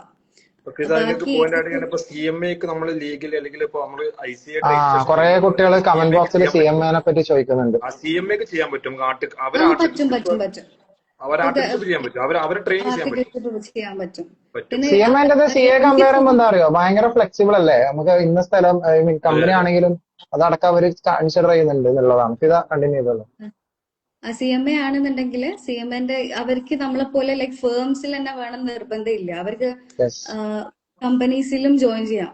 അപ്പം എന്റെ ഫ്രണ്ട് ഒക്കെ ആണെന്നുണ്ടെങ്കിൽ അവളിപ്പം ദുബായിലാണ് വർക്ക് ചെയ്യുന്നത് ഒരു കമ്പനിയിൽ. I guess ഓക്ക് സ്റ്റൈപ്പൻഡ് ആയിട്ട് 2500 3000 ഒക്കെ കിട്ടുന്നുണ്ട്. അപ്പം CMAs-ന് ഓപ്പർച്യൂണിറ്റീസ് ഉണ്ട് ഇവിടെ. അതൊന്നും ലൈക് ACC ആണെങ്കിലും CMA ഇന്ത്യ ആണെങ്കിലും CMA US ആണെങ്കിലും CA ആണെങ്കിലും ആരാണെങ്കിലും അതിൽ ഫസ്റ്റ് തിങ് നാട്ടിൽ നിന്ന് അപ്ലൈ ചെയ്താൽ നമുക്ക് കിട്ടാന്ന് പറയുന്നത് വെരി റയർ ആണ്. അപ്പൊ അത്രയ്ക്ക് നമുക്ക് കാരണം ക്വാളിഫൈഡ് ആണെങ്കിൽ പോലും അപ്പൊ ഇവിടെ വന്ന് 2 മാസത്തെ വിസിറ്റ് എടുത്ത് വന്ന് നിന്ന് എക്സ്പ്ലോർ ചെയ്യുക, എക്സ്പെക്ട് ചെയ്യരുത് മേ ബി വിസ റിന്യൂ വേണ്ടി വരും കാര്യങ്ങളൊക്കെയാണ്. നേരത്തെ ഫിദിയും ഫഹദും പറഞ്ഞ ആ ഗേൾസിന്റെ ഒരു ഫാക്ടറിലേക്ക് ഞാൻ വരാം. എന്നോട് പേഴ്സണലി പല ബോയ് ആർട്ടിക്കിൾസ് എന്നോട് പറഞ്ഞെന്താ അറിയോ, സാർ ഇവിടെ ഭയങ്കര ബുദ്ധിമുട്ടാണ് പെൺകുട്ടികളെ കൊണ്ട്, കാരണം അവർ സ്പൗസ് വിസയിൽ കയറും, 2 കൊല്ലത്തെ ആർട്ടിക്കിൾഷിപ്പിന്റെ അടക്കം അല്ലെങ്കിൽ 3 കൊല്ലത്തെ ആർട്ടിക്കിൾഷിപ്പിന്റെ അടക്കം അവരെന്ത് ചെയ്യും, 1 വർഷമാകുമ്പോൾ അവർ ഇറങ്ങും. കാരണം അവര് കമ്പനീനെയോ ഫേമിനെയോ ഡിപ്പെൻഡന്റ് അല്ലല്ലോ. അതുകൊണ്ട് ഇപ്പൊ ആർട്ടിക്കിൾസിന് അടുപ്പിക്കാത്ത ഫേംസ് ഉണ്ട് എന്നാണ് ബോയ്സ് പറയുന്നത്. നേരെ തിരിച്ച് ഗേൾസ് പറയുന്നത് വെച്ചാല്, എന്റെ ഒരു ഫ്രണ്ട് ഉണ്ട്, അവന്റെ വൈഫ് ഡോക്ടറാണ്. അപ്പൊ അവളുടെ ഇന്റർവ്യൂ ഒക്കെ കഴിഞ്ഞ് ഓൾമോസ്റ്റ് ഓഫർ ലെറ്റർ എത്തുമ്പോഴാണ് അവർ അറിയുന്നത് അവൾക്ക് ഒരു കുട്ടി ഉണ്ട് എന്നുള്ളത്. കാരണം കരിയർ ഗ്യാപ്പ് ആ സമയത്താണ് അവർ ചോദിച്ചത്. അപ്പൊ ചോദിച്ചു എന്താ കരിയർ ഗ്യാപ്പ് ചോദിച്ചാൽ പറഞ്ഞു കുട്ടിയുണ്ട്, ഇപ്പൊ 3-4 മാസമായ കുട്ടിയുണ്ടെന്ന് പറഞ്ഞു. അവര് എന്ത് ചെയ്തു, മറ്റേ വീൽ ഗെറ്റ് ബാക്ക് എന്ന് പറഞ്ഞ് റിജക്ട് ചെയ്തു. നിങ്ങൾ അത് ഗേൾസിന് ഉണ്ടാവുന്ന ഒരു മെറ്റേണിറ്റിയും മറ്റു കാര്യങ്ങളും പരിഗണിക്കാത്ത ആരുമുണ്ട്, കമ്പനീസും ഫേംസും കാര്യങ്ങളൊക്കെ ഉണ്ട്. അപ്പൊ അവിടെ ബ്രേക്ക് ഈവൺ ആയിട്ട് കുറെ കാര്യങ്ങളുണ്ട്. ബോയ്സിന് കുറെ പ്രശ്നങ്ങൾ ഇതേപോലെ തന്നെ വിസേന്റെ പ്രശ്നങ്ങൾ പറയാറുണ്ട്. ഗേൾസിന് ഇതേപോലുള്ള എന്താ പറയാ ഡിപ്പെൻഡൻസി അല്ലെങ്കിൽ ആ പറയുന്ന ലേറ്റ് നൈറ്റ് വർക്കുകൾ ഗേൾസിന് ചെയ്യാൻ പറ്റില്ല. ശരിക്കും പറഞ്ഞാൽ ജോബ് മാർക്കറ്റിൽ ഇപ്പൊ ഫിദ പറയുന്ന ആർട്ടിഫിഷ്യലിനെ പറ്റിയിട്ടാണ്, ഞാൻ പറയുന്നത് ജോബ് മാർക്കറ്റിൽ മെയിൽ ഫീമെയിൽ എന്ന് പറയുന്ന നല്ല ഡിസ്ക്രിപ്പൻസി ഉണ്ട്. ഫീമെയിലിനെ സംബന്ധിച്ചിടത്തോളം മെയിലിന്റെ ഹാഫിന്റെ താഴെ ഓപ്പർച്യൂണിറ്റീസ് വരുന്നുള്ളൂ. പക്ഷെ അവിടെയും അവർ കൺസിഡർ ചെയ്യുന്ന വേറെ കുറെ ഫാക്ടേഴ്സ് ഉണ്ട് എന്നുള്ളതാണ്. അപ്പൊ അത് അൺഫോർച്ചുനേറ്റ്ലി നമുക്ക് അതിലൊന്നും ചെയ്യാനൊന്നും പറ്റൂല. വന്ന് അപ്ലൈ ചെയ്യുക. കാരണം ഞാൻ കണ്ടിടത്തോളം ഇപ്പൊ ഇവിടെ വന്നിട്ട് പെൻഡിങ്ങിലുള്ള ആർട്ടിക്കിൾസിൽ കൂടുതലും ഗേൾസ് ആണ്. അപ്പൊ അവർക്ക് എന്തുണ്ട്, അതിന്റേതായ ബുദ്ധിമുട്ടുണ്ട് എന്നുള്ളതൊക്കെ ഒക്കെ ഒരു ഫാക്ടറാണ്. പിന്നെ ഇവിടെ UAE ലേബർ ലോ ഭയങ്കര സ്ട്രോങ് ആണ്. ഇവിടെ എപ്പോഴും ലൈക്ക് ഫീമെയിൽസിന് പ്രയോറിറ്റി കൂടുതലാണ്. UAE എന്ന് പറയുന്നത് ലൈക്ക് ലേഡീസിന് സേഫസ്റ്റ് കൺട്രിയാണ്, ഓൾ നോ. അതെ. അതുകൊണ്ട് തന്നെ എന്തെങ്കിലും ചെറിയ പ്രശ്നം വന്നു കഴിഞ്ഞാല് എന്തെങ്കിലും പറ്റുമോ എന്നുള്ള പേടിയുള്ള പാർട്ട്നേഴ്സ് എന്ത് ചെയ്യും, ലൈക്ക് ഗേൾസിനെ ഹയർ ചെയ്യുന്നത് കുറവുമാണ്. ഒരുപാട് ഞാൻ 1-2 ഫേംസ് കണ്ടു, ലൈക്ക് പെൺകുട്ടികളാണോ എന്നാ വേണ്ട, ചെറുക്കന്മാര് മതി എന്ന് പറയും. ചെറുക്കന്മാരെ വല്ല CV ഉണ്ടെങ്കിൽ സെൻഡ് ചെയ്യും, ഗേൾസ് ആണെങ്കിൽ സെൻഡ് ചെയ്യണ്ടെന്ന് പറയും. പക്ഷെ അങ്ങനെയും ഗേൾസിന് ഓൺ വിസ ഉണ്ടെങ്കിൽ വിസ ഉള്ളത് കൊണ്ട് ഹയർ ചെയ്യുന്ന ഫേംസും ഉണ്ട് എന്നുള്ളതാണ്. സോ അവിടെയൊക്കെ എന്തുണ്ട്, ഡിപ്പെൻസ് ഓൺ ഈച്ച് ഫേം അല്ലേ. firms. അതൊക്കെ ഒരു ലെക്കാണ്. അതെ. എവിടെ ഇപ്പൊ എന്റെ കേസിൽ നേരത്തെ സൽമാൻ സാർ പറഞ്ഞ പോലത്തെ ലെക്ക് ഉണ്ടായിരുന്നു. എന്റെ ഫാമിലി ഫസ്റ്റ് ആർട്ടിക്കിളാണ് ഞാൻ. അപ്പം ഇവർക്ക് അറിയണ്ടായിരുന്നില്ല ലൈക്ക് എങ്ങനെയാണ് ഒരു ആർട്ടിക്കിളിനെ മാനേജ് ചെയ്യേണ്ടത്. അതുകൊണ്ട് തന്നെ എനിക്ക് എല്ലാ വർക്കും കിട്ടിയിട്ടുണ്ടായിരുന്നു. എനിക്ക് എല്ലാ എക്സ്പോഷറും കിട്ടിയിട്ടുണ്ടായിരുന്നു. പിന്നെ എന്താ പറയാ, ഇപ്പൊ കൺസൾട്ടൻസിയിലാണെന്നുണ്ടെങ്കിലും ഇവിടുത്തെ ഫെഡറൽ ഗവൺമെന്റിന്റെ കൺസൾട്ടൻസിയിൽ ലൈക്ക് ജോയിൻ ചെയ്യാൻ പറ്റിയിട്ടുണ്ടായിരുന്നു. ഇവിടെ GCA പോയ സർവീസ് സമയത്ത് ലെവൽ അഗ്രിമെന്റിന്റെ ഒരു സംഭവം എന്നോട് ഫിദ പറഞ്ഞിട്ടുണ്ടായിരുന്നു അല്ലെ. വെറൈറ്റീസ് ആയിരുന്നു. ലൈക്ക് നമ്മുടെ ഗവൺമെന്റിന്റെ നാട്ടിലൊന്നും ഇല്ലാത്ത പോലെ ഫൈനാൻസ് പ്രോസസിങ്, SLA ഡ്രാഫ്റ്റിംഗ് എന്നൊക്കെ പറഞ്ഞിട്ട് variety works like audit, taxing അല്ലാണ്ട് അങ്ങനെ വെറൈറ്റി കൺസൾട്ടൻസി വർക്ക്സ്, ലൈക്ക് അതൊക്കെ CFA ലെവൽ വർക്ക്സ് ആണ്. അപ്പൊ അതിലൊക്കെ എനിക്ക് കയറാൻ പറ്റിയിട്ടുണ്ടായിരുന്നു. അതും ഞാനിവിടെ ഫസ്റ്റ് ആർട്ടിക്കിളായിരുന്നു. അതെനിക്ക് കിട്ടിയ അൽഹംദുലില്ലാ ആഡഡ് പക്ഷെ ആയിട്ടാണ് ഫസ്റ്റ് കിട്ടിയത്. ആർട്ടിക്കിൾ എന്ന് പറയുമ്പോൾ ഫിദ ആ ഒരു ഫേമിലേക്ക് എത്തിയതിനു ശേഷം ഫിദയിലൂടെയോ അല്ലെങ്കിൽ ഫിദ കണക്ട് ചെയ്തിട്ടോ ഒരുപാട് ആൾക്കാർ ഈ ഒരു ഇതിലേക്ക് വന്നിട്ടുണ്ട് എന്നുള്ളത് വലിയൊരു ഫാക്ടറാണ്. അപ്പൊ നമ്മളെപ്പോഴും റിസ്ക് എടുക്കേണ്ട വരും, ഇനീഷ്യേറ്റീവ് എടുക്കേണ്ടി വരും. ഒരു കാര്യം എനിക്ക് ആഡ് ചെയ്യാനുള്ളത്, പണ്ട് ബാംഗ്ലൂരൊക്കെ ചെയ്യുന്ന സമയത്ത് ആർട്ടിക്കിൾഷിപ്പ് ചെയ്യുന്ന സമയത്ത് തന്നെ ചെഗ് പോലുള്ള അക്കൗണ്ടിങ് മറ്റേ ഇതിലൊക്കെ വർക്ക് ചെയ്തിട്ട് സൈഡ് ഇൻകം ഉണ്ടാക്കുന്ന ആൾക്കാരുണ്ട്. യെസ് ക്വസ്റ്റ്യൻ ആൻസർ ചെയ്തിട്ട്. അപ്പൊ എന്റെ ഒരു ജൂനിയർ ഉണ്ട്, അവന് CA ഫൈനലുള്ള കുട്ടികൾക്ക് എന്ത് ചെയ്യും, ടെലിഗ്രാം ഗ്രൂപ്പിലൂടെ ആൻസർ കൊടുത്തിട്ട് പൈസ ഉണ്ടാക്കുന്ന ആളുണ്ട്. UAE തന്നെ വർക്ക് ചെയ്തിട്ട് സൈഡായിട്ട് ഇതേപോലെ വർക്ക് ചെയ്തിട്ട് പൈസ ഉണ്ടാക്കുന്ന ആൾക്കാരുണ്ട്. സോ ഇതൊക്കെ കുറെയൊക്കെ നമ്മൾ എത്രത്തോളം അപ്സ്കിൽ ചെയ്യാൻ എന്താ പറയുക, റിസ്ക് എടുക്കാൻ ആഗ്രഹിക്കുന്നു എന്നുള്ളതിനെ ബേസ് ചെയ്തിട്ടൊക്കെ നമ്മുടെ കരിയർ അവിടെ എന്താണ് ഡിപ്പെൻഡ് ആയ കുറെ കാര്യങ്ങളുണ്ട്. അപ്പൊ ഇതൊക്കെ അതിന്റെ ഒരു ഫാക്ടർ ആണെന്നുള്ളതാണ്. അതെ. ഓക്കെ ഫിദ, പിന്നെ ഇതിൽ ആഡ് ഓൺ ചെയ്തിട്ട് എനിക്കൊരു പോയിന്റ് ചോദിക്കാം. എനിക്ക് തോന്നുന്നു ഫിദ ലിങ്ക്ഡിൽ കണക്ഷന്റെ ഒരു കുറച്ചുകൂടി ഒരു പ്രോബബിളി അത് പറയാൻ പറ്റും തോന്നുന്നു. ലിങ്ക്ഡിൽ എങ്ങനെ കണക്ട് ചെയ്യുന്നത് UAE അത് ഫിദ ലിങ്ക്ഡിനില് നമ്മള് ഫസ്റ്റ് ഒരു ലിസ്റ്റ് ഓഫ് ലൈക്ക് എന്താ പറയുക ഫേംസിന്റെ ലിസ്റ്റ് എടുക്കാം. ഇവിടെ UAE ആർട്ടിക്കിൾഷിപ്പ് പ്രൊവൈഡ് ചെയ്യുന്ന ലിസ്റ്റ്. ഇപ്പൊ നമുക്കാണെന്നുണ്ടെങ്കിൽ ഇപ്പൊ നമ്മൾ കമ്മ്യൂണിറ്റി സ്റ്റാർട്ട് ചെയ്തിട്ടുണ്ട്. GCC ആർട്ടിക്കിൾസിന്റെ ഒരു കമ്മ്യൂണിറ്റി ഉണ്ട്. ലൈക്ക് അത് അബൂക്കർ സാറിന് ടെക്സ്റ്റ് ചെയ്ത് കഴിഞ്ഞാൽ ലൈക്ക് എന്ത് ചെയ്യും, ആ ഗ്രൂപ്പിലേക്ക് ആഡ് ആവും. ആ ഗ്രൂപ്പിലേക്ക് ആഡ് ചെയ്ത് കഴിഞ്ഞാല് നമുക്ക് ഈ ലൈവ് കഴിഞ്ഞിട്ട് എനിക്ക് തോന്നുന്നു അതിന്റെ ലിങ്ക് ഒന്നുകൂടി ഒന്ന് സ്റ്റോറി ആക്കാം. Better definitely. അപ്പോ നമുക്ക് അതിൽ തന്നെ നമ്മൾ ലിസ്റ്റ് ഉണ്ടാക്കിയിട്ടുണ്ട്. അവിടെ ഓൾറെഡി ആർട്ടിക്കിൾസ് എല്ലാരും കൂടിയിട്ട് അവരവര് ചെയ്യുന്ന ആർട്ടിക്കിൾഷിപ്പ് ഉള്ള ഒരു ലിസ്റ്റ് ഉണ്ട്. അപ്പൊ ആ ലിസ്റ്റ് നിങ്ങൾ എടുത്തിട്ട് എന്താ ചെയ്യാ, അവിടെ അതിന്റെ പാർട്ട്നേഴ്സ് ഉണ്ട്, അല്ലെങ്കിൽ അതിന്റെ സീനിയർ ഓഡിറ്റേഴ്സ് അല്ലെങ്കിൽ അതിന്റെ സീനിയർ ലെവലിലുള്ള ആൾക്കാരെ ലിങ്ക്ഡിനിൽ സെർച്ച് ചെയ്യാം. എന്നിട്ട് കണക്ഷൻ റിക്വസ്റ്റ് അയക്കാം. എന്തായാലും ഓൾമോസ്റ്റ് എല്ലാവരും കണക്ഷൻ അക്സെപ്റ്റ് ചെയ്യും. മെസ്സേജ് അയക്കാം. എന്റെ മെസ്സേജ് അയച്ചിട്ട് ഇങ്ങനെ ആർട്ടിക്കിൾഷിപ്പിന് വരാണ്, വന്നിട്ടുണ്ട്, ഇങ്ങനെയാണ് അവസ്ഥ എന്ന് പറഞ്ഞു കഴിഞ്ഞാല് എനിക്ക് ഉറപ്പാണ് ഒരു 10 ആൾക്ക് അയച്ചിട്ടുണ്ടെങ്കിൽ ഒരു 6 പേരെങ്കിലും നമുക്ക് റിപ്ലൈ തരും. അതിൽ നമ്മൾ പിന്നെ നമ്മളെ റെസ്പോൺസ് എങ്ങനെയാണ്, എന്താ പറയാ ഇതുപോലെ ഇരിക്കും. നമ്മൾ എങ്ങനെയാണോ നിൽക്കുന്നത് അതുപോലെ നമുക്ക് ഇന്റർവ്യൂസ് കിട്ടും. അവര് നമ്മളെ റെഫർ ചെയ്യും, പിന്നെ നമ്മളെ ഹെൽപ്പ് ചെയ്യും. ഇൻ കേസ് അവരെ ഫേമിൽ ഇല്ലെങ്കിൽ അവരെ ഫ്രണ്ട്സ് വർക്ക് ചെയ്യുന്ന ഫേംസിൽ ഉണ്ടെങ്കിൽ അവരെ ഹെൽപ്പ് ചെയ്യും. അങ്ങനെയൊക്കെയാണ് ലിങ്ക്ഡിൻ വർക്ക് ചെയ്യുക. ലൈക്ക് ഇവിടെ UAE വരികയാണെന്നുണ്ടെങ്കിൽ നിങ്ങൾ ലിങ്ക്ഡിൻ പ്രൊഫൈൽ മസ്റ്റ് ആയിട്ട് അപ്ഡേറ്റ് ചെയ്യുക. അതാണ് എനിക്ക് പറയാനുള്ളത്. പിന്നെ വരുന്നതിന് മുന്നേ നിങ്ങളെ ലാസ്റ്റ് സർട്ടിഫിക്കറ്റ് അറ്റസ്റ്റ് ചെയ്ത് വെക്കുക. ലൈക്ക് +2 ആണെങ്കിൽ +2, അല്ലെങ്കിൽ ഡിഗ്രി ആണെങ്കിൽ ഡിഗ്രി അറ്റസ്റ്റ് ചെയ്ത് വെക്കുക. കാരണം പിന്നെ ഈ വിസ എടുക്കുന്ന സമയത്ത് നമുക്ക് ഈ അറ്റസ്റ്റഡ് സർട്ടിഫിക്കറ്റ് വേണം ലൈക്ക് നമ്മള് സബ്മിറ്റ് ചെയ്യാൻ വേണ്ടിയിട്ട്. ഒരുപാട് പേർക്ക് ഇത് അറിയില്ല. ഇവിടെ വന്നതിന് ശേഷമാണ് അവർ അറിയുന്നത് അറ്റസ്റ്റ് ചെയ്യണം എന്നുള്ള കേസ്.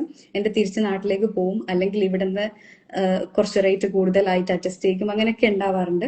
അതൊന്നും ഇല്ലാണ്ടിരിക്കാൻ വേണ്ടി ആദ്യം വരുന്ന ആൾ എന്ത് ചെയ്യുക, ഫസ്റ്റ് അറ്റസ്റ്റ് ചെയ്ത സർട്ടിഫിക്കറ്റ് എടുക്കാം. പിന്നെ എന്ത് ചെയ്യാ, ഇതുപോലെ ലിങ്ക്ഡിൻ ത്രൂ കണക്ട് ചെയ്യുക. ലിങ്ക്ഡിൻ പ്രൊഫൈല് ക്ലീൻ ആക്കി വെക്കുക, ലൈക്ക് കുറച്ച് നീറ്റാക്കി വെക്കുക. ആൾക്കാർക്ക് കണക്ഷൻ റിക്വസ്റ്റ് അയക്കുക, റെഫറൻസ് പറയാം. ഓൾമോസ്റ്റ് എല്ലാവരും ഹെൽപ്പ് ചെയ്യും. ഞാൻ UAE കണ്ടിരിക്കുന്നതെന്ന് വെച്ചാൽ UAE എല്ലാവരും ഹെൽപ്പ് ചെയ്യും. ഭയങ്കര ഹെൽപ്പിംഗ് മെന്റാലിറ്റി ഉണ്ട് എല്ലാവർക്കും. ഇപ്പൊ ഞാനൊക്കെ വരുന്ന സമയത്ത് നിന്നാണെങ്കിൽ നമ്മൾ ഈ പറഞ്ഞ പോലെ ഫ്രണ്ട്സിനെ കണക്ട് ചെയ്ത് ഫ്രണ്ട്സിന്റെ ഫ്രണ്ട്സ് ആ ഒരു ചെയിൻ അങ്ങനെ പോയിട്ടാണ് നമ്മൾ ഒരു റെഫറൽ എടുക്കുന്നുണ്ടാവുക. പക്ഷെ ഇപ്പൊ ഇത് കുറച്ചും കൂടി സിമ്പിൾ ആണ്. നമുക്ക് ആ ഒരു കമ്മ്യൂണിറ്റി ഉള്ളതുകൊണ്ട് ആ വാട്സപ്പ് ഗ്രൂപ്പിൽ ഇട്ടാൽ മതി. ഇന്ന ഫേമിനെ പറ്റിയിട്ട് ആർക്കെങ്കിലും അറിയോ, എന്താണ് അഭിപ്രായം, ആരെങ്കിലും വർക്ക് ചെയ്തിട്ട് ഒരൊറ്റ മെസ്സേജ് മതി, എല്ലാരും പറഞ്ഞു തരാൻ അവിടെ ആൾക്കാർ റെഡിയാണെന്നുള്ളതാണ് ഇപ്പൊ. ആൾക്കാർക്ക് അവരുടെ ഫേമിലേക്ക് ഇനി ആൾക്കാരെ എന്ത് ചെയ്യുന്നുണ്ട്, കയറ്റാൻ ആഗ്രഹം ഉണ്ട് എന്നുള്ളതാണ് ഒരു കമ്മ്യൂണിറ്റി എന്നുള്ള സംഭവം. ഉണ്ട്. പിന്നെ ആരെങ്കിലും ഉണ്ടെങ്കിൽ CV അയച്ചു ഇങ്ങോട്ടേക്ക് വരുന്ന സിറ്റുവേഷനും ഉണ്ട്.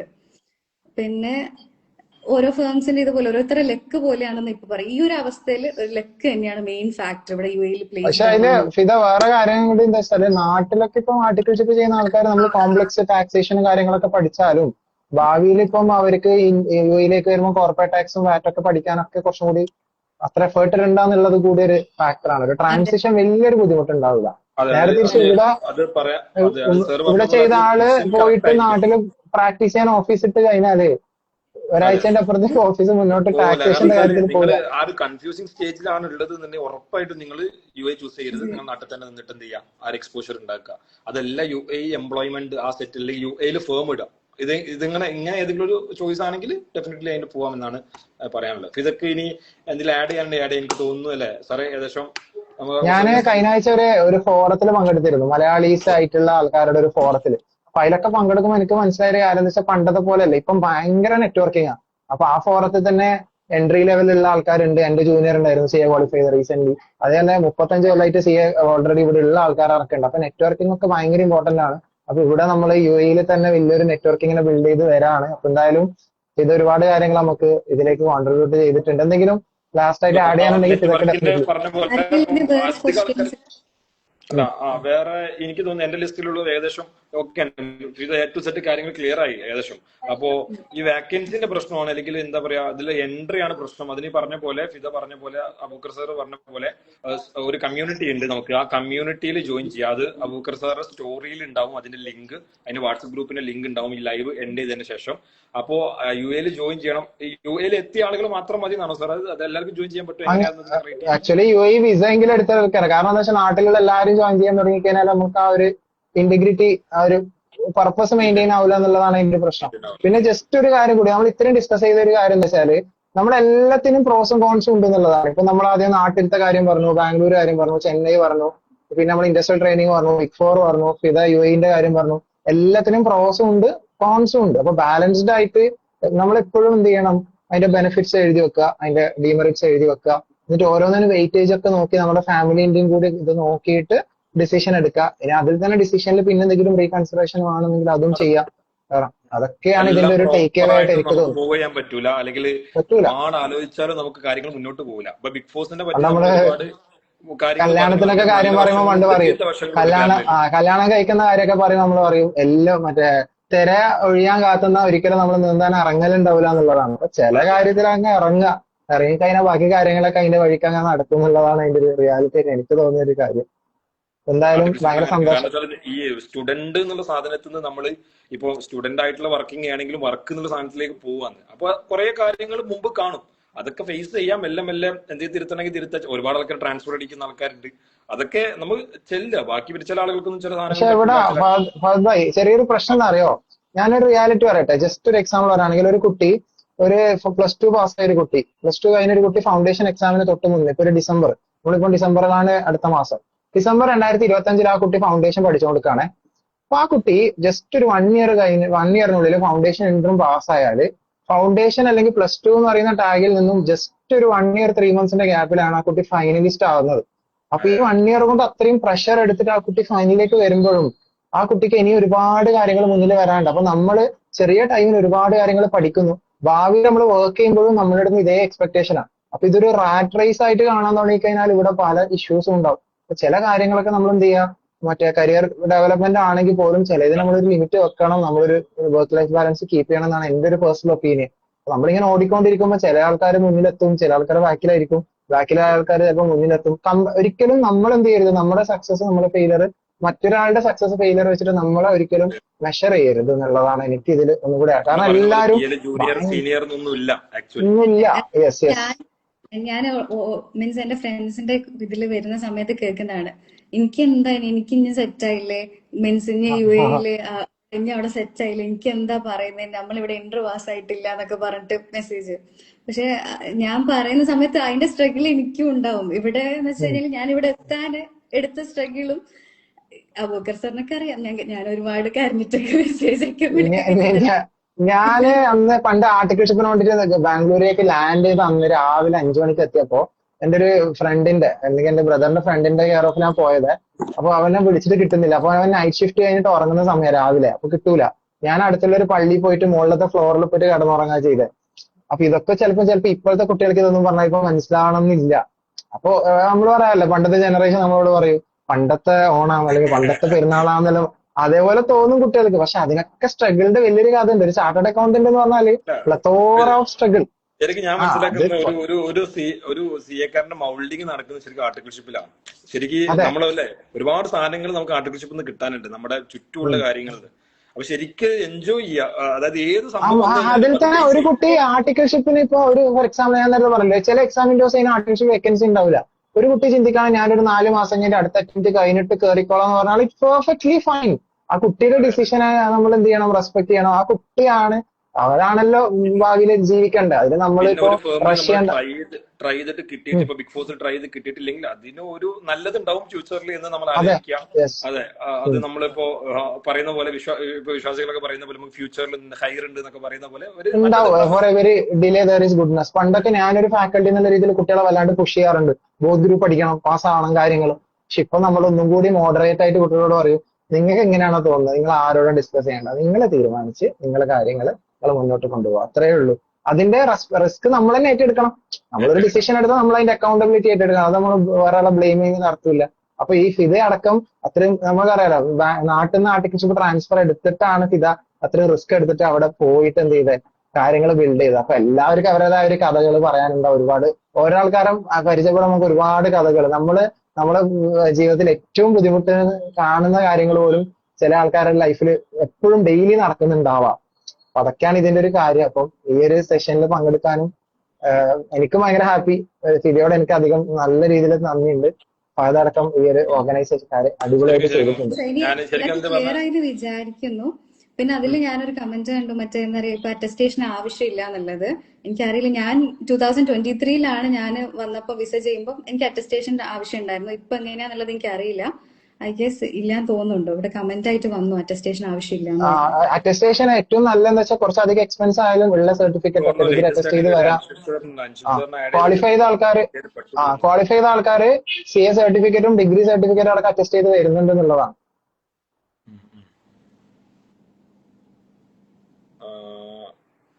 പിന്നെ അതിൽ വേറെ കാര്യം കൂടി, ലാസ്റ്റ് ഒരു കാര്യം കൂടി എനിക്ക് പറയാനുള്ളതെന്ന് വെച്ചാല്, ഞാൻ പണ്ട് ഫൗണ്ടേഷനിലൊക്കെ പഠിപ്പിച്ച് ഇന്ററിലൊക്കെ പഠിപ്പിച്ച കുട്ടികളുടെ ക്ലാസ്സിലൊക്കെ ഭയങ്കര എന്താ പറയാ ജോളിയായിട്ടും അല്ലെങ്കിൽ കുറെ ടൈം എടുത്തിട്ടായിരിക്കും ഇവർ പഠിക്കുക. കുറെ ടൈം എടുത്ത് പഠിക്കും. നമ്മളൊക്കെ വിചാരിക്കും ഇവരെങ്ങനെ ഇവർ മൊണ്ണകളാണോന്നൊക്കെ ചിന്തിക്കുക. പക്ഷെ ഇപ്പം കാണുന്ന വെച്ചാൽ അവരൊക്കെ UAE ആർട്ടിക്കിൾഷിപ്പ് ചെയ്യുന്നു, കോർപ്പറേറ്റ് ടാക്സിനെ പറ്റിയിട്ട് സെഷൻസ് എടുത്തു തുടങ്ങി, അല്ലെങ്കിൽ ആൾക്കാർക്ക് ഇതിനെപ്പറ്റി പറഞ്ഞൊക്കെ തുടങ്ങി. അപ്പൊ ആ ട്രാൻസിഷൻ ഒക്കെ ഭയങ്കര സന്തോഷമാണ്. അപ്പൊ അങ്ങനെ കുട്ടികൾ അപ്ഗ്രേഡ് ചെയ്തുകൊണ്ടിരിക്കുന്നുണ്ട്, അപ്സ്കില് ചെയ്തുകൊണ്ടിരിക്കുന്നുണ്ട്. അപ്പൊ ഇതൊക്കെ സന്തോഷമുള്ള കാര്യങ്ങൾ തന്നെയാണ്. അപ്പൊ എല്ലാവരും പ്രൊഫഷണലിയും പേഴ്സണലിയും ഗ്രോ ചെയ്യട്ടെ. ഈ ഒരു സെഷൻ കണ്ടക്ട് ചെയ്തതിനൊക്കെ സന്തോഷം. ഓക്കെ, എനിവേ ഇതിപ്പോ നമുക്ക് എനിക്ക് തോന്നുന്നു എല്ലാവരും ക്ലിയർ ആയിട്ടുണ്ട് തോന്നുന്നു. ഇനി ഫർദർ ആയിട്ട് ഫിദനെ നിങ്ങൾക്ക് കോൺടാക്ട് ചെയ്യാം.